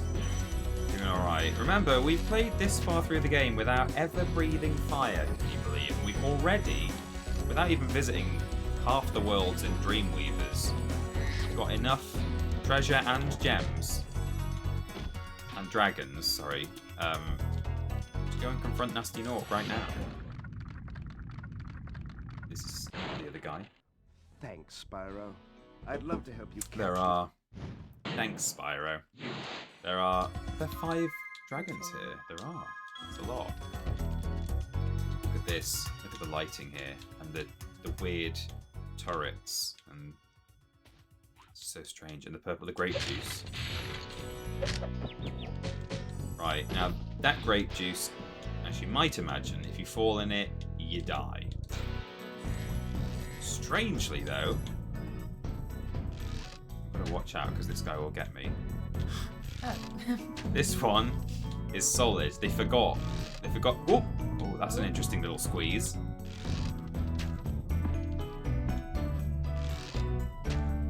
They forgot to add the water trait to that in the development, so you can step on that.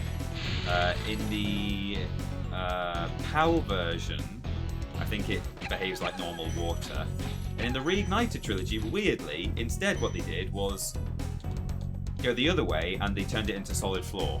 They got rid of the water texture. Okay. Which is very strange. I don't know if that's like an intentional reference to the fact that, oh, you used to be able to stand on it. So, here's the other one who I just think looks nice.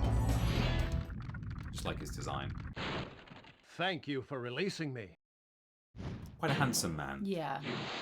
He's got presents. He has got presents. Christmas presents. it's unintentional, but it's because of OG. As far as I know, they ripped the triangle data. Yeah, I'd heard that they'd done that. I wasn't sure if it was true. So they, it means that they basically took the physical properties of the PS1 build when they did the Reignited trilogy. They took like the original world, and because in the original data that was solid floor, even though it's clearly water, they just made it solid floor. I wasn't sure if that was true, but I had heard that.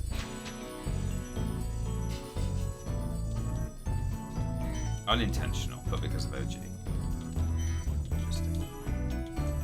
Well, here's the firework, and that's got to be most of the gems. Even if it's not, I'm not going to worry too much about it, because we know we've got enough. So, all up there.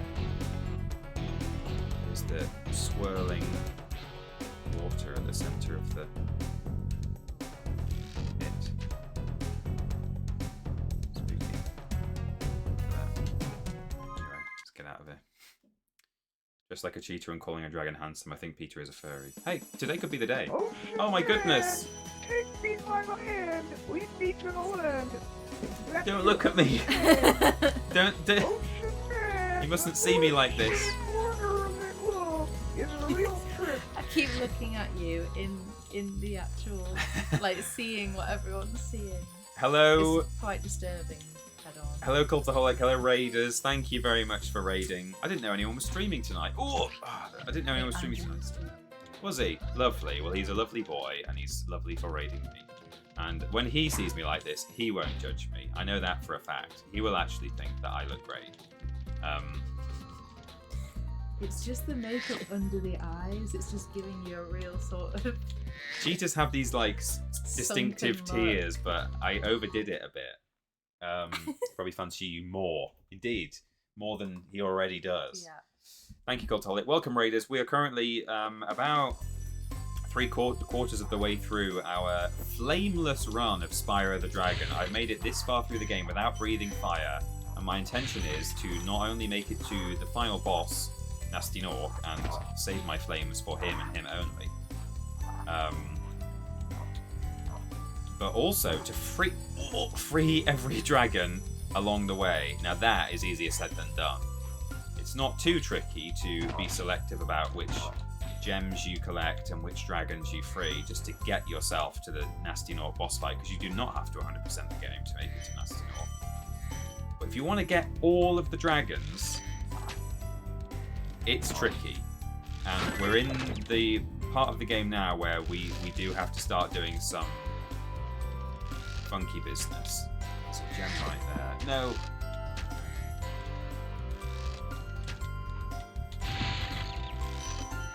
Do it for Yorkshire, but more importantly for Cancer Research UK. Merry Christmas and happy holidays, Peter and chat. Indeed, yeah.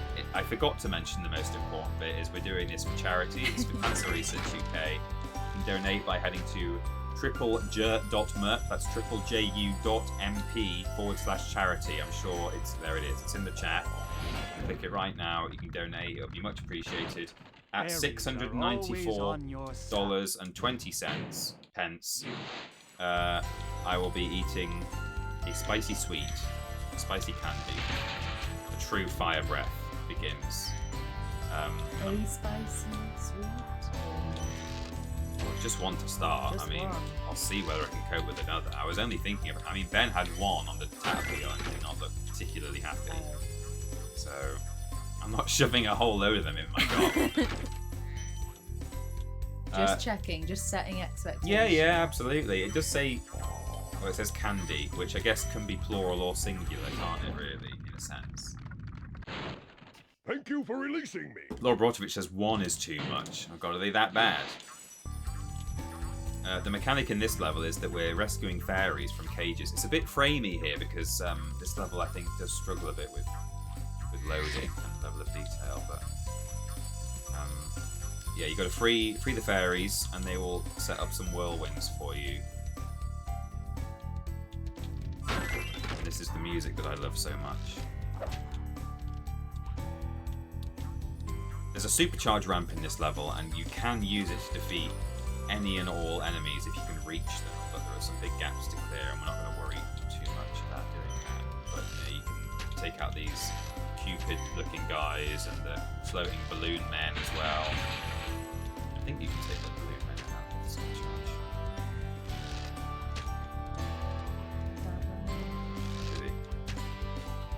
Here's a little tiny bit of trivia for you. You can glide over here, which doesn't have anything on it at all. And then glide over here, and then glide over here. And the developers, I think, knew that you could do that for no particular reason. I don't know why you would ever do that. I think they knew that you could do that because they put a new bonus skill point, or it might have been a trophy actually, but they put a log, like a tree stump, on that platform there, which normally has nothing on it.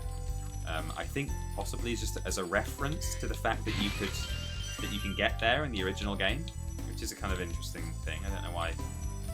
Or maybe they were just looking for somewhere to put it and thought, oh, you can get here, and they didn't know about it. But Amy's on the phone to my father-in-law right now, and yeah, my invitation to Christmas dinner may be rescinded.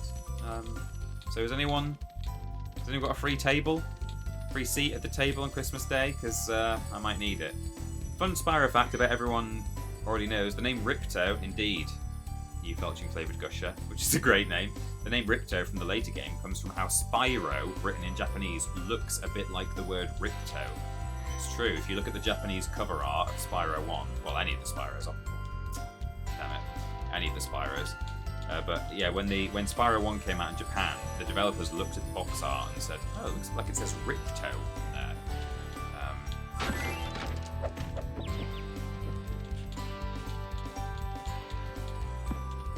Did you get hold of him? Yes, no, he just wants to know. Oh, okay. Well, he can't possibly have seen me then, because he wouldn't want to know what time I'm coming. No.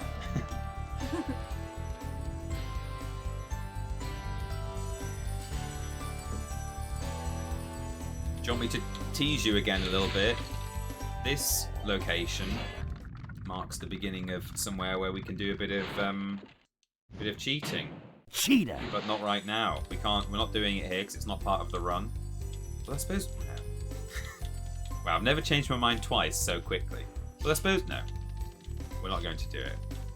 It's what you guys have paid for. We'll do a great big bushy showcase at the end and have a lovely time doing it.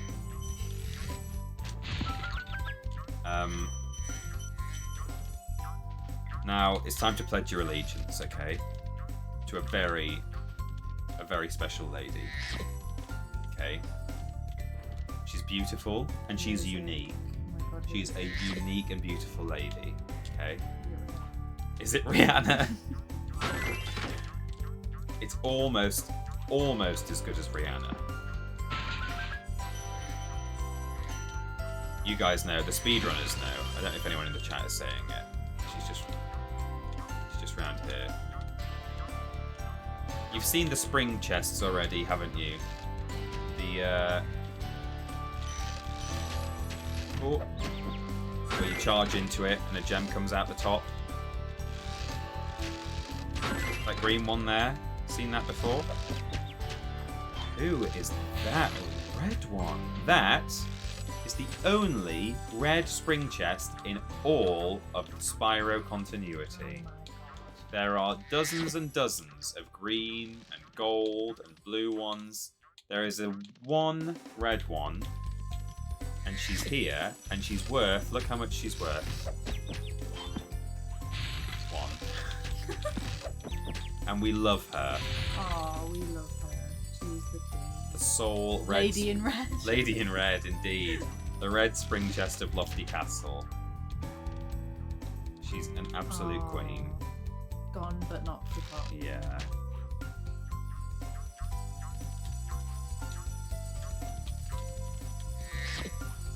You spoke about her with a lot of passion. I felt that. It's because I was looking at you. Aww. That's a very nice diamond. I was thinking, what should I say about this chest as though I care about her as much as my wife? Because that will make it sound realistic. Yeah. That's a $25 donation there from Dad and Mum. That might be my actual dad and mum. Do you think they tuned in and saw this? Aww. That probably is from Dad and Mum. Oh, that's cute. Because I did tell them not to use their real names. Was there a message? Well done, it says. Oh, so pure. We love them so much. Thank you, Dad and Mum. I'm sorry for what I've done to the family name. It's alright, I don't think they know what a furry is. I hope they don't know. Nah, they won't know what a furry is. I'd be quite concerned. Oh,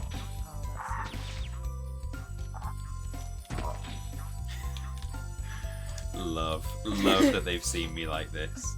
I knew that I was going to have to do this, and that if they were going to see the stream, I would probably have face painted up by the time they saw me. But I didn't think I would look the way I do. I somehow thought I would look better. Meanwhile, your sister is like winning marathon trophies. Yeah, she posted a photo in our family group chat the other day of a trophy that was like big. Like if I was holding it, you wouldn't see it all on webcam right now. Yeah, it was massive. And hey, I'm raising money for cancer. 297. Yes. Show reignited log location. I did that. How many more levels are you doing for the showcase? I'm doing the showcase at the end, so I have. Oh, it's time, everyone! My white whale. Oh, I got that one. See how he's tiny but big. I got him. It's time for this. This is where. This is where it's all been leading to.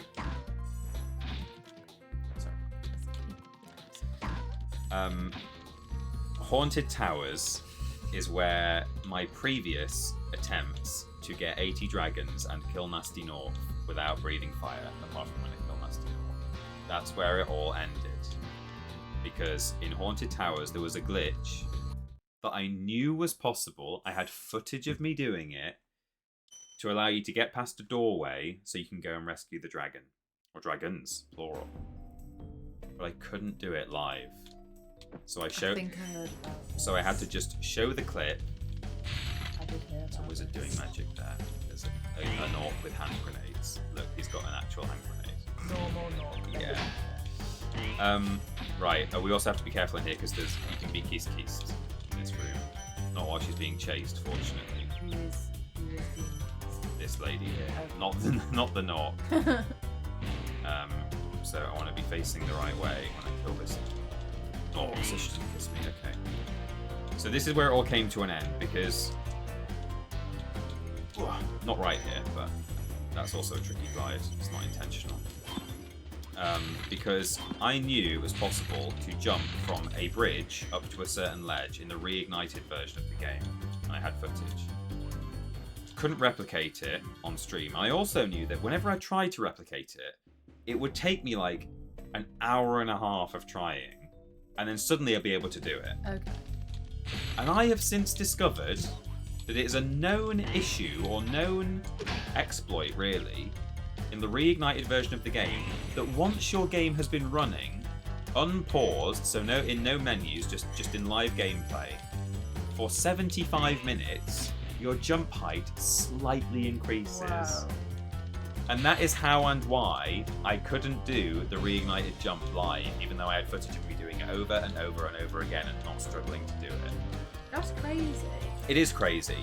What would even cause I have that no to be a idea. thing? And I remember saying on stream, like, honestly guys, I've been able to do this, but I can only do it after like an hour, and then I can do it like a million times. And I'm like, am I going crazy? I'm like, is it? I think I even said, is it possible that if the game's been running long enough, like something happens in the memory or something, and then suddenly your jump behavior changes? And I was like, nah. And then today, that would be crazy. I read a thing. That's jump. That's not intended. I learned that is actually what's happening. So that's where it went wrong. However, that is all useless information for this, because this is made in a different engine and we can't do that jump anyway. We have to do something completely different. Now, if you hadn't noticed, in this level there are wizards that are bringing these suits of armor to life. That's why it's called Haunted Towers, because they're sort of ghostly armor. I've killed the wizards so far, and as you've already seen, here's another wizard. As you've already seen as well, there are fairies, which, as we know, when they kiss us, we get flame breath. Now that is how you're supposed to kill the big armoured suits of armour. Because normally, of course, big enemies you can't charge them, and metal enemies you can't flame them. So big metal enemies are supposedly invincible. But if you have super flame, you can just breathe fire and kill them. We can't do that. And there is a man here, and crucially, a metal door as well, that is leading to where we need to go.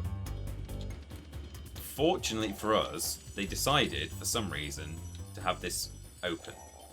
So it's open at the top there. That's where we need to go. We need to go up that whirlwind. And in the reignited version, I was doing a crazy sort of charge jump from here, and it behaves in a completely different way, and you can actually reach that ledge after 75 minutes. What we're doing today instead is called a wizard proxy. Hey Spyro, all dragons. While the dragon's talking, I've never understood why they're called proxies, because the word proxy, as in, you know, that is a proxy for something, like a proxy war. I think it might be proxy as in proximity, because the idea with a proxy is that, we saw it earlier with a green wizard.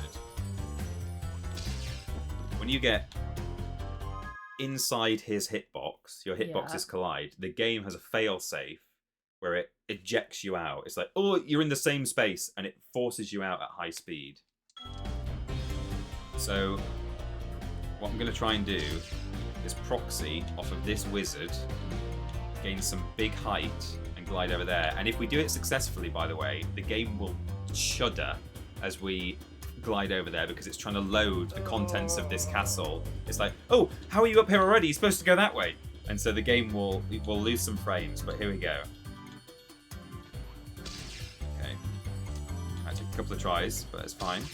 And we have to wait until he's standing in standing over there.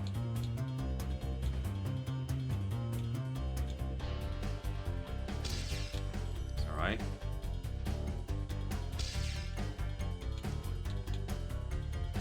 It won't take long, I can tell you that much, but oops. Comes and stands here.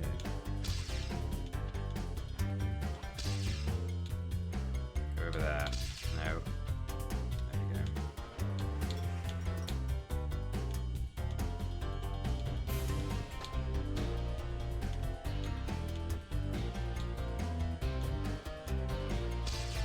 Okay, well that was a proxy, but it was backwards, so that means I'm just doing it a bit too soon, that's all.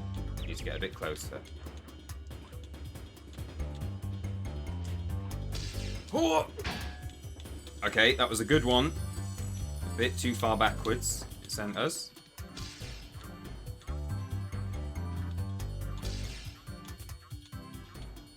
This is like the photon hitting the Mario 64 cartridge of the speedrunner that made him do a super high jump. Oh my god, that's such a cool thing. I'll tell you about that in a minute. It's bizarre. I'm gonna join you. I'm gonna attempt to join you. Oh, here we go. Oh, just missed it. Sorry. Just missed it. What are you joining me on? Oh, with face paint. Yeah. What are you going to become? I'm gonna try and do the same as you. Cheetah. Cheetah! I've never done this before. I stopped to cheetah and I... How did you get the light to like show? Well, I mixed a lot of water with it, but it doesn't show up very well. I had to put quite a lot on.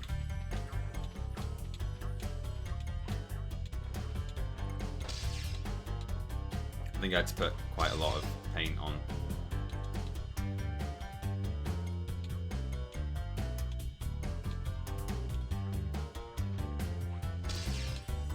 Jumping a bit too high. I've been doing this time and again in practice, but it's obviously it's the live. It's good. I'm getting proxies. It's a good sign. I'm just not quite positioning myself on him correctly. Hope you're ready to go berserk when I get this, everyone. Perhaps if you can spare a few extra pennies. Here we go. Oh not quite. Not quite. Fortunately, we've got a checkpoint right here and 4 lives, which is quite good. That's working. You're going places. How did you do There is yellow. There's just a yellow paint. how did you Here we go. I've got it. And then the game slows to a crawl, and then we're up. That's how you do the wizard proxy, everyone. Thank God.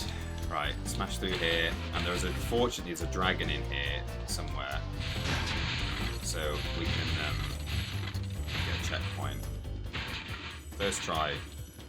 So there you go. All those of you who watched me struggle on the reignited version can sleep easier in your beds tonight, knowing that it is possible to get at that Hold your horns. Here comes Spyro. hill. Patience, little one.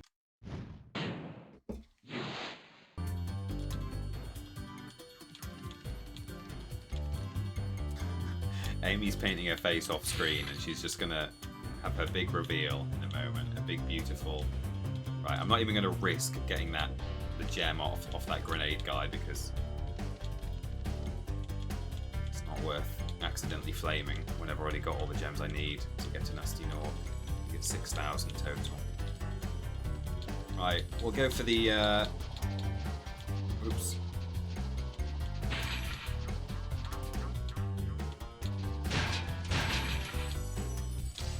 Oops, oh no. Accidentally charged downwards.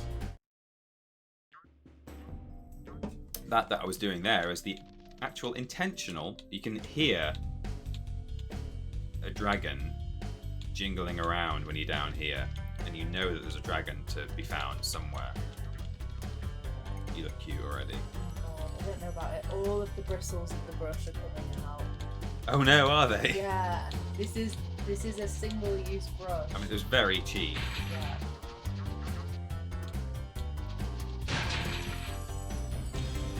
Whew.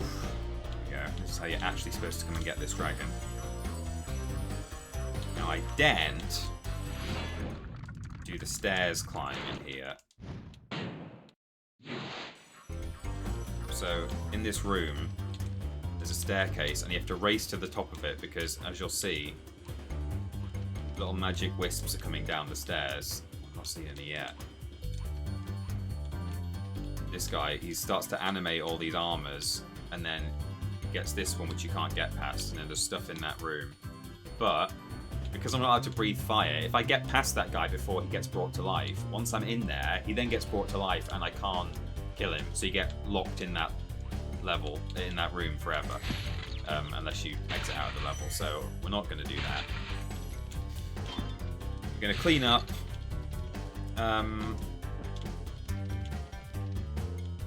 Sort of move towards the end of the level, but that is the main trick. Cheetah. In Cheetah. in Haunted Towers, we've done our wizard proxy, and as long as we get all our dragons, which we have done, I'll just make one run towards the exit just so we've seen it. But we've got everything we need from here, which is good. Killed the armor man.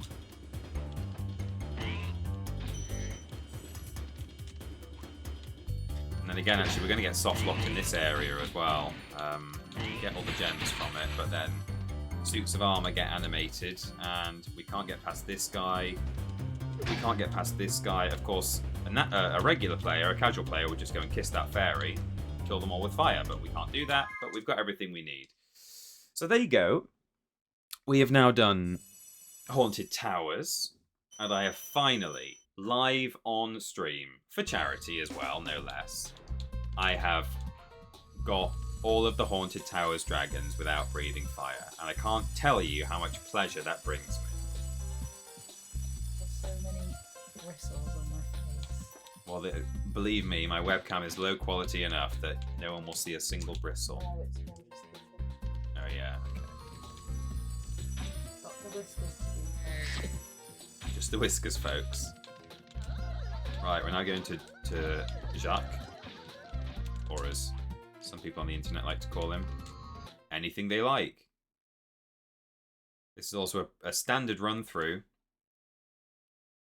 We have only got one more level with a crazy trick in it as part of the main run that we're doing right now. But actually, we're only a short time away from what promises to be a pretty wild back-to-back showcase of cool tricks. And for that, I'll allow myself to breathe fire, I'll allow myself to use save states. I don't want us to labour any of the points any longer than we have to. I want people to just be able to enjoy what I think are some genuinely very interesting things. But while we're here, doing a run through Spyro, the main game, in a normal way, let me show you what's going on here. So, this is over the wall. We can kill these armoured guys. I've not been saving the game, have I? Actually, thinking about it. Let me do a little save state, just for safety. Because if we lost it now, that would be really bad. That would suck. Yeah. So, on this side, you can glide over there. You can't glide over there. That is impossible to glide to. Except if you're on top of there. But you can't get on top of there from here. But, as we've learned from previous encounters with these fools, as they're called, those spinny cylinders will lower down.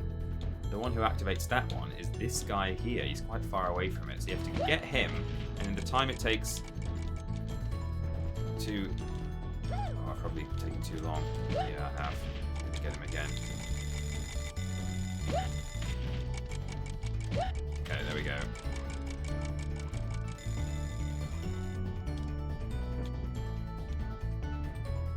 There we go. Fly over here. We get the dragon. Thank you for releasing me. That's great. It's neater than mine. I haven't done the yellow. So I need the bristles on that. Do you want the mask? Yes. I've done the yellow because I didn't. It's got some black paint on the nose. Yeah. That's good. I like the wings you've done. Thank you. Ta-da! See, you look less haunting than I do. I don't know about that. You look a bit like a member of the cast of Cats. Yeah. Kind of, I actually cannot see anything. No, it's tricky, isn't it, out of that mask? You do look like, you know, Mungo Jerry or Rumple Teaser or something. Something like that. And other such names. As you may have guessed from context, the big yellow monsters that I'm not attacking can't be killed with a charge. Is this what you imagined on your wedding day? Asks Jam 6788. We actually did this on our wedding day, didn't we? This is what we got married in costume. Yeah. So please can we have a Spyro themed wedding? It would mean the world to me. But can we both go as Hunter? Yeah. Stuck in the lava. Oh, must have missed that. We're up to 480, I think. Good. Can we have a Spyro themed wedding, but everyone dresses as Hunter? Yeah. Yeah. Everyone dresses as Hunter. All the congregation, the vicar. People, if they're bringing their babies, dress their babies as Hunter. Yeah. Their pets. There will be actual cheetahs on chains. Okay. It's the main side route through Jacques. Uh-oh. A lot of these glides, if I just let them run to their natural conclusion, it's like you are going to die, but if you charge at exactly the right moment, you just get a little extra distance. Like that as well.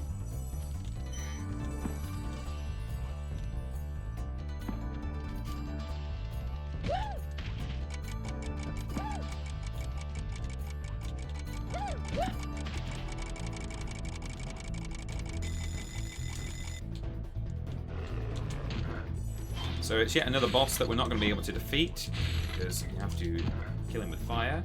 Can't do that. But that's fine. That's okay. We're only here for the treasure and for the dragons. There's one more dragon. This is unique actually as a boss level in that it has two dragons to free. Normally they only have one. And Gnasty Gnorc has not.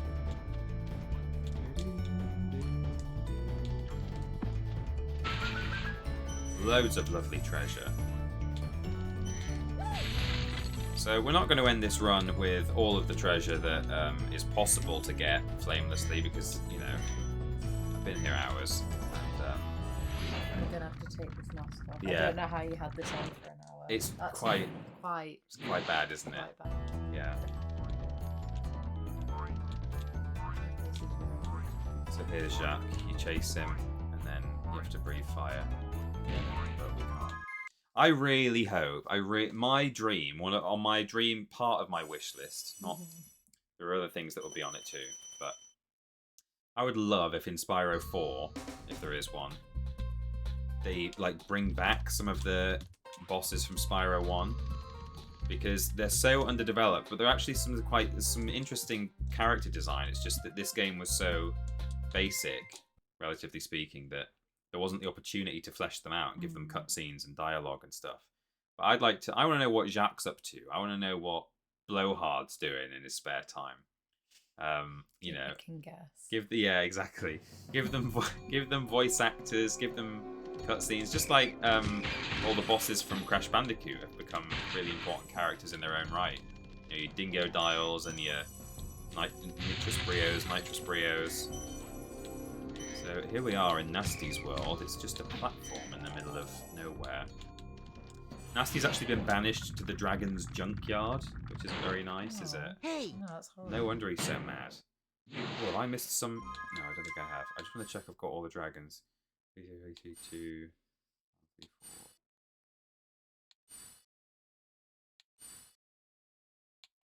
Okay. Yeah, and the weird thing here is the dragons that you release both in the hub world and in the individual levels are ones that we've already freed. You're in Gnasty's world now, Spyro. And the first thing that Spyro says is, hey, didn't I already free you? So it's not like they just sort of lazily reused some of the models. It's like, no, it was intentional. Like I think, and people say it's never been confirmed officially in any of the source material or anything, but the assumption is that once freed, some of the dragons banded together to go and try and defeat Gnasty, but he just froze them in crystal again. So you have to come here and free them, and you're the only one who can't get got by it. Now, yeah. Now, this is one of my favourite levels. This is Gnorc Cove, and right here, right over there, we're going to do a really fun trick. But we're going to finish the level first, and then we're going to come back at the end. We're going to exit the level and re-enter, and then do a fun trick for reasons that will become clear. But right now,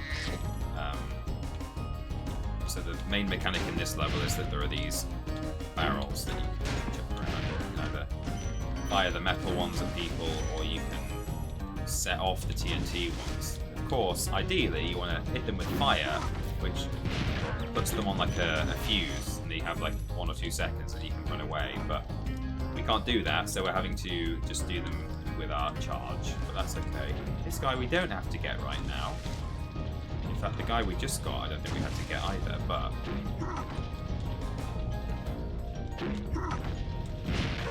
So these enemies are so big that we would have to kill them with fire, but again, I can use the barrels to my advantage. And I'm going to do that again in just a moment, which is fun. Keep up the good work, Spyro. I expect Gnasty's really starting to worry about you. I'm quite excited for the little cheat that we're going to do in this level, actually, at the end. In fact. Cheetah! Yeah, because, oops, I'm not looking where I'm going. Because it is another one that's, like, visually, immediately you can see, even as, perhaps as someone who might not know the game very well. Whoops, I'm really loving it now. It's very clear that what you're doing is not intended intended, and I think those are the best glitches to see performed. So, barrel down there, hit that guy on the head, hit him again. He's in his pants now. And then smash the chest. Treasure. Get his treasure. Now we can move on.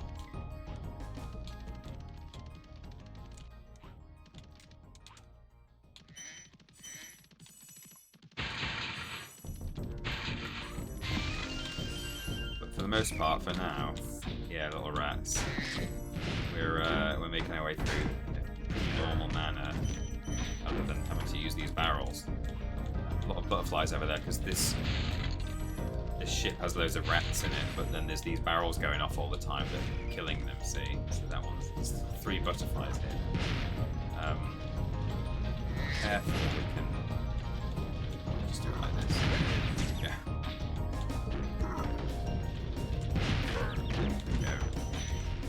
So you do have to take a lot of hits in this level just to defeat the enemies, but you know, it's worth it. This thing we can destroy in a moment in the intended way.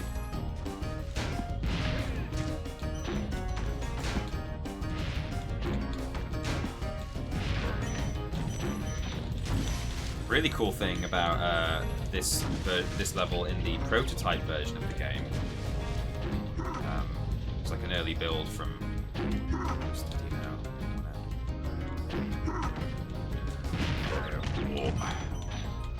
Is that in this part of the level here, you jump onto a little boat and it starts like sailing around the level, and you sort of stick with it, and then it takes you, because normally this gap was like a lot bigger and you couldn't glide across it, so you ride on this little boat.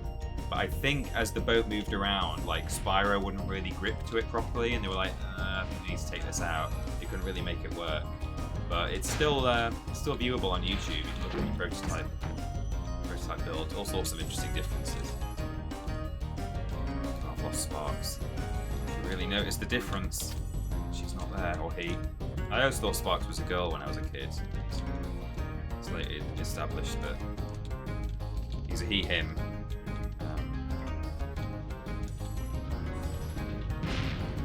Right, now here, so this level we can actually 100%, even though it's one of the last levels, it's possible to get everything, except, well, even from, so, these treasures. There are now these 3 boys standing on here. I wonder if I can see from this side. Oops, camera got stuck. So, there's 3 boys standing on the bridge there, you see. And behind them, there's a guy with a TNT. Yeah. Now, those TNT guys take 2 hits to kill. If we want the gem from him, that's the only gem we can't get easily. Everything else can be picked up using barrels and stuff in a clever way. The first hit you can get from him by charging into the TNT that's in his hand. He's holding a TNT, you can charge it, and he'll lose 1 hit point. Then he's standing around, he's got no TNT left. So then what you want to do ideally is knock that barrel next to him into him. Okay. And that is possible to do from this side, but first you would have to cross over there and destroy the TNT first, otherwise if you hit the silver barrel on him, it'll destroy the TNT and da-da-da-da. But it's easier to do it a different way, and that's what we're going to come back and do in a moment. That's if we can get past him without dying, because annoyingly, I can't. I was going to say, annoyingly, the checkpoint is just behind it there. So we'll just speed run through this now. Someone says in the chat, yes.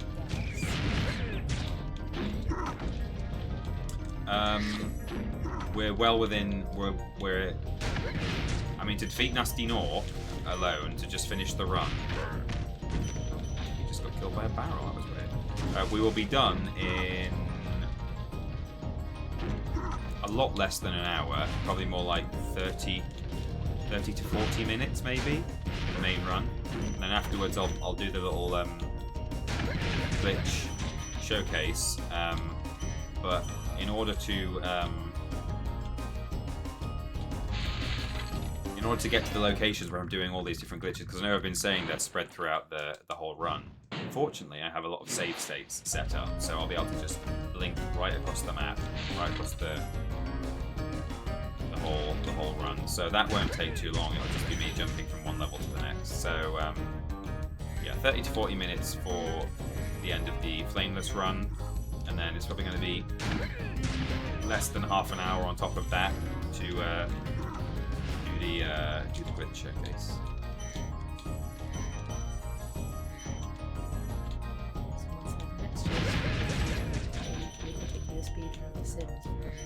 Yeah. Well, Ashton tried to. It's been really fun. Oh, good. Well, Ashton tried to do a death speed run in The Sims for Rules Boss. That's exclusive to Patreon. Not doing any major plugging at Patreon today, even though it's a charity stream, but just in case you're wondering where that is. Here's another fun example of not needing the key to open a chest.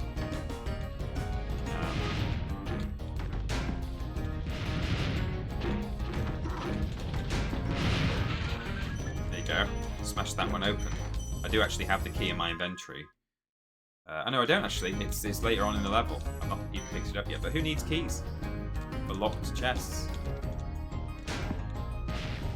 Oh, let's just set the fuse off. It's not actually going out. So, in theory, we should almost be there in terms of all the gems from this level. All that will be left is whatever the big guy up top drops, the guy who I talked about earlier, we need to kill with 2 barrels. It'll be a 2 or a 5. And we'll come back for him. It's a good glitch. You'll enjoy it. Now, nearly at the end of this level. And then we've got one more standard level, and then it is the Gnasty Gnorc boss fight.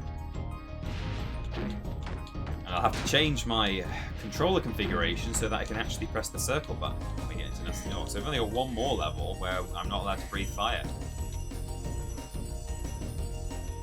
Okay, 385, 395, that sounds about right.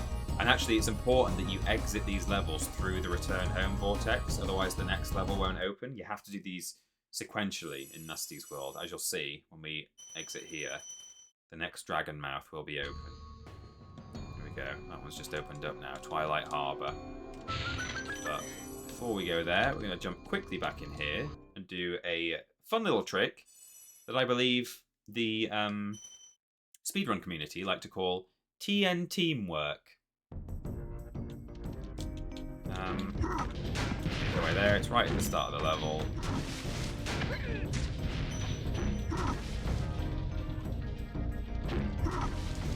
Here we go. So, oops. There we go. Just applied it a bit too soon there. Hey! Oh! Didn't guide myself in the air properly.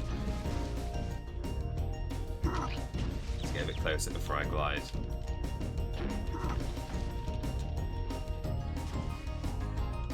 There we go. That is TN teamwork. We are now very much in a place we're not supposed to be. And it means that we can get to the end of the level. There's the level exit. So the people who are speedrunning to the end of this, doing the Vortex speedrun, where all the aim is just to get to the exit, this is what they do. They jump up here and they glide straight over there. But what I'm going to do, of course, is head back to that one man who we've not killed. I'm going to get him. I'm going to checkpoint at the dragon here, just in case we need to have another go. Oops. I'll do a in-game save as well, just to be safe. So, we get the first hit this way. Bonk.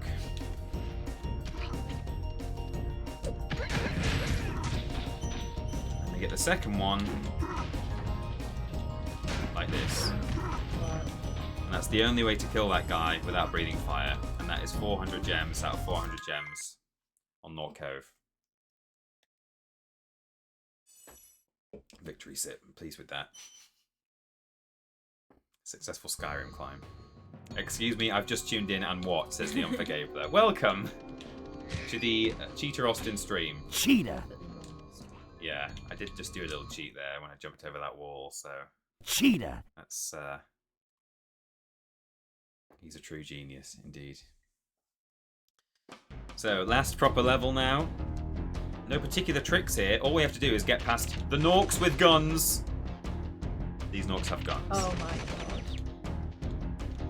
Just actual firearms, not stylized in any way. Just assault rifles. I like how Spyro withstood that though. Yeah, he did a good job, didn't he? Several times Yeah. Hey guys, I've also not game overed, which is quite nice. I've come close a couple of times, and treetops. It got a bit close. I got down to 0 lives, I think, at one point, but we're going to see one of my other favourite dragons today. Or specifically, so as I said, all the dragons in Gnasty's world are revisits of previous dragons we've seen. So design-wise, he's not anything impressive. It's not. We've seen him before, and he didn't, he didn't excite me in particular. But it's what he does when you free him in this level. It's the pose he does. He's not lying down, sadly. That would be nice. Thank you for releasing me. 78 dragons out of 80. Who'd have thought, just on paper, like, without thinking about it, without thinking about the details, who'd have thought you could actually free every dragon in Spyro the Dragon, i.e. the fire-breathing beast, without breathing fire? I think it's super fun. Okay, look at this guy's pose. He says, be on the lookout for Gnorc commandos, Spyro. Be on the lookout for Gnorc commandos, Spyro. It's the little hole. They better be on the lookout for me. Be on the lookout for Gnorc commandos, Spyro. What else is just joining the stream? Oh dear. The jump scare's crazy. Yeah. Welcome in, Lisa Lou. Or Liza Lou.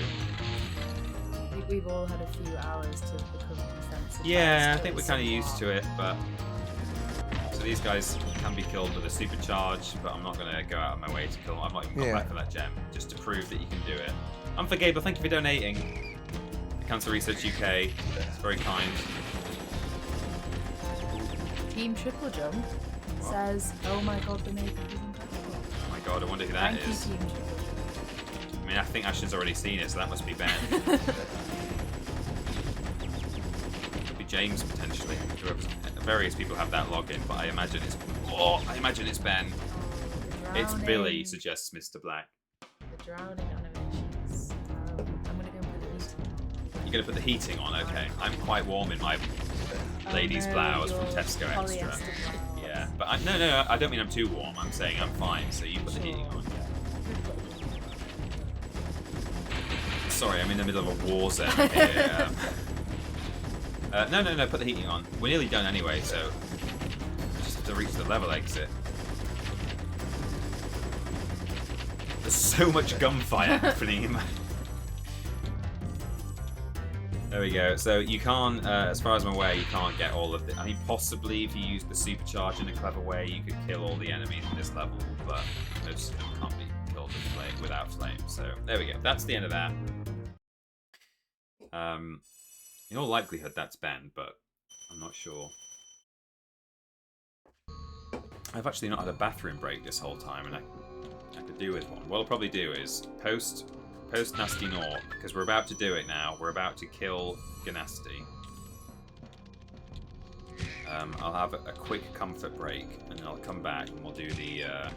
Amy can, if she's wanting, if she's getting peckish, she can perhaps go and get the Quiche Lorraine started.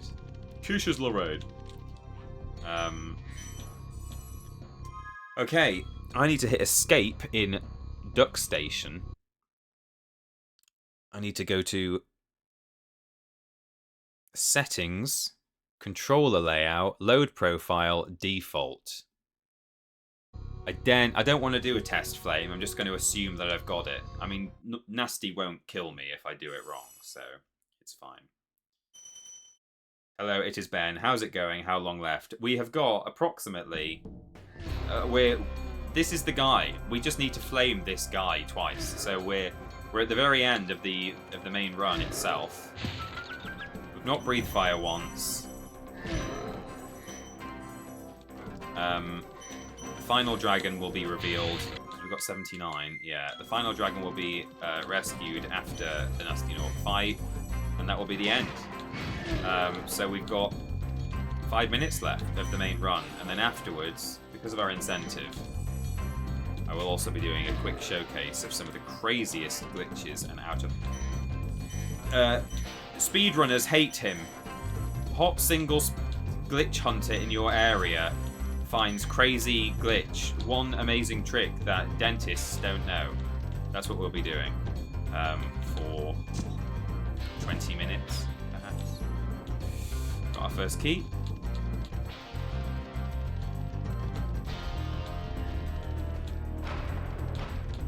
Oh no! I tried to manipulate that guy. If you charge to one side, they'll come out the wrong way. But actually, that's only really useful if you can breathe fire. Because then you can just flame him on the way past, but it's hard to charge him on the way past. Oh, he's come back down here. I think I can 100% this level, so it'd be nice to do it. Oops. There we go. Let's just go back and get the gems.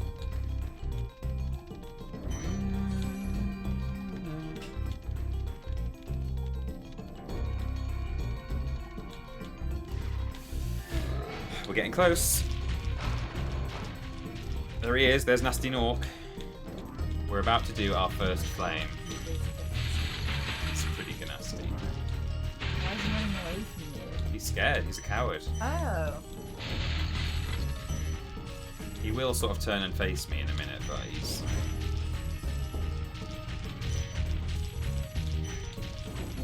There's some treasure there. First flame coming up. First one of the stream, if the button works. There it is. That's allowed. If we don't allow that, there's no point. It's a complete waste of time. That's legal. It's legal. We've got one more. I was saying it's like the Jack Sparrow run, we call it. You know when Jack Sparrow kept hold of that pistol? Do you remember? Pirates of the Caribbean? Maybe not. Vaguely. He was marooned on an island by his first mate, and his first mate gave him a pistol with one shot. I.e., when you've had too much, here's something you can do. Yeah. But he kept hold of it, made it off the island, kept it all through all of his adventures, and then shot Barbosa with the pistol. So that's what we do. We keep hold of our two flames, save them for the Gnorc himself. These platforms start moving in. I still vividly remember doing this for the first time as a kid. I was so excited and so stressed. Because I was a lot slower back then, and by the time I got here, it looked like it was like it was about this thin. I was going, oh, and I just made it. There it is. That is the almost flameless run of Spyro the Dragon. Start to finish, we only breathed fire twice, and we saved it all. Sorry I took so long. Sorry I took so long. Spyro, it only took me 5 hours. Gnasty Gnorc. Gnasty Gnorc. His toast. So Cheetah. now there's order again in Cheetah. the Dragon Kingdom? Well, Cheetah. mostly. I've still got some treasure to pick up. What will you do next? I'd say the sky's the limit. I'd say the sky's the limit. Can I skip the credits? Don't know if they're skippable. The emulator does have a fast forward option, but it feels like a shame to use emulator mechanics at this stage in the game when I've still got one final dragon to release as soon as I exit this level. So, hey, if you feel comfortable, I might have a quick toilet break. That's fine. And if you want to read the chat or read donations even. Yes, start ready. Yes, thank you. Just while the credits run. Never did this before, so. Hey, you've done it with me and you've done a great job of it. Backing him out. Hello, everyone. I'm now taking control. Right. I can't remember where we were up to with donations. So think we got up to Dad and Mum. So, Unforgabler, I hope I'm pronouncing that right. Thank you so much for the £2 donation. The comment, Mr. Austin, this is crazy. This is crazy. I don't know what's happening. This is crazy. I'm on the chat now. Congratulations both, but mainly Amy. Thank you. Yeah, I think I really carried this stream in some ways.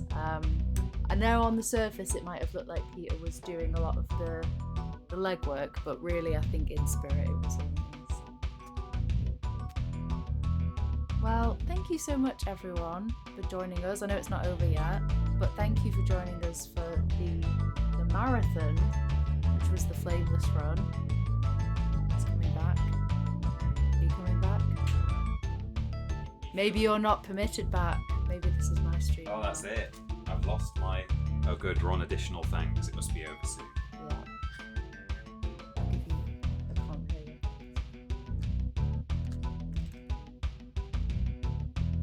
Just open the so we can see what's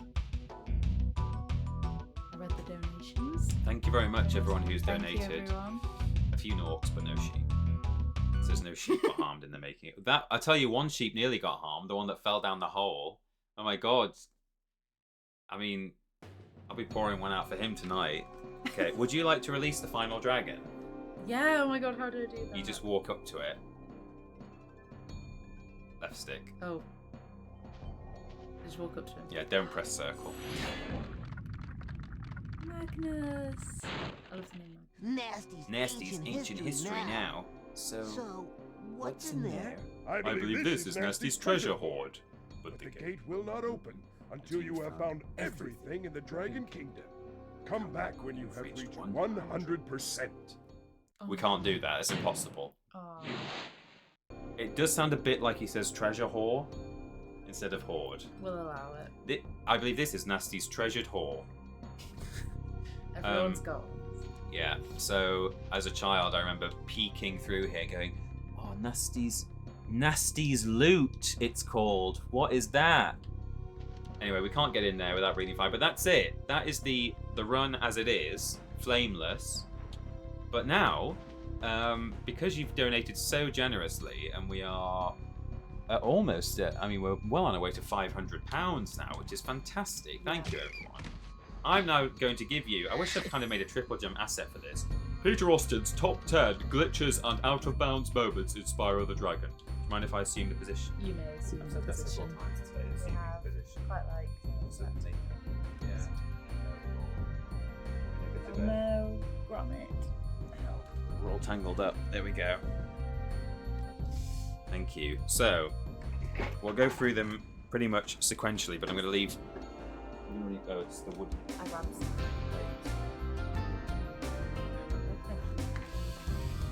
We will leave Town Square to the very end, so anyone who's familiar with what you can do in terms of out of bounds in Town Square might be a little bit excited by that. Or, well, you might not be, because you've probably seen it before, but let me bring up my notes. Notes are very much required.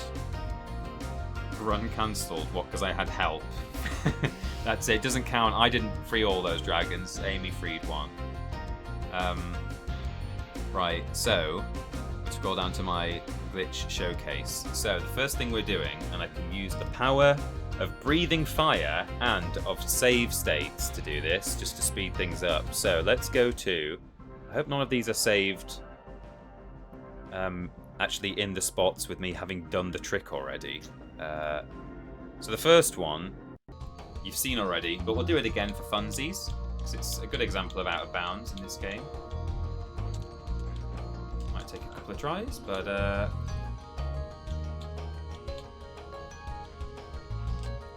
oh, I got up there, but I slipped off. I won't try this too many times because I have already done it, so if it's going to take all night, then we won't do it, but... Not quite, but that was an interesting wall glide instead. What are you trying to do, like glide off the... Yeah, you have to... So there's a single, pretty much a single polygon there, where if you do what's called a charge glide, where for a single frame you charge and then you start a glide. The charge gives you more momentum to your glide, so it makes your glide sort of faster and a bit sort of higher and longer, and that allows you to kind of slide your way up just a little bit of geometry. So there we go. That's how you get up here.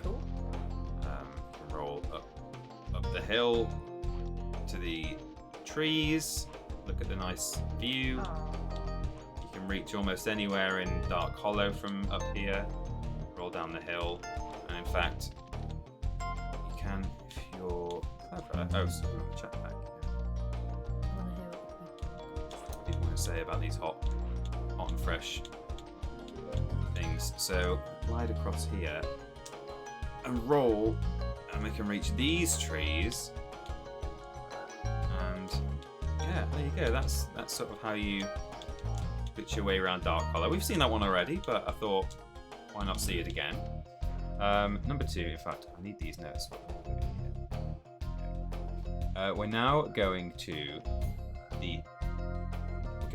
back to Peacekeepers. So I didn't show this. I alluded to this in the run at the time. Do we have anywhere? Yes. Okay, here we go. So here's where I did the wall glide. It's like memory lane, isn't it? Here's where I did the wall glide to get over here, and I failed it there. But that is how in my run. I'm gonna breathe fire. We're allowed to do it here. Just for speed. I need some health to do the trick. That is the way I did it in my Flameless run, which is now over, so stop complaining that I'm breathing fire. This is the Cannon Man. And normally you would just kill him and destroy that pillar there. It becomes a flat platform and you can make your way over there. But if you're still doing your Flameless run at this point and you want to know, how do I get up there without doing the wall glide? I hate wall glides. It's really quite easy. You stand here, you let him shoot you, and you charge into the wall just as the cannonball hits you. Hey! Look at that! And that is that kind of conservation of momentum, ramping up those sloped surfaces, and then you can make your way over here.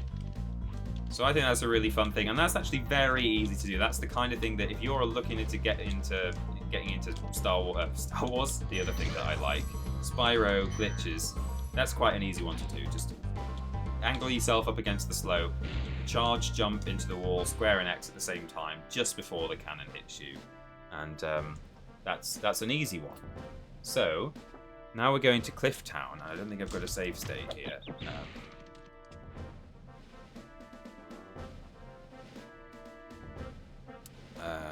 I might not do, but actually, it's probably going to be quicker and easier if I do it this way. I go to a state where I've already completed Cliff Town, because then there'll be the whirlwind that we need. I won't have to play all the way through the level. So, let's head down to the balloonist. To Peacekeepers. Thank you, Spyro, for recovering so many of our dragon eggs. Hop aboard to the Peacemakers if you know. Talk to me.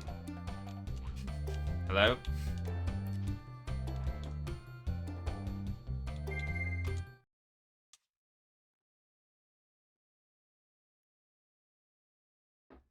Someone said, is this the fabled A-mate? It is. I'm just piecing this. I sure hope it is. I'm sorry. I'm not live on the internet with another woman. Yeah.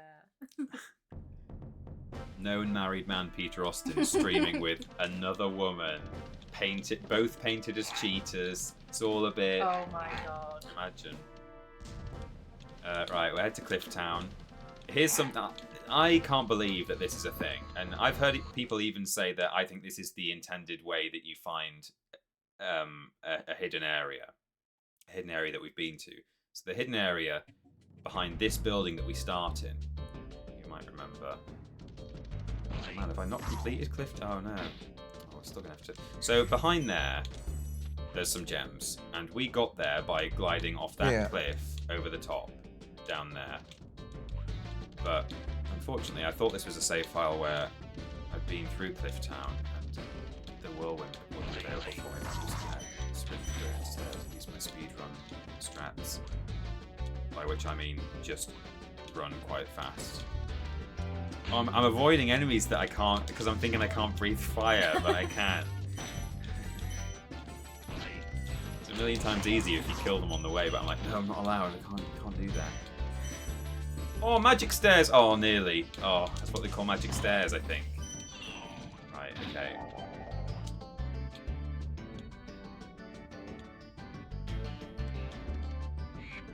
Maybe someone first thought you were doing a best friend stream with Ashton, your female best friend. Yeah, I mean, with the face paint, could be anyone, couldn't it?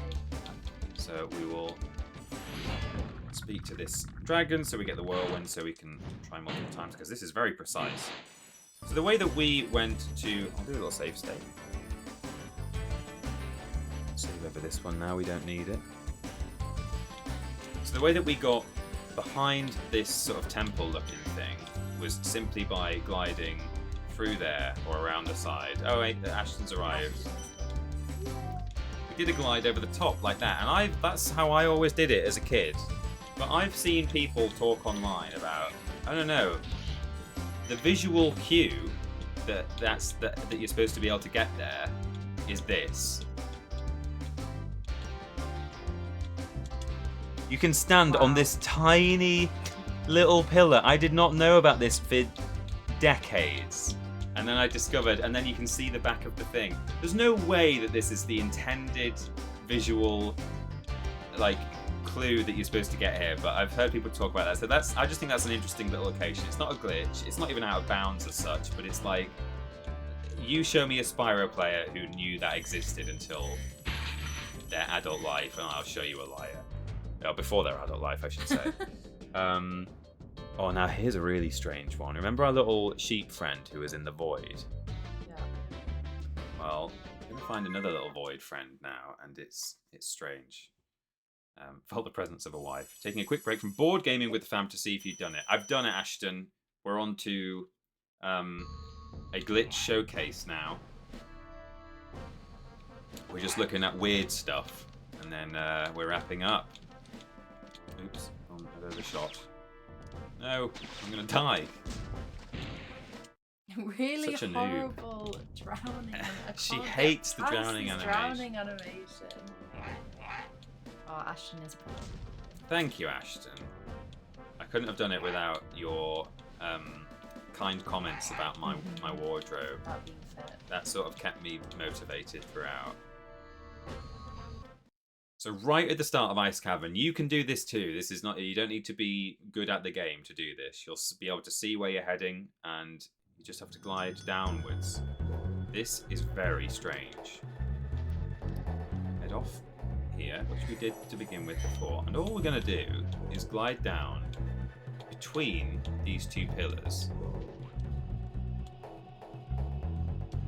Now, while we're down, I can't stand still. I have to hold X, and I'll do this like hopping, jumping, rolling thing. But while I'm doing that, you might see a bit of suspicious orb activity, as Derek Akora might call it. Look out. There, you see that? Look at that. Yeah, I see it. I see it all. Now that is a very people who really know all about all the enemies and items and stuff in Spyro will say, what is that? That is not a known, that is not a familiar entity. What it is, apparently, it's something to do with the stars in the sky above this level.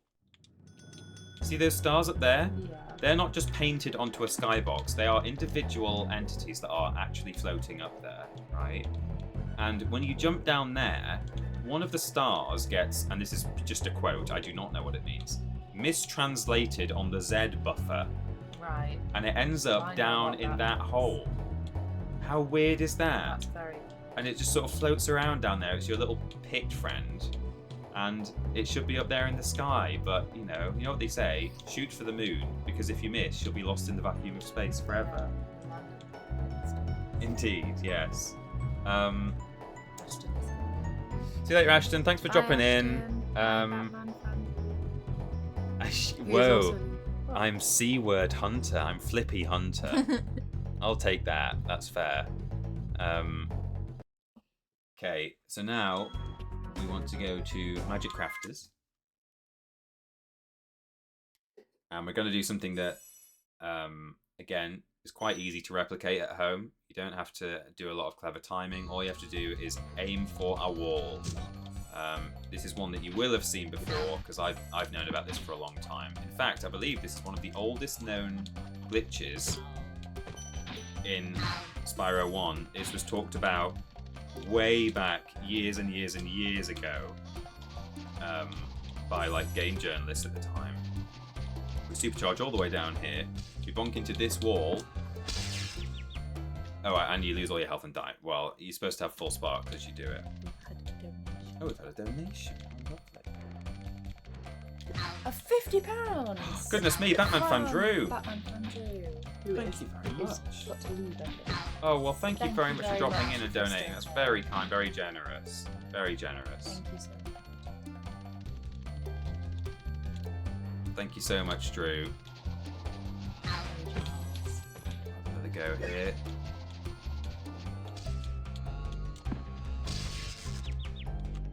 Now that wasn't a good one, but you can get some really big height off this glitch. We'll have one more go and try and get a big one.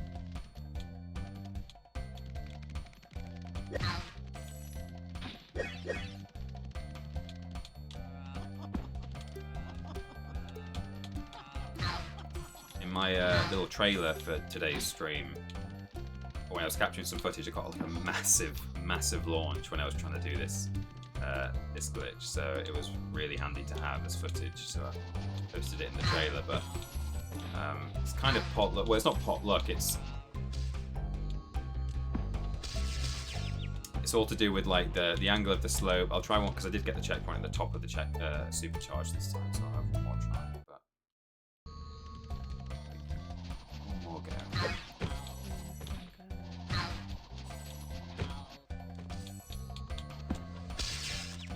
That's quite a big one.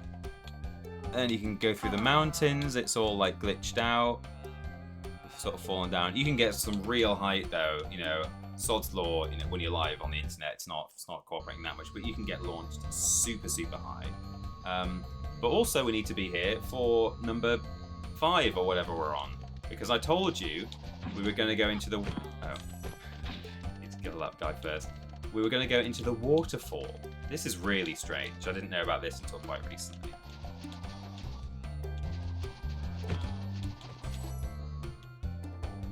Need to sort of bounce off the little curb here. Oh, that guy's going to be... Hang on, let's get the checkpoint again. I need to kill him and get the checkpoint so he doesn't keep respawning.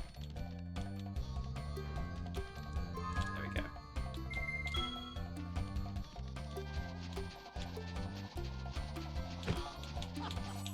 Oops, no, that's not right.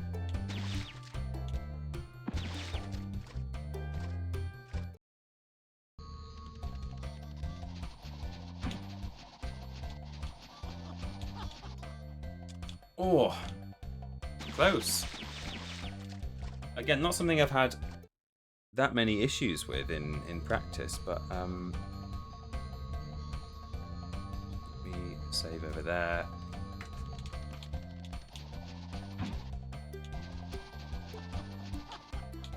There we go. And you can walk on it. It's solid, and you can get into this tiny cave. And actually, if you walk into it with the camera facing backwards, it's like if you can get the camera inside, then Spyro can walk. Oh no, I turned the camera around, but Spyro can kind of like walk right up to the camera. It's cute. But this is a really strange place. I didn't know you could get up here until, you know, only a few weeks ago, really.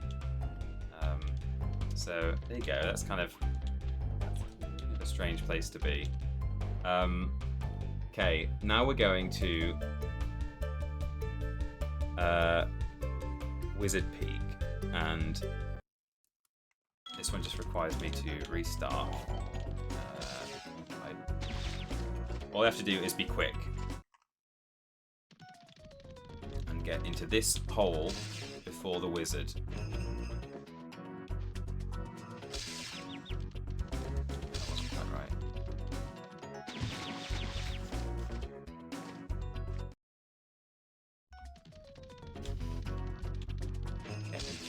Oops. Oh, there you go. And that is a quick way to get up onto this ledge. Normally you can't get up here without going all the way around here. But all you do is walk up to that wall, and that wizard is on the set path, and he will squeeze you, and the game does not know what to do. And it says, oh, send him up there. I don't know what to do. So that's a fun little one. I think that's kind of funny. Now we're getting into some serious business here. We're heading to Beastmakers.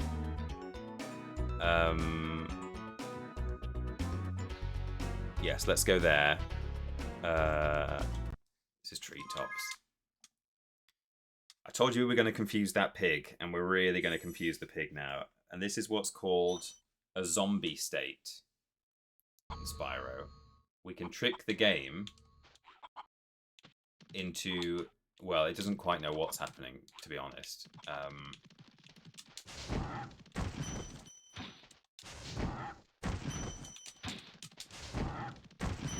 So we head down into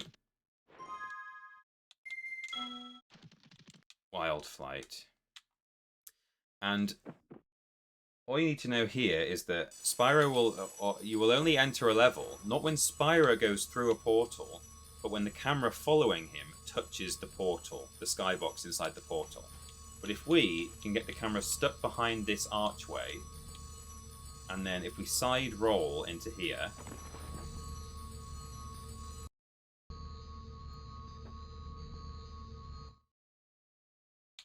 so what happened there is, I think it worked, we'll see. The Spyro rolled all the way through, and the camera followed him, and it didn't touch the portal. It went beyond the portal. It didn't know what... It was like, what's happening? And then Spyro flew down under the map and landed in the water and died and died and died multiple times. And if it's worked... Well, it didn't do it quite the way I've seen it work in the past. I can now walk on the water. No one can hurt me. Spyro is dead. He's legally dead. Oh my god. This pig, for example, if he tries to attack me, it doesn't do any damage to me. Wow. This pig gets very confused because the trigger for him to run round this island is either there or there. So you have to like step on that area. So if you just jump up here, he won't do anything because the game hasn't told him to attack. So he's like really confused. But you can also you can step under the trigger, and then he like pushes Spyro around, and there's some like really weird liminal space out here. It's very strange. It's just this endless like swamp. I mean, it's not endless. And then over here, you don't really notice these when you're playing the game, but there's these like treehouse things, and then these sets of torches just out in this. This is water. Don't forget. I'm walking on it now because I can't die, but. It's very strange here. Strange place to be. I've got no game sound. But... and the last thing I noticed when I was playing around with this the other day is it's quite easy to force yourself out under the world and again, sort of boundary break, get out of bounds. I mean, you just die, but if you squeeze Spyro down here, God. Oh, it's so unhappy. It's pushing me the wrong way. I'm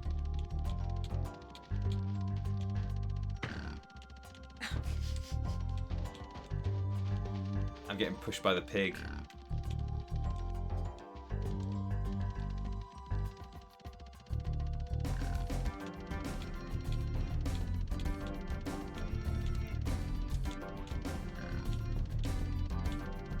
Well, I won't try too hard to get pushed through the world, but when I was messing around with it the other day, it happened to me like 4 times. Maybe the pig has to push me down. I don't know. Maybe that's not as easy to replicate as I thought, or maybe it's around the other side. I'll have one more go on the other side, but oh, it's so cross. So unhappy.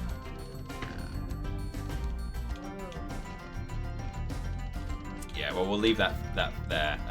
There is, well, in my experience, it was quite easy to fall through the world, but that's a very strange thing. Tiffy breaking up the mad stunts at this late hour. Yeah, I know. I wish all these were useful in the run and I could just include them, but they're not. Up next is Treetops Ledge Boost, which I showed you live. Actually, I didn't realise that was to save for this, but that's fine. Now we want the Icy Flight Dam Out of Bounds. This is cool. It's really cool. No problem, yeah. I think it's quiche time. It's quiche o'clock. It is, she says. So, we have to do this trick again, actually. Oh, I can't do it now when the chips are down. There we go. That's how you get over there without killing them. So to Icy Flight. Now this is true of all flight levels, actually, what I'm about to show you, which is simply that by mashing the flight button, well, so what am I trying to say? If you can find an upward slope at the height cap, so there's a height cap in the flight levels, can't fly above a certain height, but if you reach the height cap and then go to like a mountainside that extends above the height cap, it might be worth me actually just quickly completing Icy Flight so we've got no time limit. Once you've completed a flight level once through, you can play it endlessly with the timer ticks upwards rather than downwards, which is nice.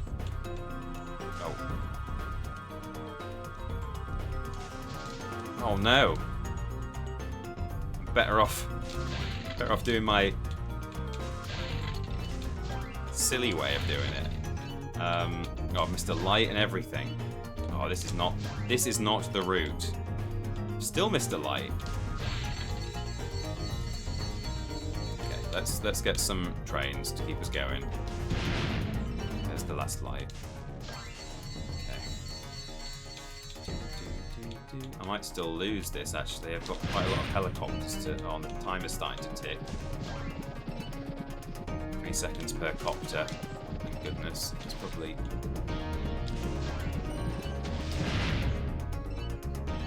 gonna make it through here. Start getting stuff before the clock runs out. How many more copters? 4, 3. Okay, we made it. Okay, so now we've got infinite time to slide back into frame. I'm so used to having my co-pilot with me. So here's an interest. That's fine. Let's jump back in. Interesting thing you can do in any flight level in this game, but I think probably the most interesting is in Icy Flight.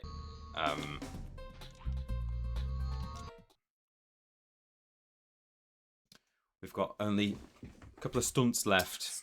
Stunts. So the clock's ticking upwards now, so that's fine. So we fly to the height cap. If we fly against a wall, normally Spyro's like, no, I can't go, and he'll flop. Like that. But you can easily start flying again by pressing the X button. Well, if you combine the two, and basically say, no, you're not allowed to flop, and you just force him. Isn't the best place to do it, actually.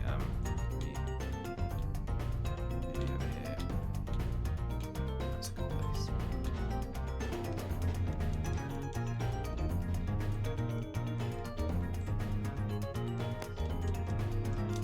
Then you can actually just reach the scenery, and as you can see, the game's not very happy. And interestingly, I've never really noticed this, but there's like a dam here with like a waterfall coming down on either side, and like when you look that way, like it only loads half of the world at one time. You can see how they manage the memory depending on where Spyro is. They're like, oh, we don't need that half loaded. And then, you know, you move across, it's like, oh, we need to load the other half. So it's just a strange place to be, and the game clearly doesn't like it. It's actually possible to head over this way, through this gap. You can just get fully out of bounds. We can fly on the outside of the map. We've fully boundary broken now. And fly under the map. I must have hit. Oh, I've game overed. I must have hit some sort of bottom barrier. Okay, well, I think we've only got a couple left. In fact, that's the last one before the big one I wanted to show you. Oh no, this is one more actually. So look away, everyone. You might wonder how I got up here. This isn't that easy to do every time, so I'm literally only going to have one more go at this, and if not, I'll just reload the save state and show you that you can get up there. But using exactly the same mechanics as I've used with the cannon and with those wizards who shot me up into Blowhard, by charging into a wall just as you get hit by a projectile, you can use the... No!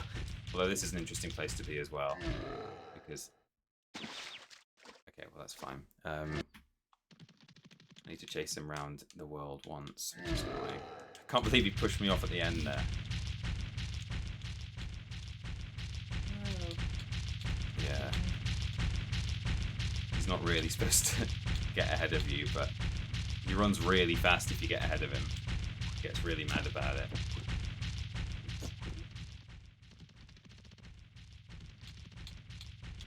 So I'll only have one go at this. Can't do it, I can't do it.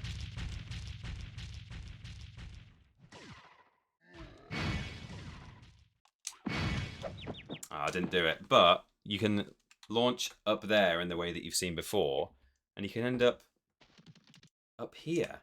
And this is not a level you normally really spend any time exploring, because it's a boss fight, it's a race, you're running around, but you can do all this platforming and stuff. It's very strange. And I believe in the prototype version of the game there was a bit more to this level, and there was more to explore and some strange stuff. And funnily enough, down here there's like a single metal square you can stand on, and you can't get out of here, and then it's just grape juice and you die. But now I'm going to show you what I think is easily the coolest thing about this game. I just need to be in the Artisans world. There we go. Or the most mind-blowing thing, particularly if you had this game as a child, because it involves a level that is in the first home world of the game. So it's a level that you will have gone to many times. You know, it's not like some end game level that as a child you never really got to explore anyway. This is somewhere that you've probably spent a lot of time in as a child if you were a fan of Spyro 1.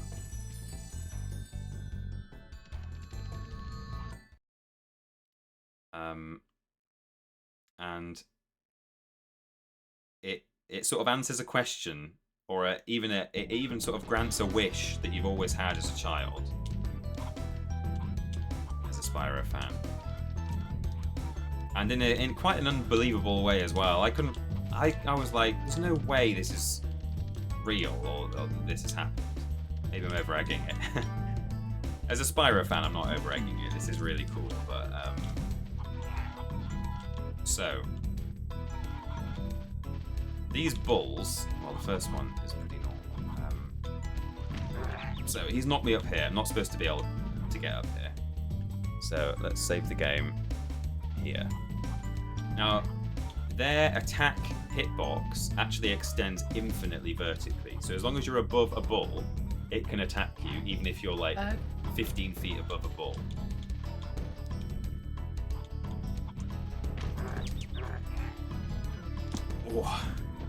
And you can use that to gain height and start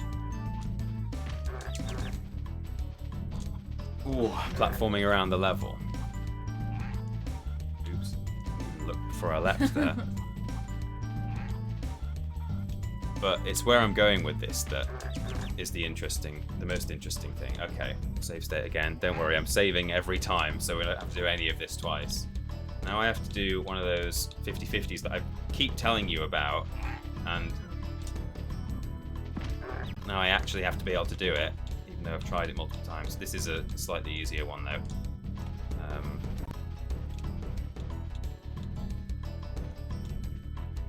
There we go, that's how you get up there. So just by spinning around you can actually get slightly more jump height. Normally you would not be able to jump up like that. And now from here we do the final. This is I'm aiming for that bull there. And it's worth it. It really is worth it. You get to do something that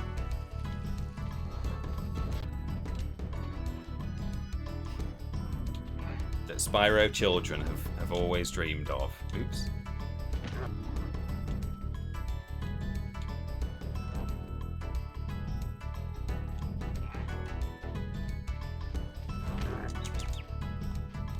Ooh, almost. We're aiming for that roof.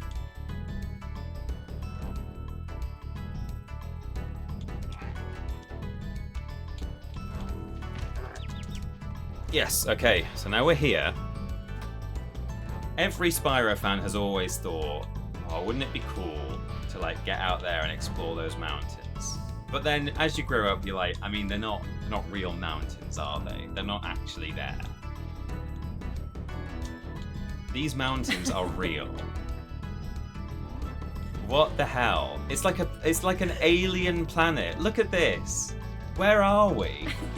How come you can get to the town? Are you laughing at like how trivial? I'm like, no. It's a childhood dream. Look how the textures are all warping. It's like so unhappy. It's like you're not supposed to be here. It's so strange, isn't it? And it's all got collision. See, that's the other thing. Yeah. Not only is it, because there's the skybox already, like this. So these are real things, and then beyond the skybox, beyond the physical mountains, there's this skybox anyway. They could have just had those fake mountains in the background, but they put these ones in.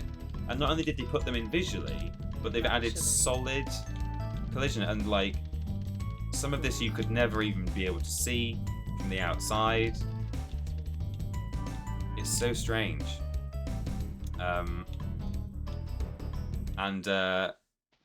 There's one other way that you can explore those mountains. Don't worry, this is very easy to do. This will be probably a first try thing, or very, very quick thing. So I can do a save state right before I try it. Should be able to get it first time. Excuse me. If you don't fancy doing all that platform, you can get close to the mountains. Not all the way there, but again, in kind of an interesting way. So there's a bull over here. Oh, hang on. I'm gonna have to do it from a fresh. I need the dragon to be present. Be one more minute of setup, but again, this is quite a fun thing. Mom, get the camera. Maybe it's stuff like that was left in the game after being originally cut. Oh my god! Yeah. Imagine Forgot Media. Originally, you were able to go over there. Bartek says no flipping way.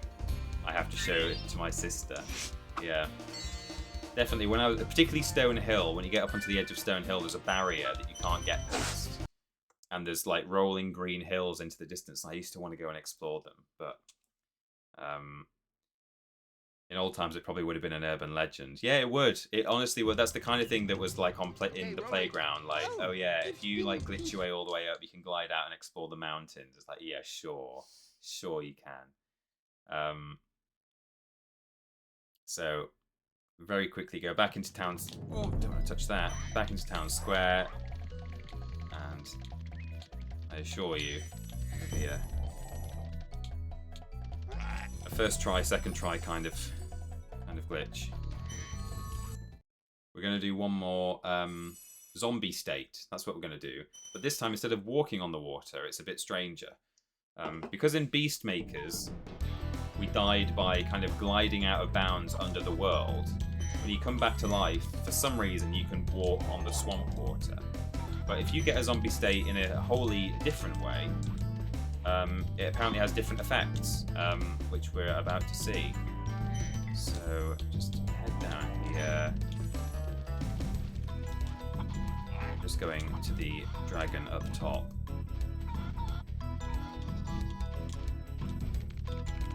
Excuse me, sir. I don't even want to kill you. It'll take longer to watch your animation than to just run past you. Stop! Okay.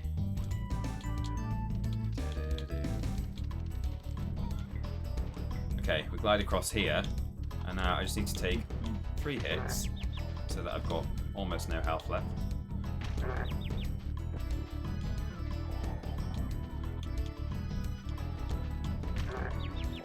Okay. And now,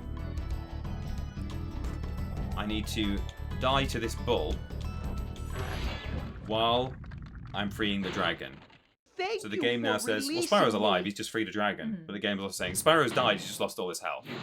Now, seemingly, Spyro's alive, Now, as with the pigs, this bull now can't kill me. But have a look at how this zombie state affects what happens when you land on water.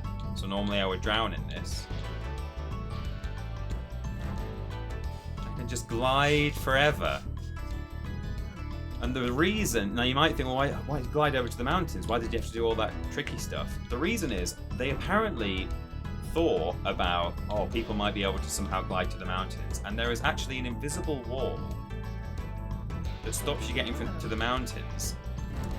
But the reason you're able to get past it and go to the mountains is because if you glide from high enough, the wall doesn't extend all the way up to the ceiling. So it only goes up a certain height, and from that building that I glided from, which is up there somewhere, you can just glide over the top of the wall to get to the mountains. Whereas if you're at ground level here, you can get pretty close, but it's about as close as you can get. So there we go. I now can't even pause the game because I'm a zombie. The game is soft locked forever, and Spyro will never stop gliding. So that's it. Thank you, everybody, for joining me and my lovely wife on a charity stream. We have raised so much money, over £500 for... We should check for donations, yeah, for messages. So we had Batman Fan Drew and Unforgably. Thank you once again to Batman Fan Drew for your very generous donation. We had some very big ones earlier as well. We've had some 25s, and we had Duag Goliath with 100, which is bonkers. So thank you to everyone who contributed to the stream, both in terms of course, primarily for raising money for a very good cause, but also for showing your support and you know, making us get painted up and do fun glitches and things like that. So I feel like I've ticked something off now. I've always wanted to do this in full, and also, you know, the added bonus of being able to nerd out about going to the mountains and stuff in Town Square. So finally, we got through Haunted Towers and we freed that dragon.